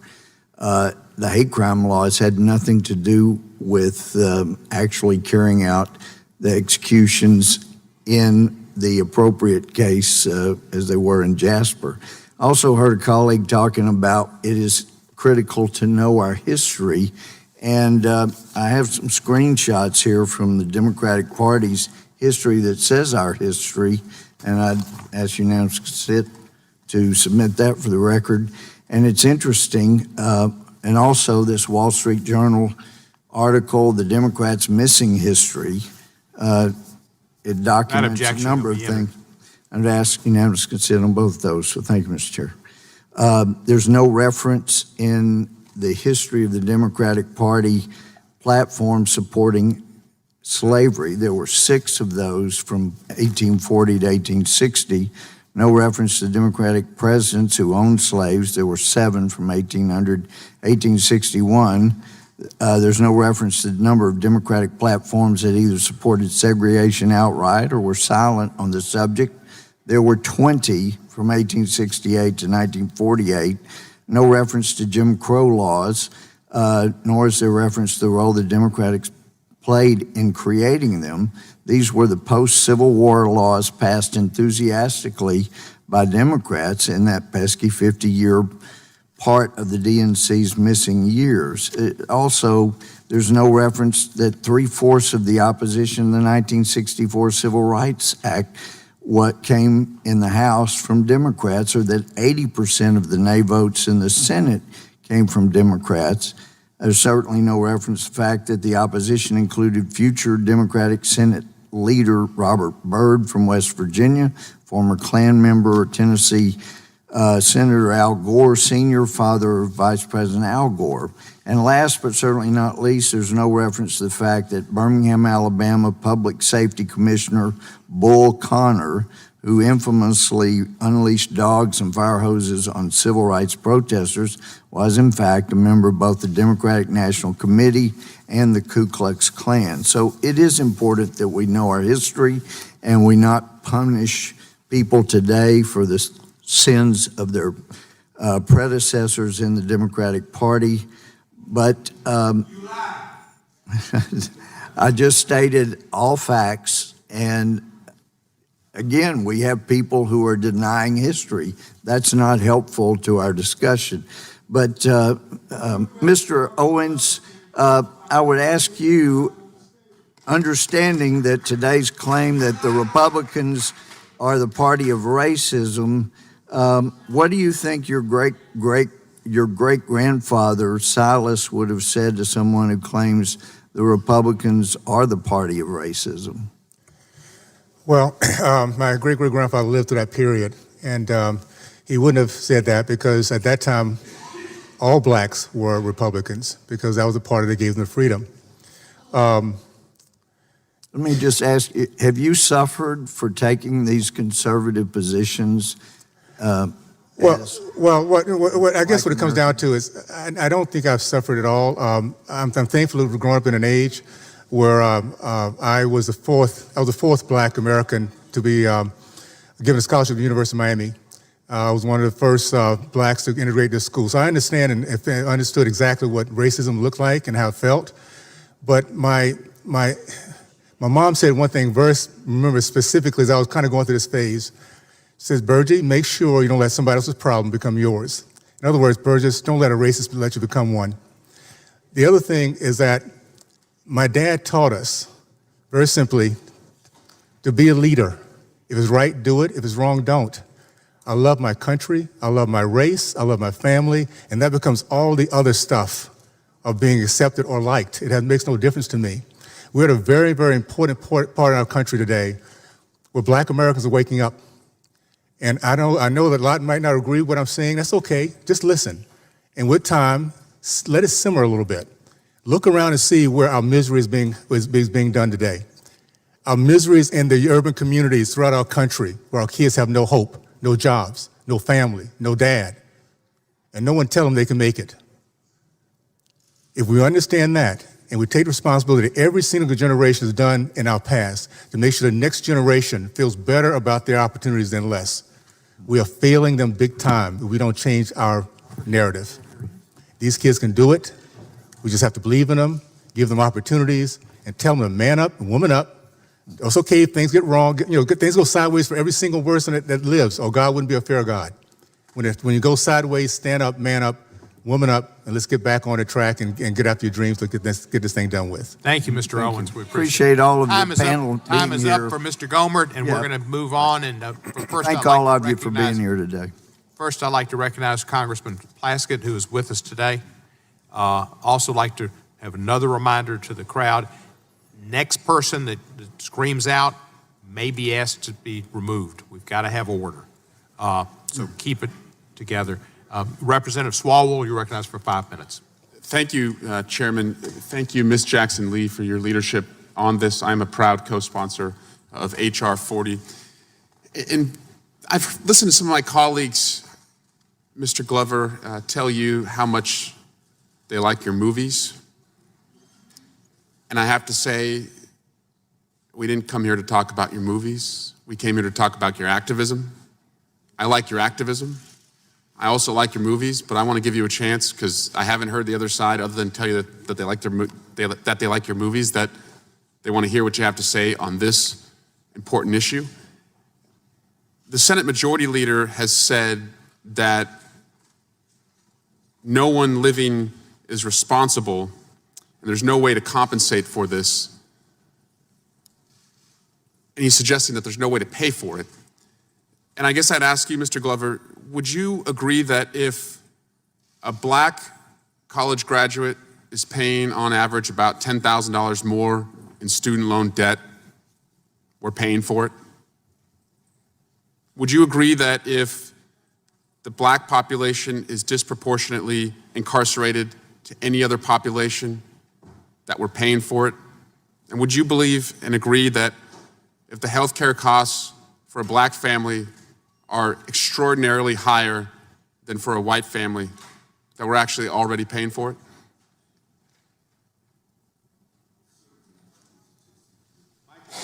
Statistics would suggest that.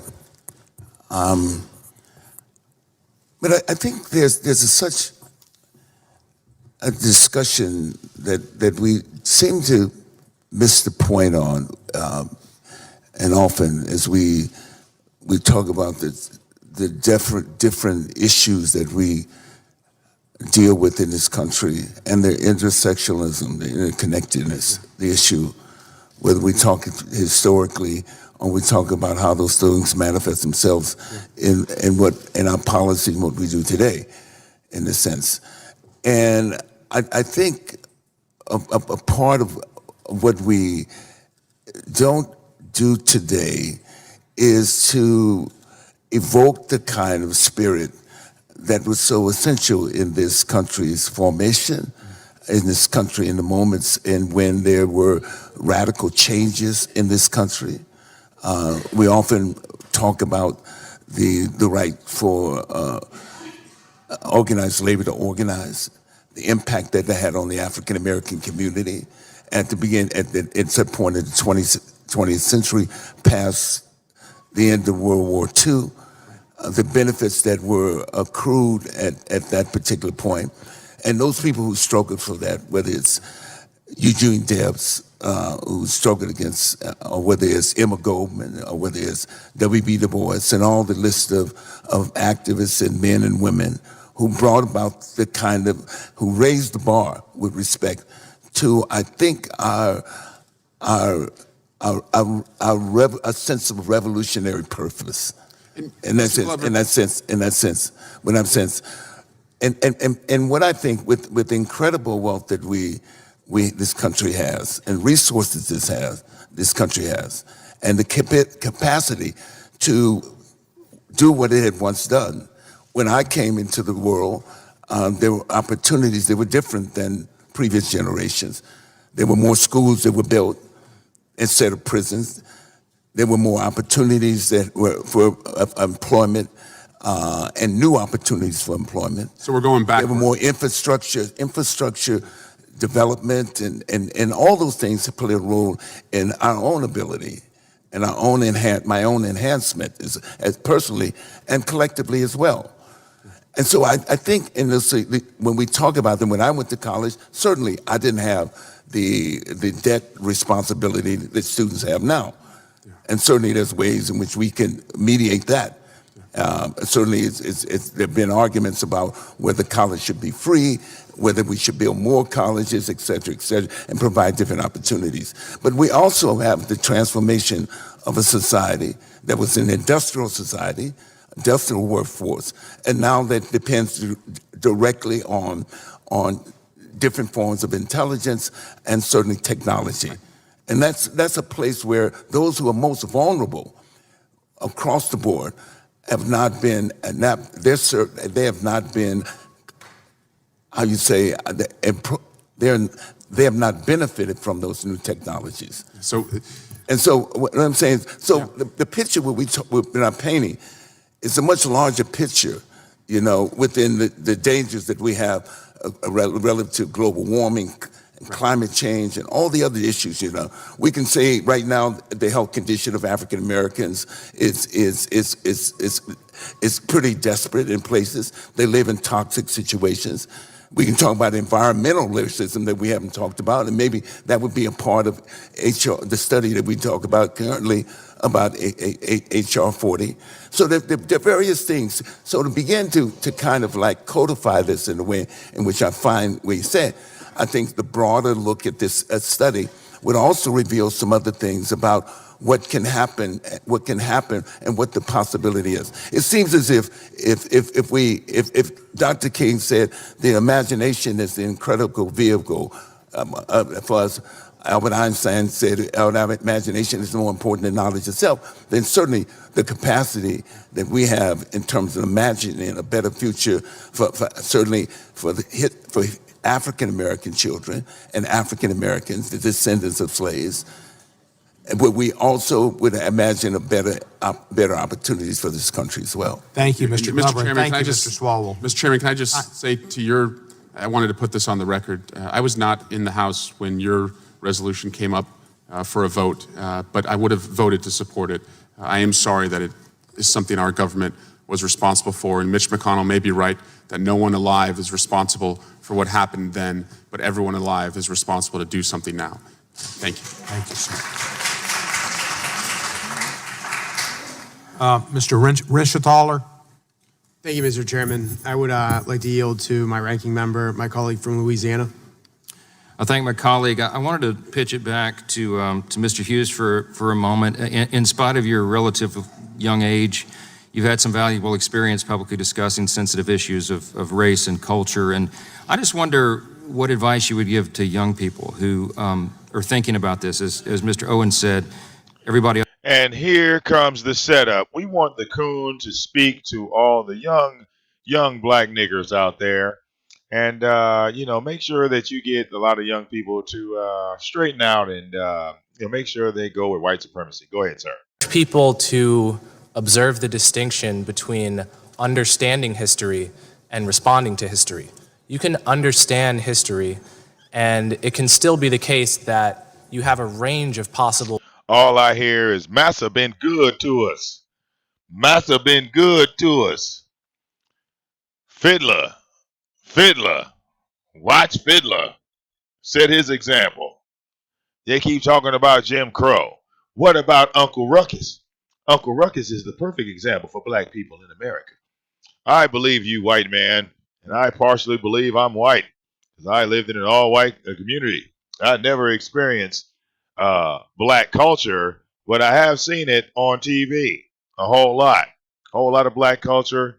My jacket's black. My mom and dad made sure they didn't teach me anything about black history. That's why I'm so glad to speak with you guys up here today. I think they wanted that because they didn't understand their own history. Perhaps they were people who just didn't like seeing their communities change. There are many people like that. And I respect that, even though I myself would be fine to see those statues come down. So the point here is that our response, whether or not you agree with it, is not itself evidence that we don't understand our history. And we can have two separate conversations. One is what happened in this country, what was done to black people, what harm was incurred. And the second conversation is what do we do about that? And that second conversation is, the answer to that second conversation is not self-evident from the answer to the first. Thank you. I see Mr. Owens making notes over there. I know you have a lot to contribute on this subject. You do a lot with young people. What would you add to that? I would first of all say we live in the United States of America, the greatest country in history of mankind. Nigga. Go ahead, a place that every person that comes here that apply ourselves to the rules, to the standards in which we all can succeed, treat people right, be honest, dream big, dream above your obstacles, and get back up when you fall down, then they can make it. History is there for us to find out and to gauge ourselves how far we've come. 50 years ago, guys that I was fighting on the football field as being one of 4 black athletes are some of our best friends on Facebook today, because we've all grown up. We've all understood that the message of our fathers was incorrect, and we're doing our very best to make sure we be the better people as we move forward. This country, every generation, works to find its better self. As long as we don't reach back and define ourselves by the worst of ourselves, and that's what too many people are doing today. We have Americans in this country, I'm gonna call them elitists, that live the American dream, put their kids in the best colleges ever, travel every place you can think of, not have any issues, we're gonna have a great retirement, and then tell the rest of our race they can't do it. Why? Because the white man won't let them. I personally think that's an insult to my parents, my grandparents. I did not grow up around white people until I was 16 years old, and I was so proud to be in that community I grew up in Tallahassee, Florida, because we were kicking butt. We were leading our kids. They were teaching us how to be proud Americans. When I went, last point, I went to University of Miami to study biology. By the time I was my junior year, I decided I didn't want to do biology anymore. You know why I stayed with it? Because when I was leaving high school, as a white guy said I couldn't do it. And my parents taught me, if they say you can't, you do it. I lived in the library to prove that guy wrong. That's the way our race was, and that's the way our race needs to be again. What we can achieve, not think about what has happened to us in the past. What strangers did to us, other strangers 200 years ago has nothing to do with us because that is not in our DNA. Thank you, Mr. Hughes. I got 15 seconds. Give me one more question. You can answer it, I hope. You wrote an article a while back entitled Black American Culture and the Racial Wealth Gap, and you talked about, specifically, the city of Boston, and there was a disparity within the black community, and you've pointed out that black Bostonians of American ancestry had a median household wealth of $8 in that, but Caribbean ancestry had $12,000 of wealth. It talks to the disparity. I just wonder if you'd comment on the implications of that. Well, this just goes back to the point I made before about disparities even within races being normal. So if you look at census figures for white Americans and break it down, instead of talking about quote unquote white people, into white people of French ancestry, Russian ancestry, Swedish ancestry, you will find all kinds of disparities that by definition cannot be caused by some kind of systemic discrimination. Likewise with quote unquote black Americans, it's a very diverse group. Something like 10% of black people in this country are immigrants from places like Jamaica, Haiti, Nigeria, Ghana. And if you look at each individual group, you will find various disparities in wealth, in income, in crime rates that by definition can't be explained by either race or racism. So my point in citing that disparity is to upset the notion that if society were fair, evidence of that would be equal outcomes between all groups, because there are so many differences historically in groups themselves, geographically, just in terms of median age, right? The average black person in this country is 10 years younger than the average white person. So when you're comparing blacks to whites, that's just one of the many ways in which you're not actually comparing apples to apples. So my point in citing that was just to upset that lazy assumption that we make about socioeconomic and other outcomes. Thank you. I yield back. Thank you, sir. Next, recognize Ms. Scanlon for 5 minutes. Thank you. Before coming to Congress just last November, I was a public interest attorney, and so my work focused on access to justice, access to the ballot, and access to a good public education. And all three forms of access, as we've been discussing here today, are too often denied to people of color and poor people. And unfortunately, as we've discussed, there's a disproportionate representation of people of color among poor people in this country. So I wanted to ask some questions to talk about the relationship between the structural legacy of slavery and racism and a couple of the issues that are top of mind in my district. So one of them, and thank you for mentioning it, Mr. Glover, is environmental justice. The city of Chester is in my district. It's a majority African-American population, and it is surrounded by heavily polluting industries. Just Sunday night, CNN's United Shades of America featured the incinerators there. 1 in 4 children, African-American children in my district have asthma, largely as a result of these environmental factors. So we've got this environmental justice issue we're dealing with. We've got Schools issues. Pennsylvania has one of the most wildly inequitable public school funding systems, and if you go to the schools in Philadelphia and some of the other majority African-American school districts, you see schools that are over 100 years old, and literally visiting them, there's asbestos and lead paint dripping into the water fountains that the children have to use. And then a third issue, which we've also touched on, is our policing and criminal justice issues, where African-American folks are locked up at, 5 times the rate of white people. So how does the reparations conversation help us drive forward those issues? How can I link it for folks in my district to the issues they're facing daily? And if I could ask Reverend Sutton and then Mr. Coates to maybe address that. Thank you. Those issues are linked. We have to make a distinction between personal responsibility and social responsibility. I go into the high schools in Baltimore as well, and we even sponsor programs to convince high schoolers, you can do this, you can succeed, you can make it. That's personal responsibility. But when you go in the schools and you see the conditions, you see the quality of the teaching and all that, you know that they don't have the same shot as those who live 10 miles away or 5 miles away in their school systems.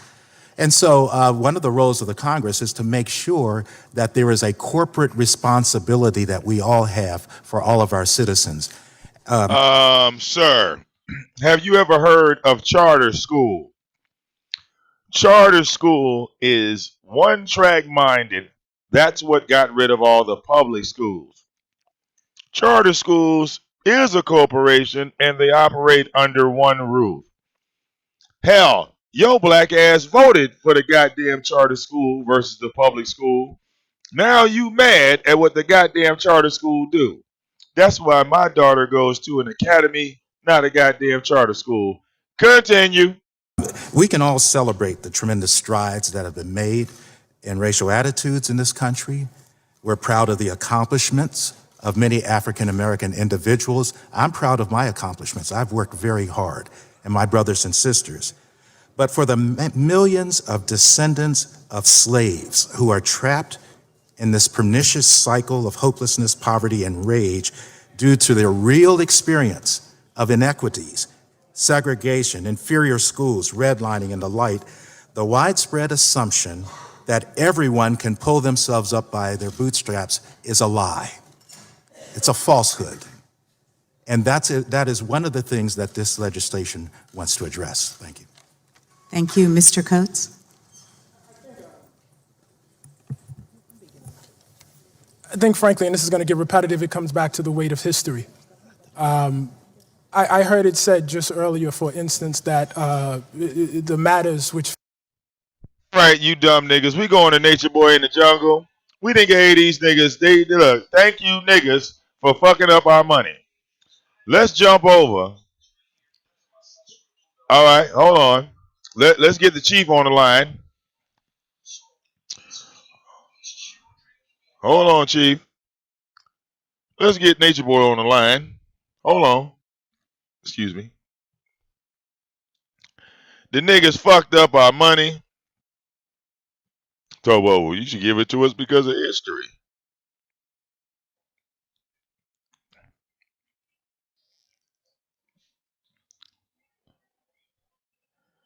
All right. All these motherfuckers asking for money, then turn around and say, well, I'm doing well for myself. I still need the money, though.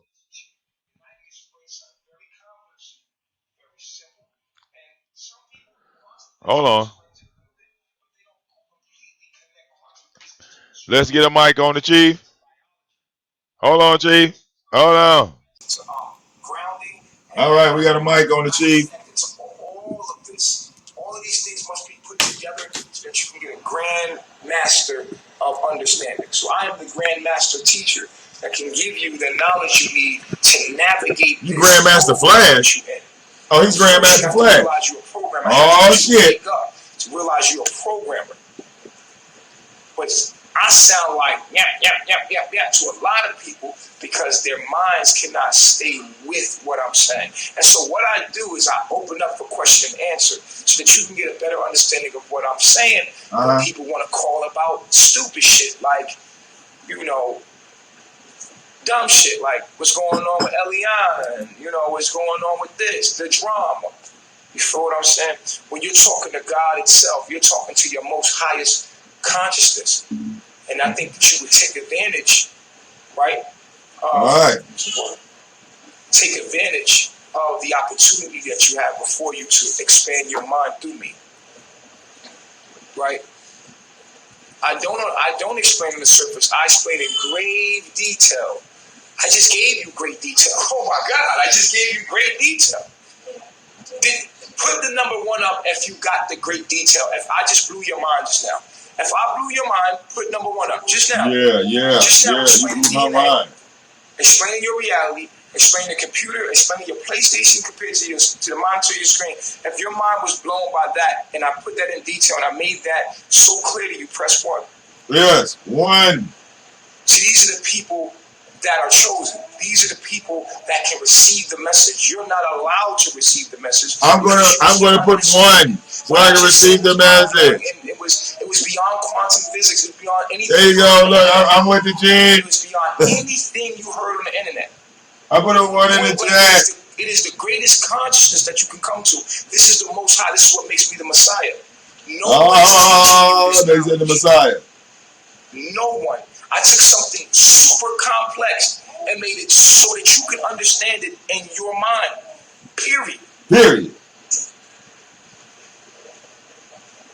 If you could pull up a video way deeper than that, let me know. Because I want to see how this video shows you today how to utilize this. I'm showing you hands-on, you personally, how to do this for yourself. Facts. There is nothing deeper than this. There's nothing. Point blank, period.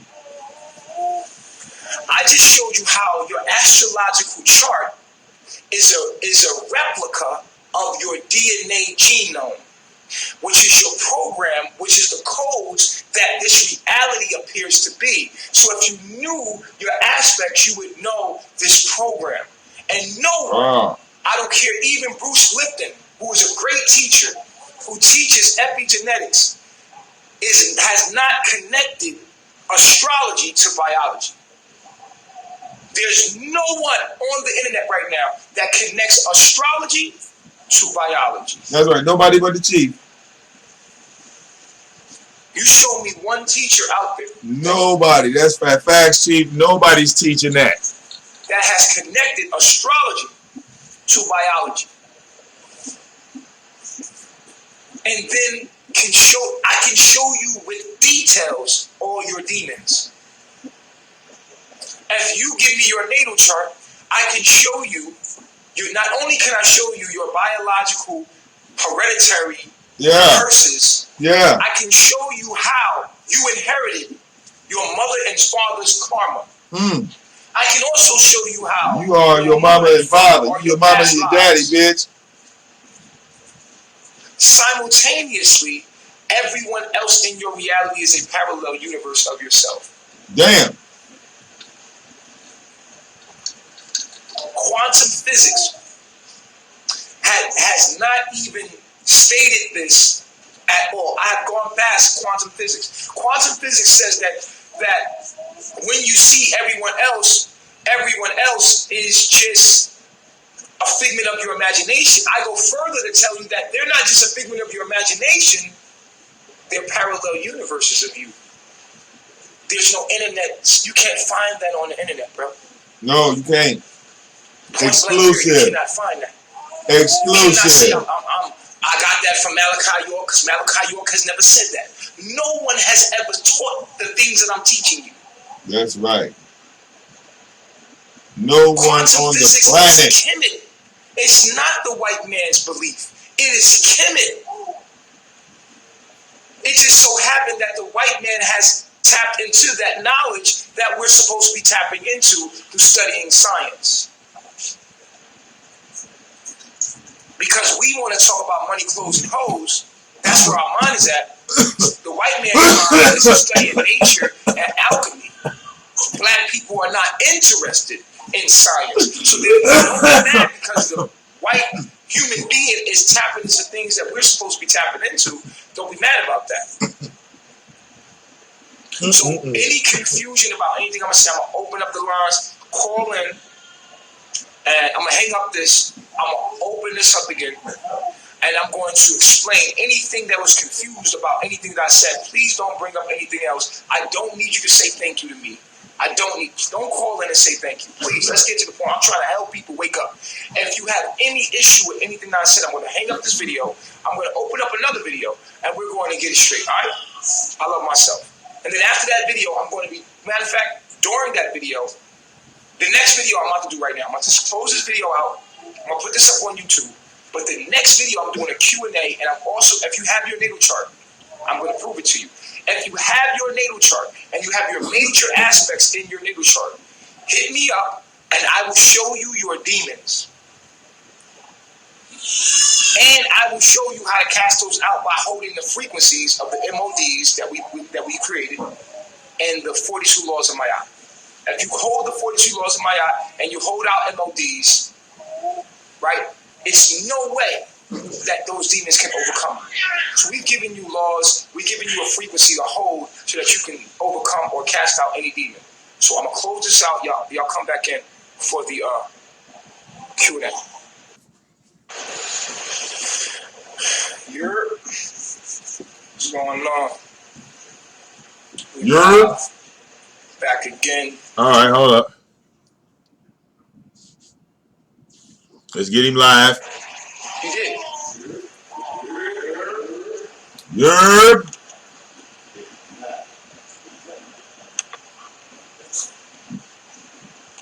This is why they're trying to distract y'all from me.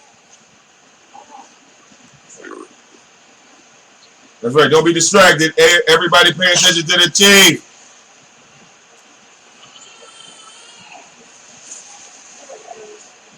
Huh? Always. This is why they're trying to distract you with stupid shit.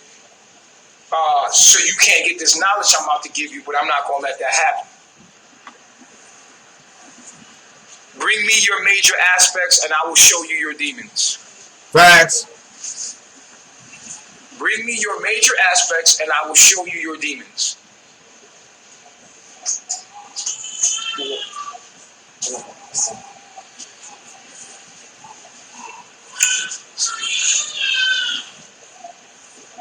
All right. So y'all call in. If bring me your major aspects. Any questions that I'm teaching? This is what they want to do. They want to distract you from this. Everything else is distraction reflections. Because what I have is divine knowledge. Oh, you got a white boy. What's up? What's going on? Yeah. I have my This is Black White Day. This is Black people reparations. Pull them up. Have you done your own research on your aspects? No. Okay. A little bit. Only today that I've been listening. Right. Okay, so your first aspect we see is sun conjuncting moon, right? Yeah. Well, that's fine. That's a good thing. But your first demon you have is sun quincunx Jupiter. Am I right? See. Yeah. So the quincunx is bad, square, quincunx is a demon. That's and conjunction. No, conjunction is good. That means that you just have the same sign. You have the same sun sign.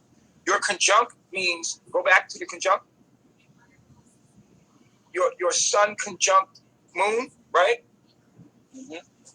Conjunct means that you have the same moon sign and sun sign. That's all that means. It's conjunct. Okay. Means that's a good thing. That's okay. It's both They're in harmony. That means whatever your sun sign is, your moon sign is as well, right? You got the same sun and moon, right? Mm-hmm. Okay, what's your sun sign? Cancer. Cancer. And your moon sign? Cancer. Okay, both so our 8 first house. demon of today is what? Sun quincunx Jupiter? Yeah. All right, now. And moon, quincunx, Pluto. Right. So remember, all of our squares, we can Google that. Now, what you want to do is you want to go to Google Oh, ain't gonna use it, Google. You cheating? Hell no, Chief. Did you just cheat? Right. No. So I put in. No. Did you just use Google? Oh, he's cheating.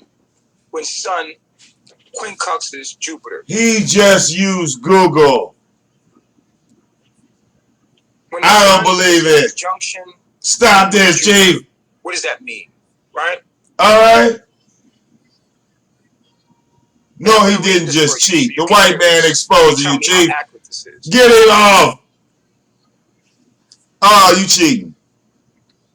It says there are distinct times in your life when you tend to go. What's Vic sign? Vic sign is the donate button.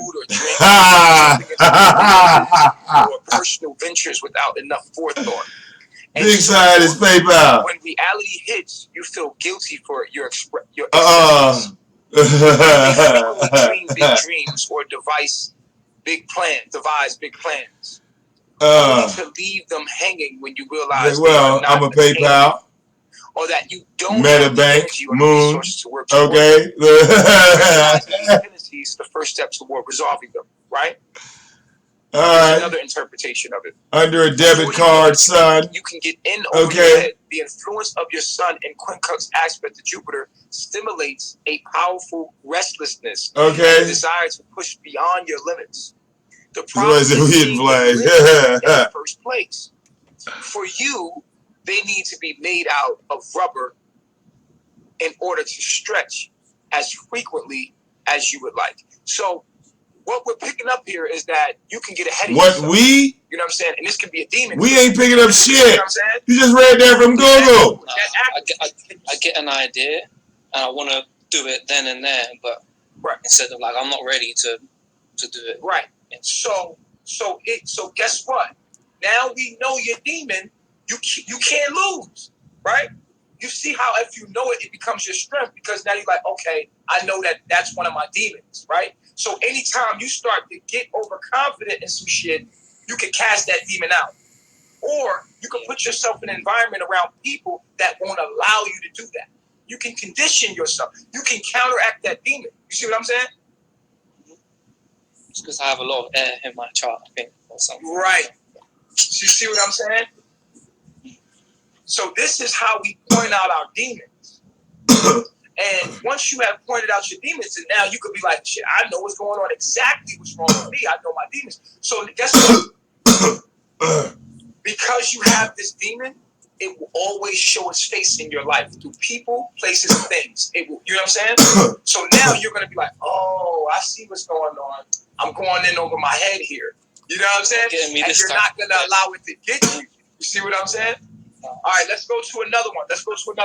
What else you got? We're reading Google. What else we got? What's the next one? Moon, what? Quincunx Pluto. Okay, that's a deep one. It quincunxes Pluto? It's not bad.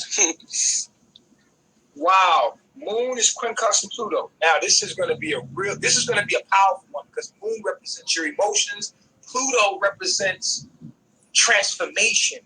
So you're going to get transformed through your emotions, through relationships. Shit is going to make you transform into what you truly are. I can automatically tell you that quincunx is a rough. Like it's going to give you hard lessons, right?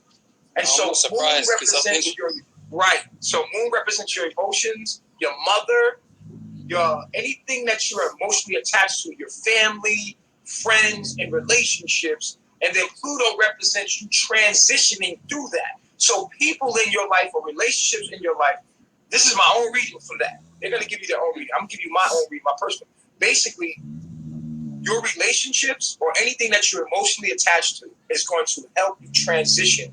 But it's going to be hard. It's going to be painful. You see what I'm saying? I felt it. All right. You know what I'm saying? That's what I get as a reading.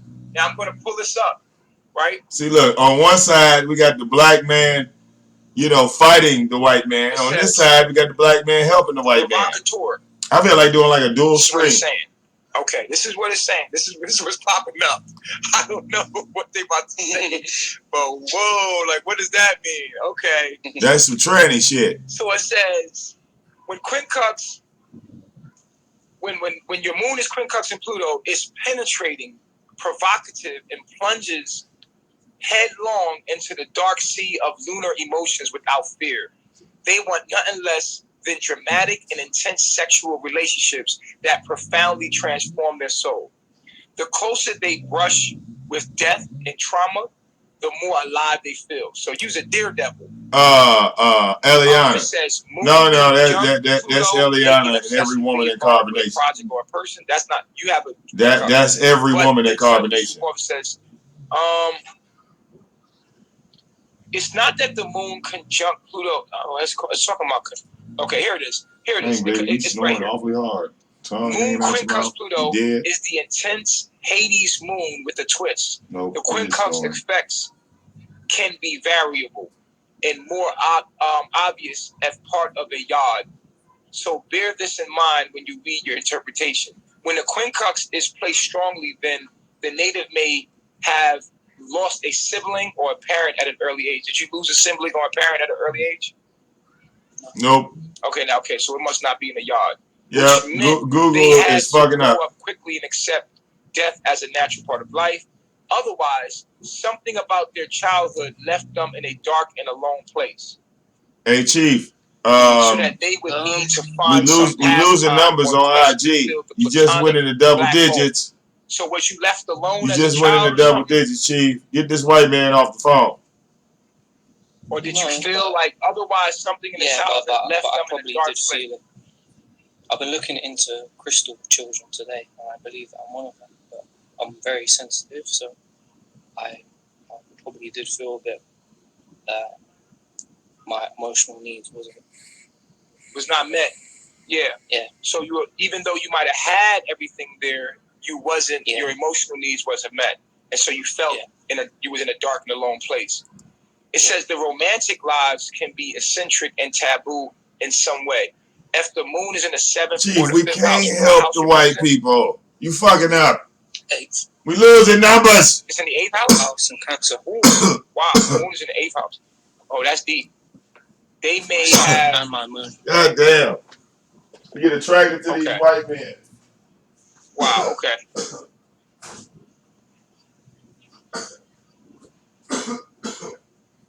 Let's read another one because a lot of these I like to read a couple of them. These websites just give you interpretations of it, and some of them are super duper accurate. You know what I'm saying?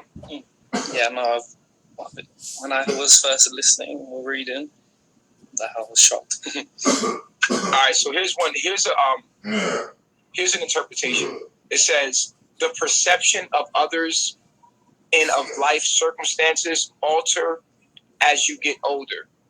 As others misunderstand your intentions and you misjudge others' motives, natural corrections occur for you. It is through concentrating on the core values of communication and relationships that you make major adjustments between your ego's drive and your emotional needs. You become a critical mechanism for personal growth and development. I don't know, that was kind of broad. I ain't feel that.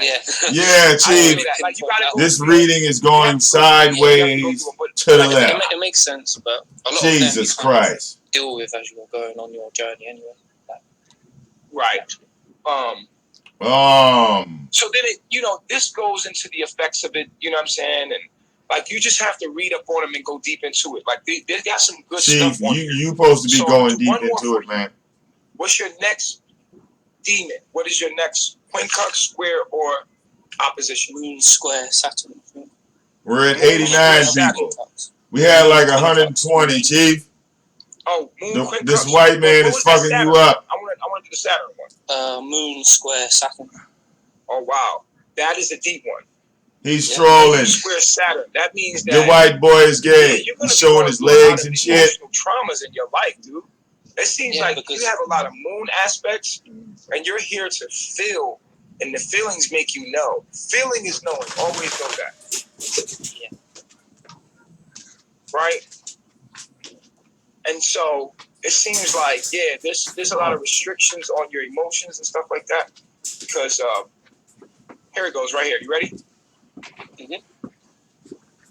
It says limitations and restrictions may occur on opportunities and experience, often created by unresolved emotional patterns. What? The source of these may be sentimental attachments to the past, to memories, to experiences, to earlier relationships. The white people wrote that, Chief. So are you someone that lives in the past a lot?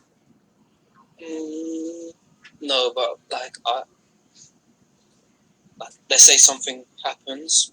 If it's something that emotional, sometimes you don't always completely deal with it.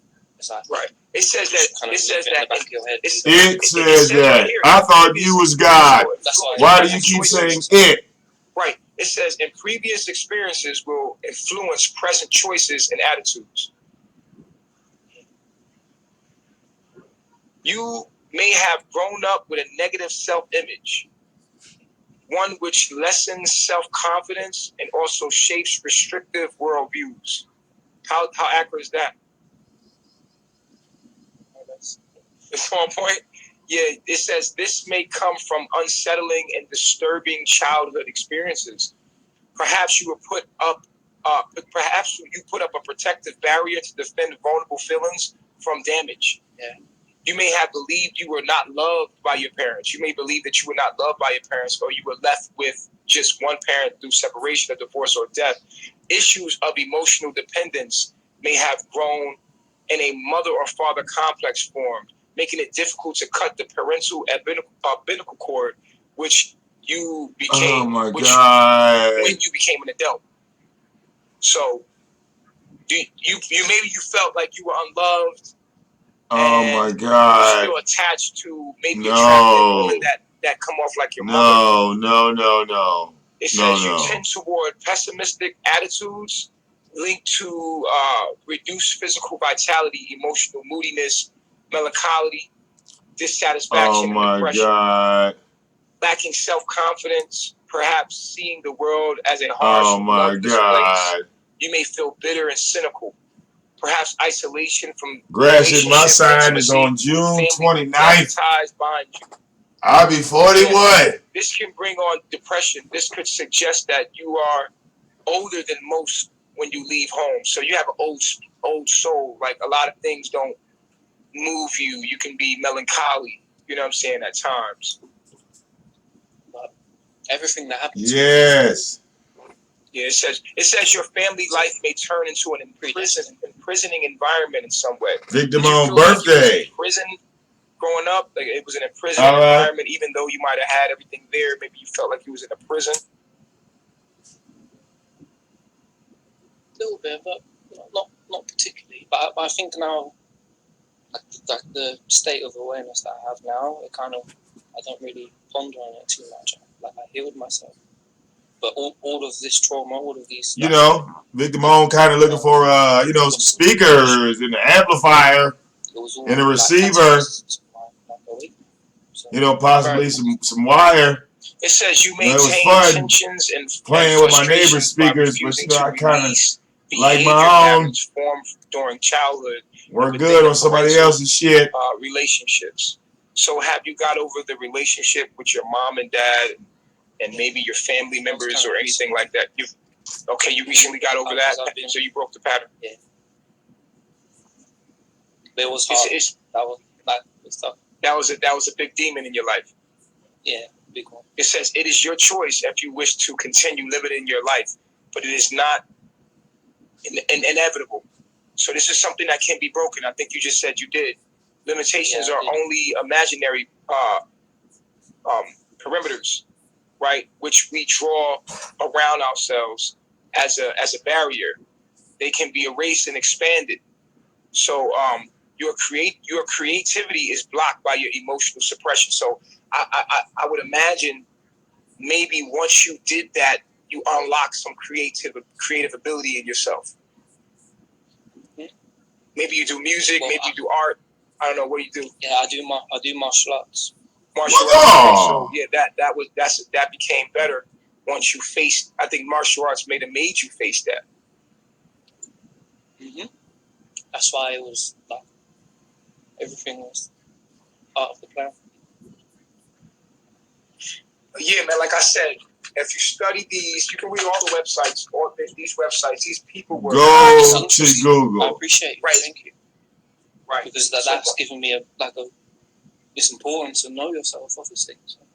Right. I'm so gonna know thyself, knowledge yourself. Once you understand yourself completely, you can become the master of yourself. When you become the master of yourself, you become the master of this program, because this program is a reflection of your response to it. Right? If you master your response, you've mastered reality. You become a god. You know what I'm saying? That's the key to life, and understanding the details and the mechanics of your soul is the key of unlocking the kingdom of God within you. You see what I'm saying? So knowing thyself is the key. Wait, time. Pause, Chief. Somebody said Styles' channel is gone. Stalking terroristic threats.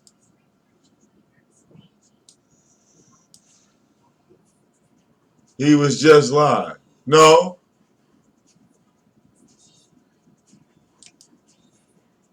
No, he's live now. Let's see. What the And this fuck? guy. Right.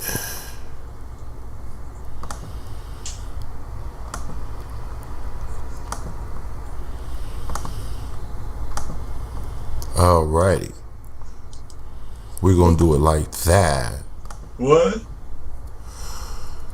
It won't be long once people catch wind of. Listen, it's hot. It will be close. Oh, God shit. damn. Yep. Yeah. Fuck it.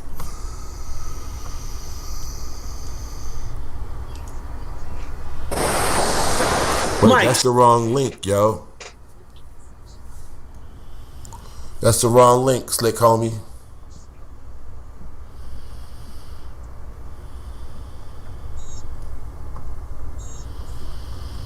Hold up, part 2.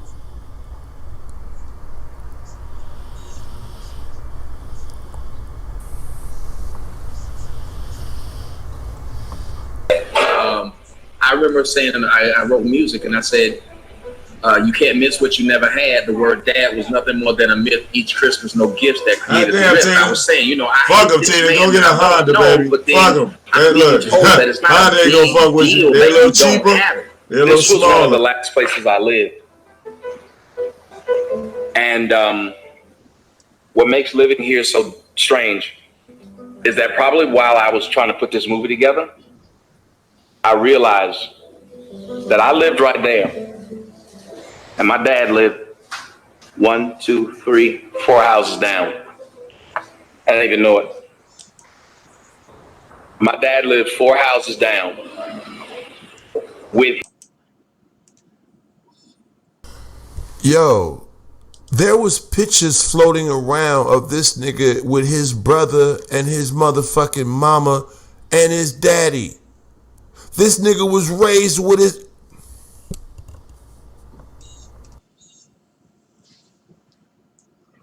Yeah, there goes Styles. With his wife and children. Why is it that in the black community we look at the lack of fatherless as not a big deal? I think it's all about repetition. Like you said earlier, generation-wise, like repetition is not going to be something that's been told not just daily, but generation, like yearly, and decade by decade. So like my grandmother basically, I think she's the one that truly started it. But I think that since Yeah. He's on Lee Concrete now.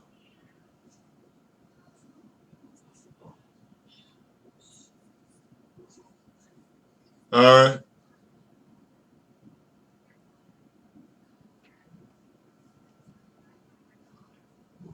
All right.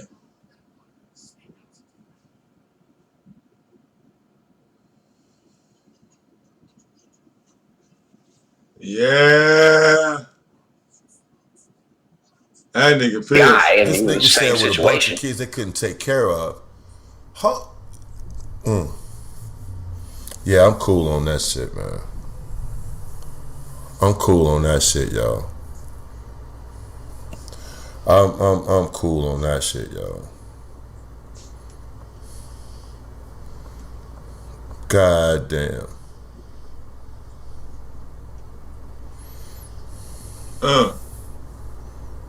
Wow. Oh yeah, 90K had it for Wow, 7+ years. How Oh does a okay. person, Well yeah, shit. how does a person who had their father in their life lie Yeah, about that 7+ shit? years. And how does a motherfucker who Yeah, they abandoned took his Styles son out. sit up and talk that shit? They didn't took his channel out. Come on, man. Come on, man. Come on, man. This dude sat 6 years. He said, I don't know what he's expecting on reviewing his movie, but man, this shit is horrible. Man, dude, 6 fucking years. Thousands and thousands of fucking dollars. And that's the shit? That's the shit? Come on, man. Y'all can't even be fucking serious. Y'all cannot be fucking. And that's the shit y'all going around talking about this movie out? That nigga was raised with his father. Who had that video with the picture of him and his family? With his mama had a bunch of kids. What does he tell his mama's a fucking preacher? Yo, the link, scroll up, man. Scroll up and collect the link, man. It's on dude page, Ralph Reacts page, man. Yo, y'all allow these niggas to pull shit like that. Come on, man. Y'all allow niggas to pull shit like that, man. Are you serious? Hey man, That Styles shit can't on even Blue be Money. fucking real. All right. That shit cannot be fucking. Yo, that cannot be real. That cannot be real. Y'all, man. That cannot be fucking real, man. I gotta check back in. Yeah, I'm looking right here. This is Styles' channel. Right here. This is his channel because I'm sub to it. And it says that his channel was removed for multiple or severe violations of hate speech. And yeah, they done knocked him down. Yeah.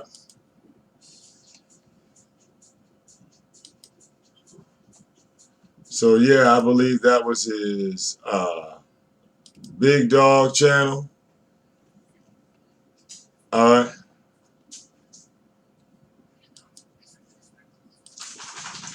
Yeah, I mean, he had a lot of people that he got into it with. So yeah, you had,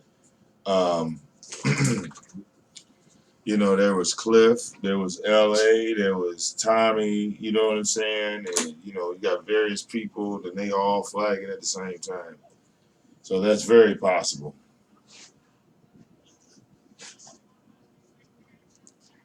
All right, that's very possible.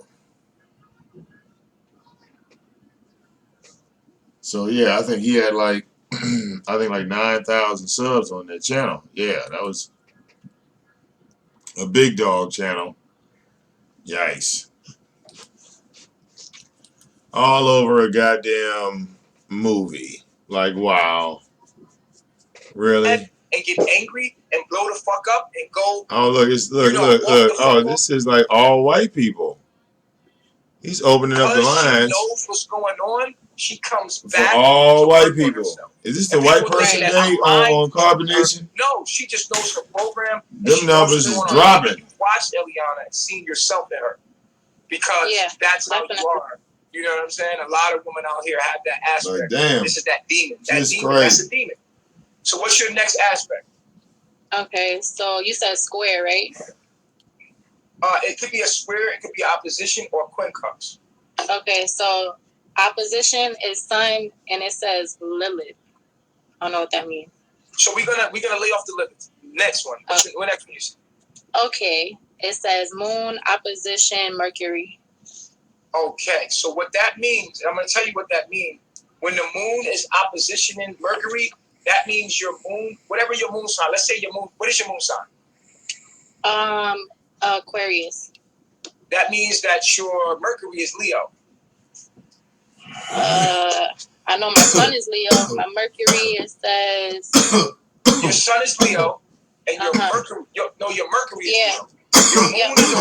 Your moon is Aquarius, and your Mercury is Leo, right? Mm-hmm.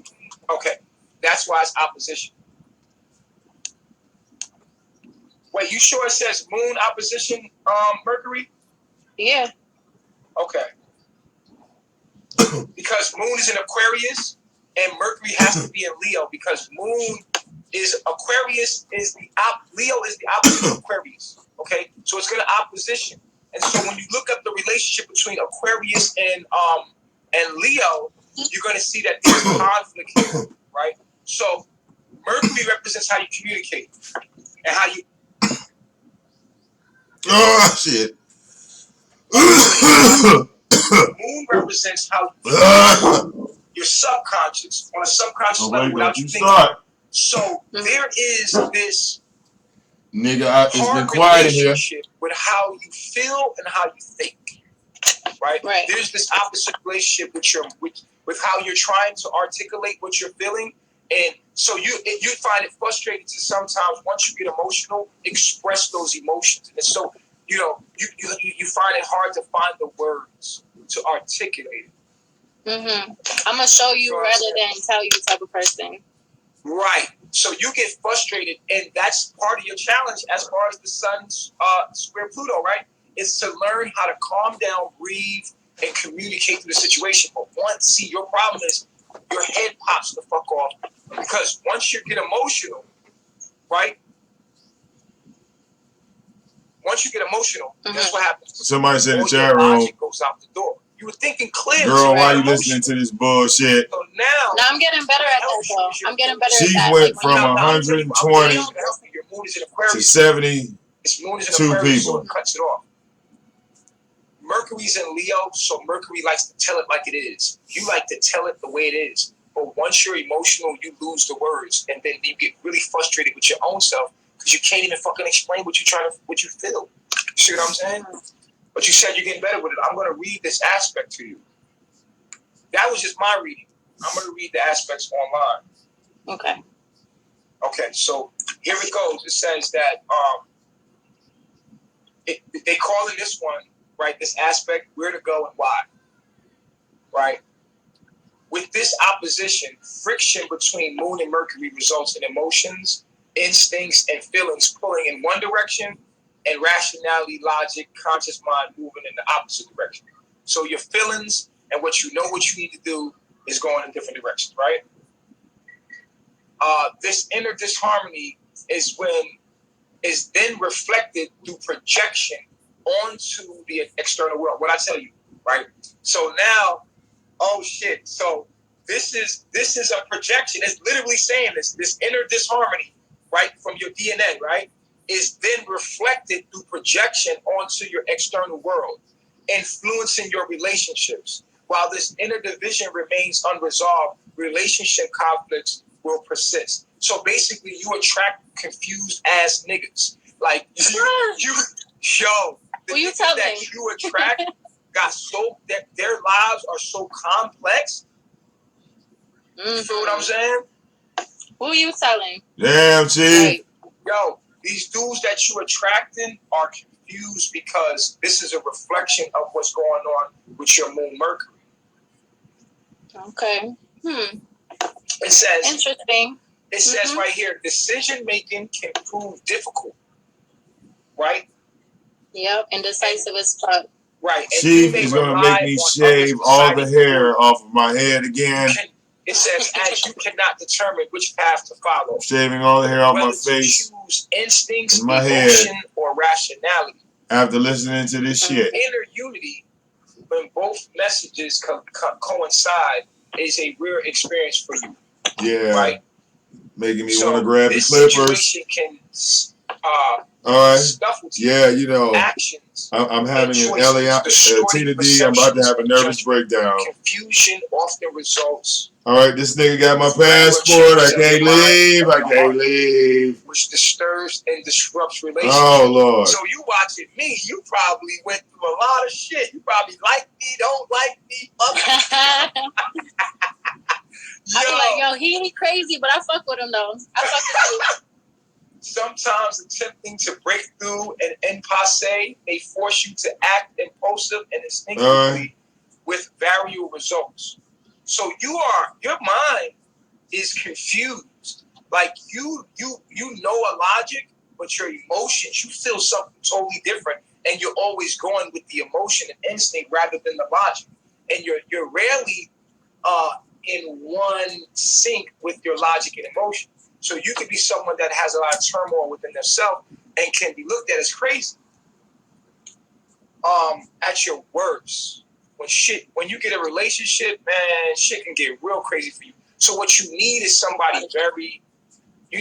that's very stable-minded that can help you make good decisions. So you just need a stable man in your life that is can teach you and help you, because if not, you could easily be looked at as a schizophrenic or fucking emotionally disturbed. Somebody can easily say that you belong in a psych ward. That's why I call my man OG. He my OG. Right. Yep. You could be insensitive and offensive to others, unaware of lack of tact. So you lack tact sometimes. The way you come at things could be like, whoa, like insensitive. Okay. You got a little mouth on you. So this is a demon right here. This is a demon, yo. Right? So you gotta watch out for this. Read up on this, man. Read up on moon what is this? Moon opposition Mercury. All right. I'm gonna write that down. Right. So you gotta Google these things, right? We're gonna do one more for you. Okay. We already see that that's a demon right there. That can cause you to trip the fuck out. You know what I'm saying? Mm-hmm. And so what you experiencing with me is me dealing with demons, with other people's demons, with my demons, which can be other people, like people in my life or people in your life. What you're experiencing is yourself, even in another person, right? You're experiencing some aspect of yourself. And there's many aspects, major aspects of you. So what's the next one you see? Opposition. It says... Doesn't matter if it's a split. You have a quincunx? Do you see any quincunx?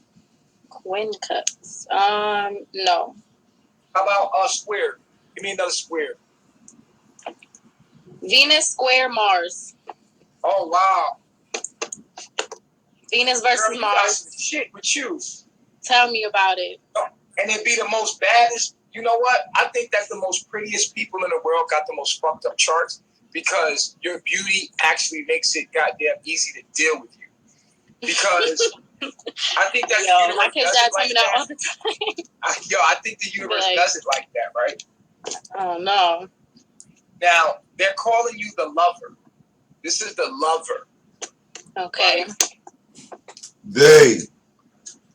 Who the fuck is they? Venus versus Mars. Right, exactly. Okay, so I'm gonna read this one for Cafe Astrology to make it short and sweet, because they got many websites you can read this. Many websites. When Venus is squaring or opposition Mars, whether it is an infatuation, or a full-blown love affair, relationships get these people out of bed in the morning. They are passionate people, right? Who seem to need an active, romantic, and sexual life to drive them. Often, this area of life is somewhat challenging, especially in youth, as much as they want to be involved in a passionate affair, their timing can be off, or it's difficult for them to find a relationship that mirrors the strong desires and expectations they have. Mm-hmm. Especially when they're young. There can be a real awkwardness in their social skills. This may or may not be apparent to others, but these people most definitely feel it in themselves, right? These people are highly creative and generally are driven by expression of creativity. Their passion for romance is often channeled into creative output. So basically, you could be a songwriter, you could be a you could do art. Oh, I do a lot of art. I'm a painter. Okay, so you use that sexual energy, that romantic energy. You like R&B. You're an R&B chick. Yes. For example, challenges in relationships may be a large part of the drive behind their poetry, music, or yeah. So you're one of those people that take the things that they're going through in life and then put it into an art form. Mm-hmm. You know what I'm saying? And you're in love with love. Mm-hmm. Love and hate are very much mixed together for people with Venus square or opposition Mars in their birth chart. They are prone to love-hate relationships with others. So yeah, you get into some love-hate shit, you get into some passionate shit, likely because their passions are such the old saying, there is a thin line between love and hate. Rings especially true with y'all. So you can love somebody and then hate them with the same velocity that you love them with. Okay? Some level of competitiveness, anger, frustration, or against is present in a romantic relationship. Do you challenge each other? Do you what do you think? With who? It says that abuse is present. So you get into fights in your relationship, either in the form of receiving or giving. Either you be beating niggas' asses or you be fucking with niggas that be beating your ass. So, yeah. It says you are quick to anger. You are quick to anger. They are generally just as quick to forget about it. So you get angry fast, and then you forget about it fast, making you seem like a straight nut. Mm-hmm. But let me tell you something about these women that are acting like you, right? Y'all got the best pussy. Oh my God. I don't know, it's because y'all switch emotions so much, but y'all got the best pussy on the planet. The crazy bitch got the best sex. It's the craziest bitch shit ever. Like, I don't know if it's just an emotional switch out, but yeah, damn. Man. Y'all got the best loving. And it's sad because you don't want to deal with these bitches. They're fucking crazy, but it's like, fuck. It's good as fuck. Oh my God. You know, so it says that you're quick to I'm working on it, though. I'm working on it. It says they are quick to anger. Are you quick to anger? Lately, no. When I was younger, yes, I got myself into a lot of shit from my anger. But lately, I've been Have you ever gotten a fight in your relationships? Yes. Do you see how accurate this shit is? Mm-hmm. Hold up. It is so accurate. You said Tyra wants to buy the movie for $10. Tell him he has to call in the show so we can talk negotiation. If he wants a copy, well, money, let's get money off the table. Let's talk about shows, because I talked about my terms and conditions yesterday, and it had nothing to do with Federal Reserve notes.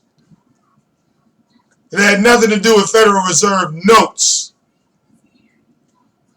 Because we don't deal in Federal Reserve notes. Because Federal Reserve notes is a promise to pay. And I ain't promised to pay this nigga a goddamn thing.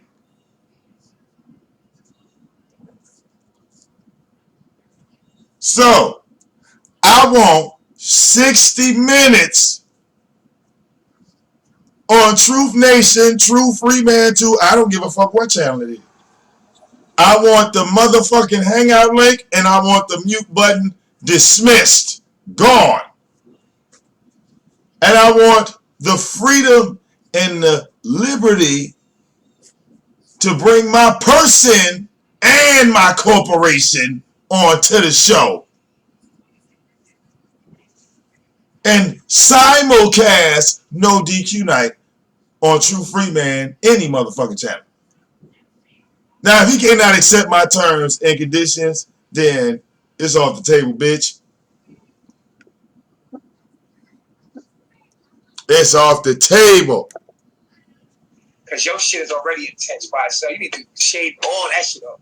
Because you just, I shaved my hair. I shaved this part underneath. From what I'm reading, like you, and you would be attracted to hood niggas. I bet you like hood niggas, like real, yep. Like real hood niggas. And only a hood nigga gonna give you that promise. You look. Got me one, but he's nice to me though. He's real nice to me. I mean, you got a little older. You probably been out of jail and shit enough to be like, okay, you know what? I gotta chill. Yeah. Yep. That's exactly what it is. Yeah. Exactly, just like that. So this is something that you should look into as well, man. This is a good. You see how accurate this stuff is. Mm-hmm. And so crazy. These are the keys to the kingdom of God, and like this is you have to learn your know thyself, because once you know thyself, you can be like, damn, yo, she put me on my shit. So now you can see why you doing it. You can be like, damn, my Moon Mercury aspect is coming in. You know what I'm saying? Mm-hmm. Yeah. So. Thank you. Hey, it was good. Thanks for calling in and letting me allow you to show the world how accurate this stuff is. For real, thank you. Stop saying Chief crazy, because he crazy, but he cool. Exactly. They don't know nothing about us. They don't know about us. That's right. All right, I love myself. Love myself. Peace, bro. Okay, then. So I'm gonna take my next caller. This is fun for me because I want y'all to see it for what it is. You feel what I'm saying? So y'all can see y'all demons. Bring the next caller in. How to rebuke them. This is all about demons. That's right. Your demons is gonna be your squares, oppositions, and Chief, your signal fucking up. And your major aspects in your chart.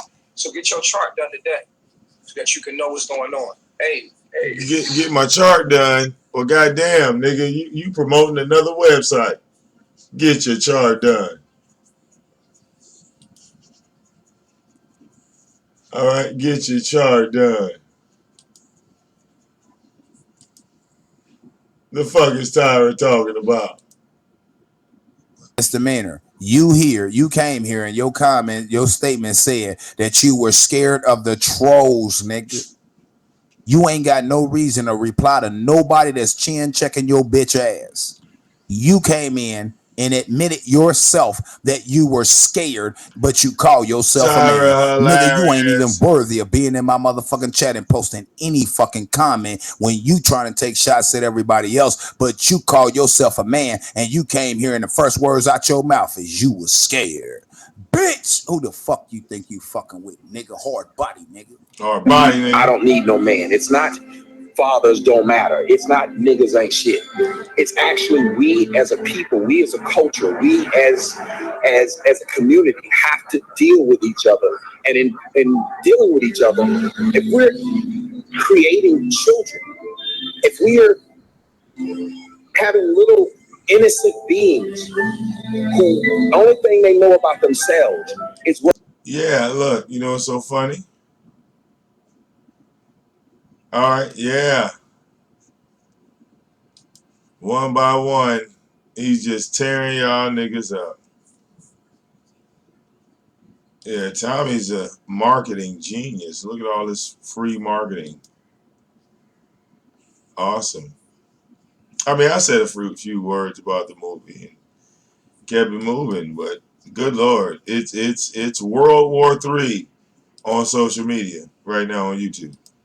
Hidden Colors for the presentation for what it was, taking Tariq out of it, just the presentation. It was, you know what I'm saying, it was just presented well for what it is. It's presented well. How you feel about, you know what I'm saying, Tariq aside, that shit was presented well. Hidden Colors 2 and 3, I thought it was too fucking much. But the first one was straight. This shit, nah. This shit seemed like it was thrown together really fucking fast as an act of desperation. And I'm not just trying to shit on this dude. But, you know, again, I might be a little biased because I do have some other, you know, we all seen these other little things transpire. But it don't seem right. Remember how he did that bullshit in DC in front of the White House promoting or some shit, AFA, talking about how it would be a revolutionary film. Yeah, that's when he was getting his Takashi on and shit. I feel you. Yeah, man. Like I said, you got to see Tariq's review. I don't, because all it's going to do is start another revolving door of some bullshit. Like, I really didn't even want to get involved and say nothing, but I'm like, you know what? No, this is you. I gotta say something. This is some bullshit. This right here is some bullshit. Like I'm offended for everybody else. You know what I'm saying? Like real shit. And man, I'm trying to figure why do motherfuckers come talk to me like I owe them a conversation? Go ahead on, man. Stop trying to talk to me through a chat room, dog. Beat it. The fuck is wrong with you? Yeah. It is World War V. All over social media. You got Tyra having nervous breakdowns. Hell, he might have got flagged. Did Tyra get flagged on True Free Man too?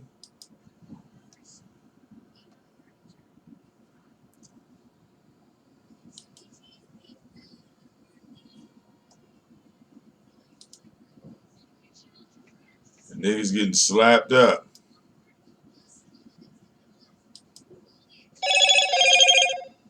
All over social media.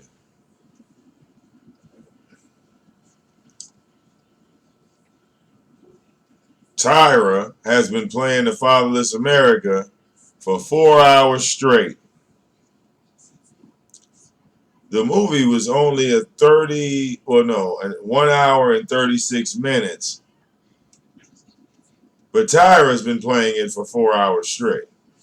Nice. Now, shit, stomach needs a minute. But anyway, he just indirectly and inadvertently admitted that it's the man's fault. Because it starts with them. If he was to say that it starts with the household and the women are the ones raising our young black men, so they are at fault. Well, the black woman didn't create the black child by themselves. They created it in cahoots and in concert with what y'all call the black male. What y'all call the black man? /man, What do you call the black man? Left and abandoned her,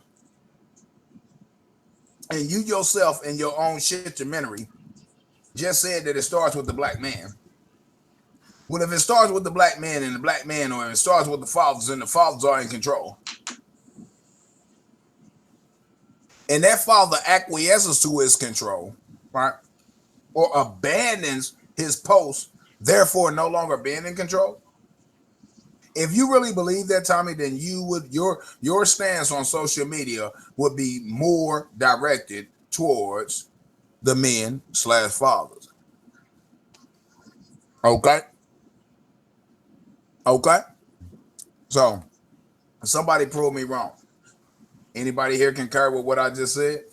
No. Can anybody here that got common sense agree that what I just said is a fact? He was backed by MGTOW, Tyra. Now, you heard Tommy say it starts with the men.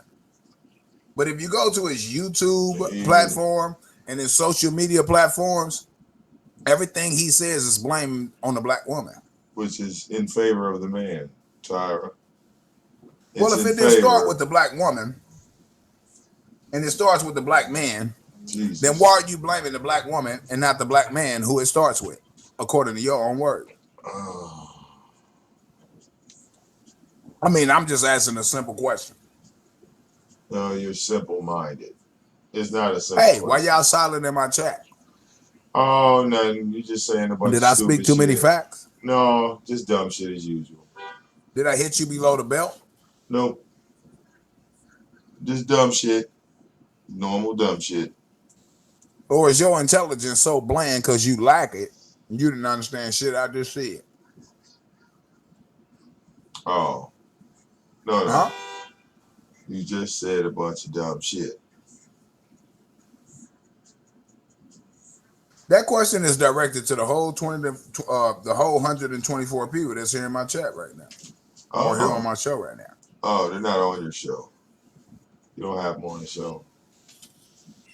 Now, don't everybody rush to motherfucking post a comment in the chat. Oh. Huh? Oh. Broski say play the movie. No, tell your mama to play my nuts on her chin. Bitch, you don't tell me what to do. This is my show. Oh. How you gonna skip and dodge the question that I posed to you, but yet you on my platform and want me to play something that you want to see? That don't make sense. You don't have it, Tyron. So, poof, bitch, be gone. See, True Free Man? That's why nobody like you, nigga. You always talking shit. Hey, check the facts, bitch, nigga. You came in my chat, ignoring my comment to you, which is my audience, and you want to tell me to play the motherfucking movie. I can't play a movie, and I'm not playing a movie. I'm playing a shit-umentary. Fuck up number one. Fuck up number two. You answer my motherfucking questions. I stopped playing this shit, and I posed some questions while using common sense, bitch, and you ain't answered yet. So you didn't do what I asked you to do politely, so don't tell me what to do, right? Arrogantly. You feel me? I can think of another word. Patty says, LOL at Mark Andrews. You are yelling and telling today, bruv. You bum. Man, get the fuck out of here.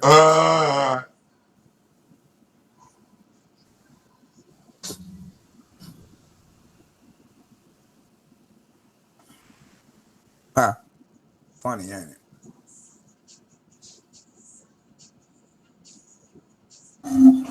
Y'all funny in this chat, boy.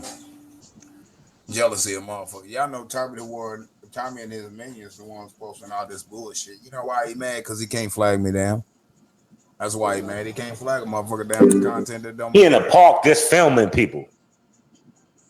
This motherfucker in the park just filming people. Right. You got all these and look at all these white. This is a white people park, man.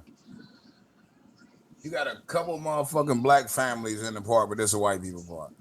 White people park. I don't even think he was actually in the park filming it. I think he grabbed this clip off fucking YouTube. White people park. I believe he grabbed this clip off YouTube. You understand what I'm saying?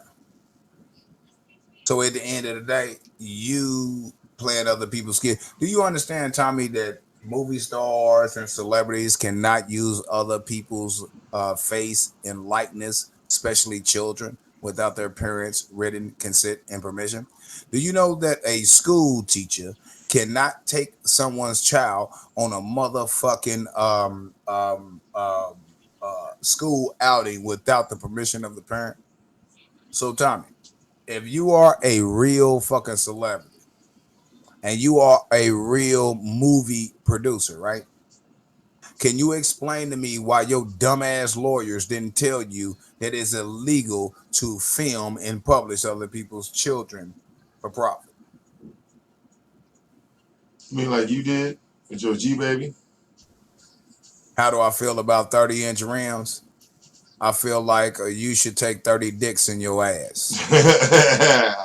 You block. I feel you should take 30 dicks in your ass.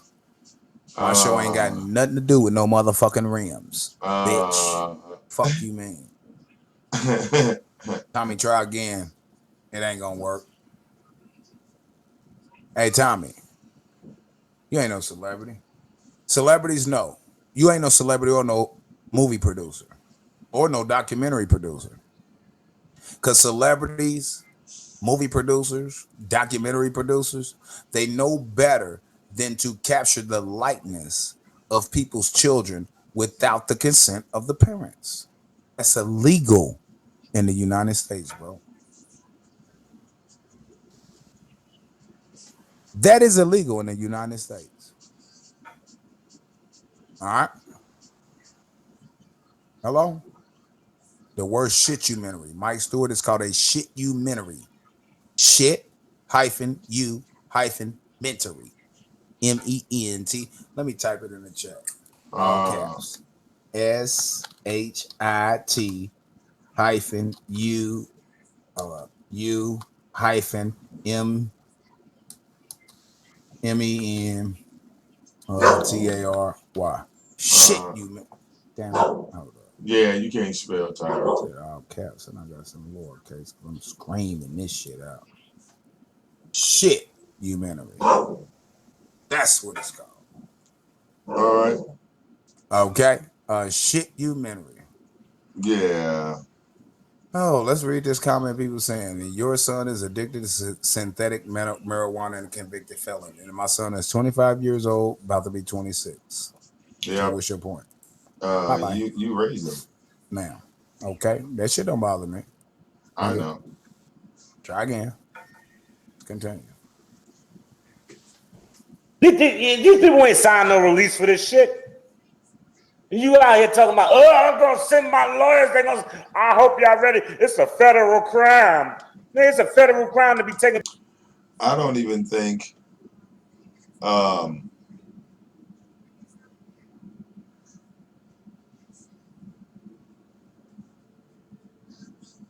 right. Now I want to show y'all how Tyra spelled shit-umentary. Okay? We want to show y'all how he spelled shit-umentary. This is your boy Tyra. That's how he spelled shit-umentary. SHITUMENTAR.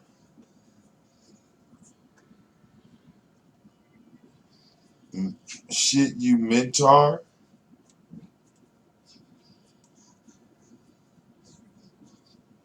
That's how you spell it.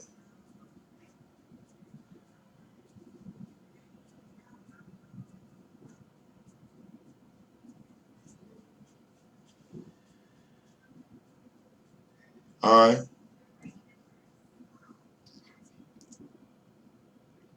That's how it's spelled. MENTAR.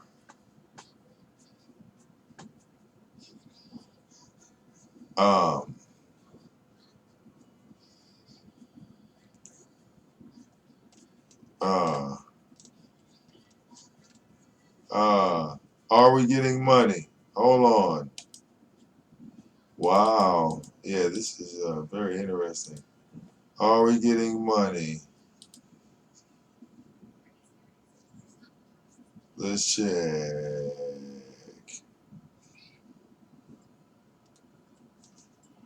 Are we getting our money? They took the video down. Look, they took the video down. It's not in my history no more. It was flagged. Where'd it go? Oh, here we go. I guess it's, is it over? Yep, it's over. So let's scroll to the end, right?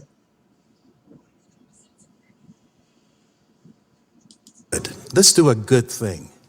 And if we can be good enough, then let history. Actually were white women. And there's a significant research. To go to the floor of the House of Representatives, on to the Senate, which will be the other body, as we call it, and the challenge that I will accept, and I hope that you will accept, and then a signature by a president of the United States of America. Let this day, June 19th, 2019, be the marker for the commitment for each and every one of you who have come to support, to say, on my watch, we will watch this bill pass and be signed by the President of the United States of America. I want to acknowledge Pastor Alan Patterson, who is from my hometown, and he is, I know he wouldn't mind me say, the inheritor of a great historic church. Town is booming. but in the shadows of the city's thriving.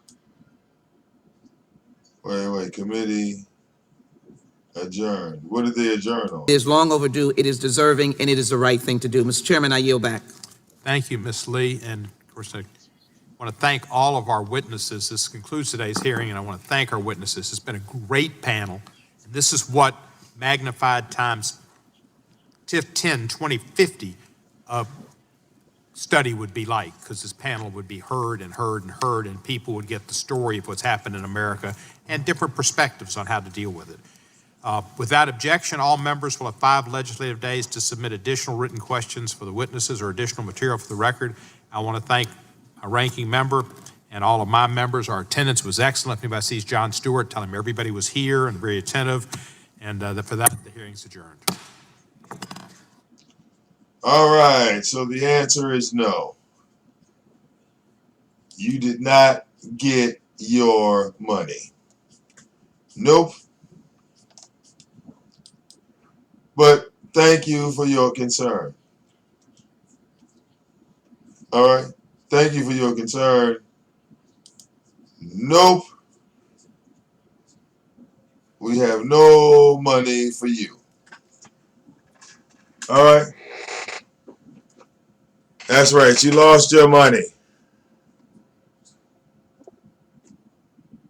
Natureboy must have stopped his shit. Yeah, you see. Yeah, he didn't save that live either. He didn't save the live either. He deleted that shit. Yeah.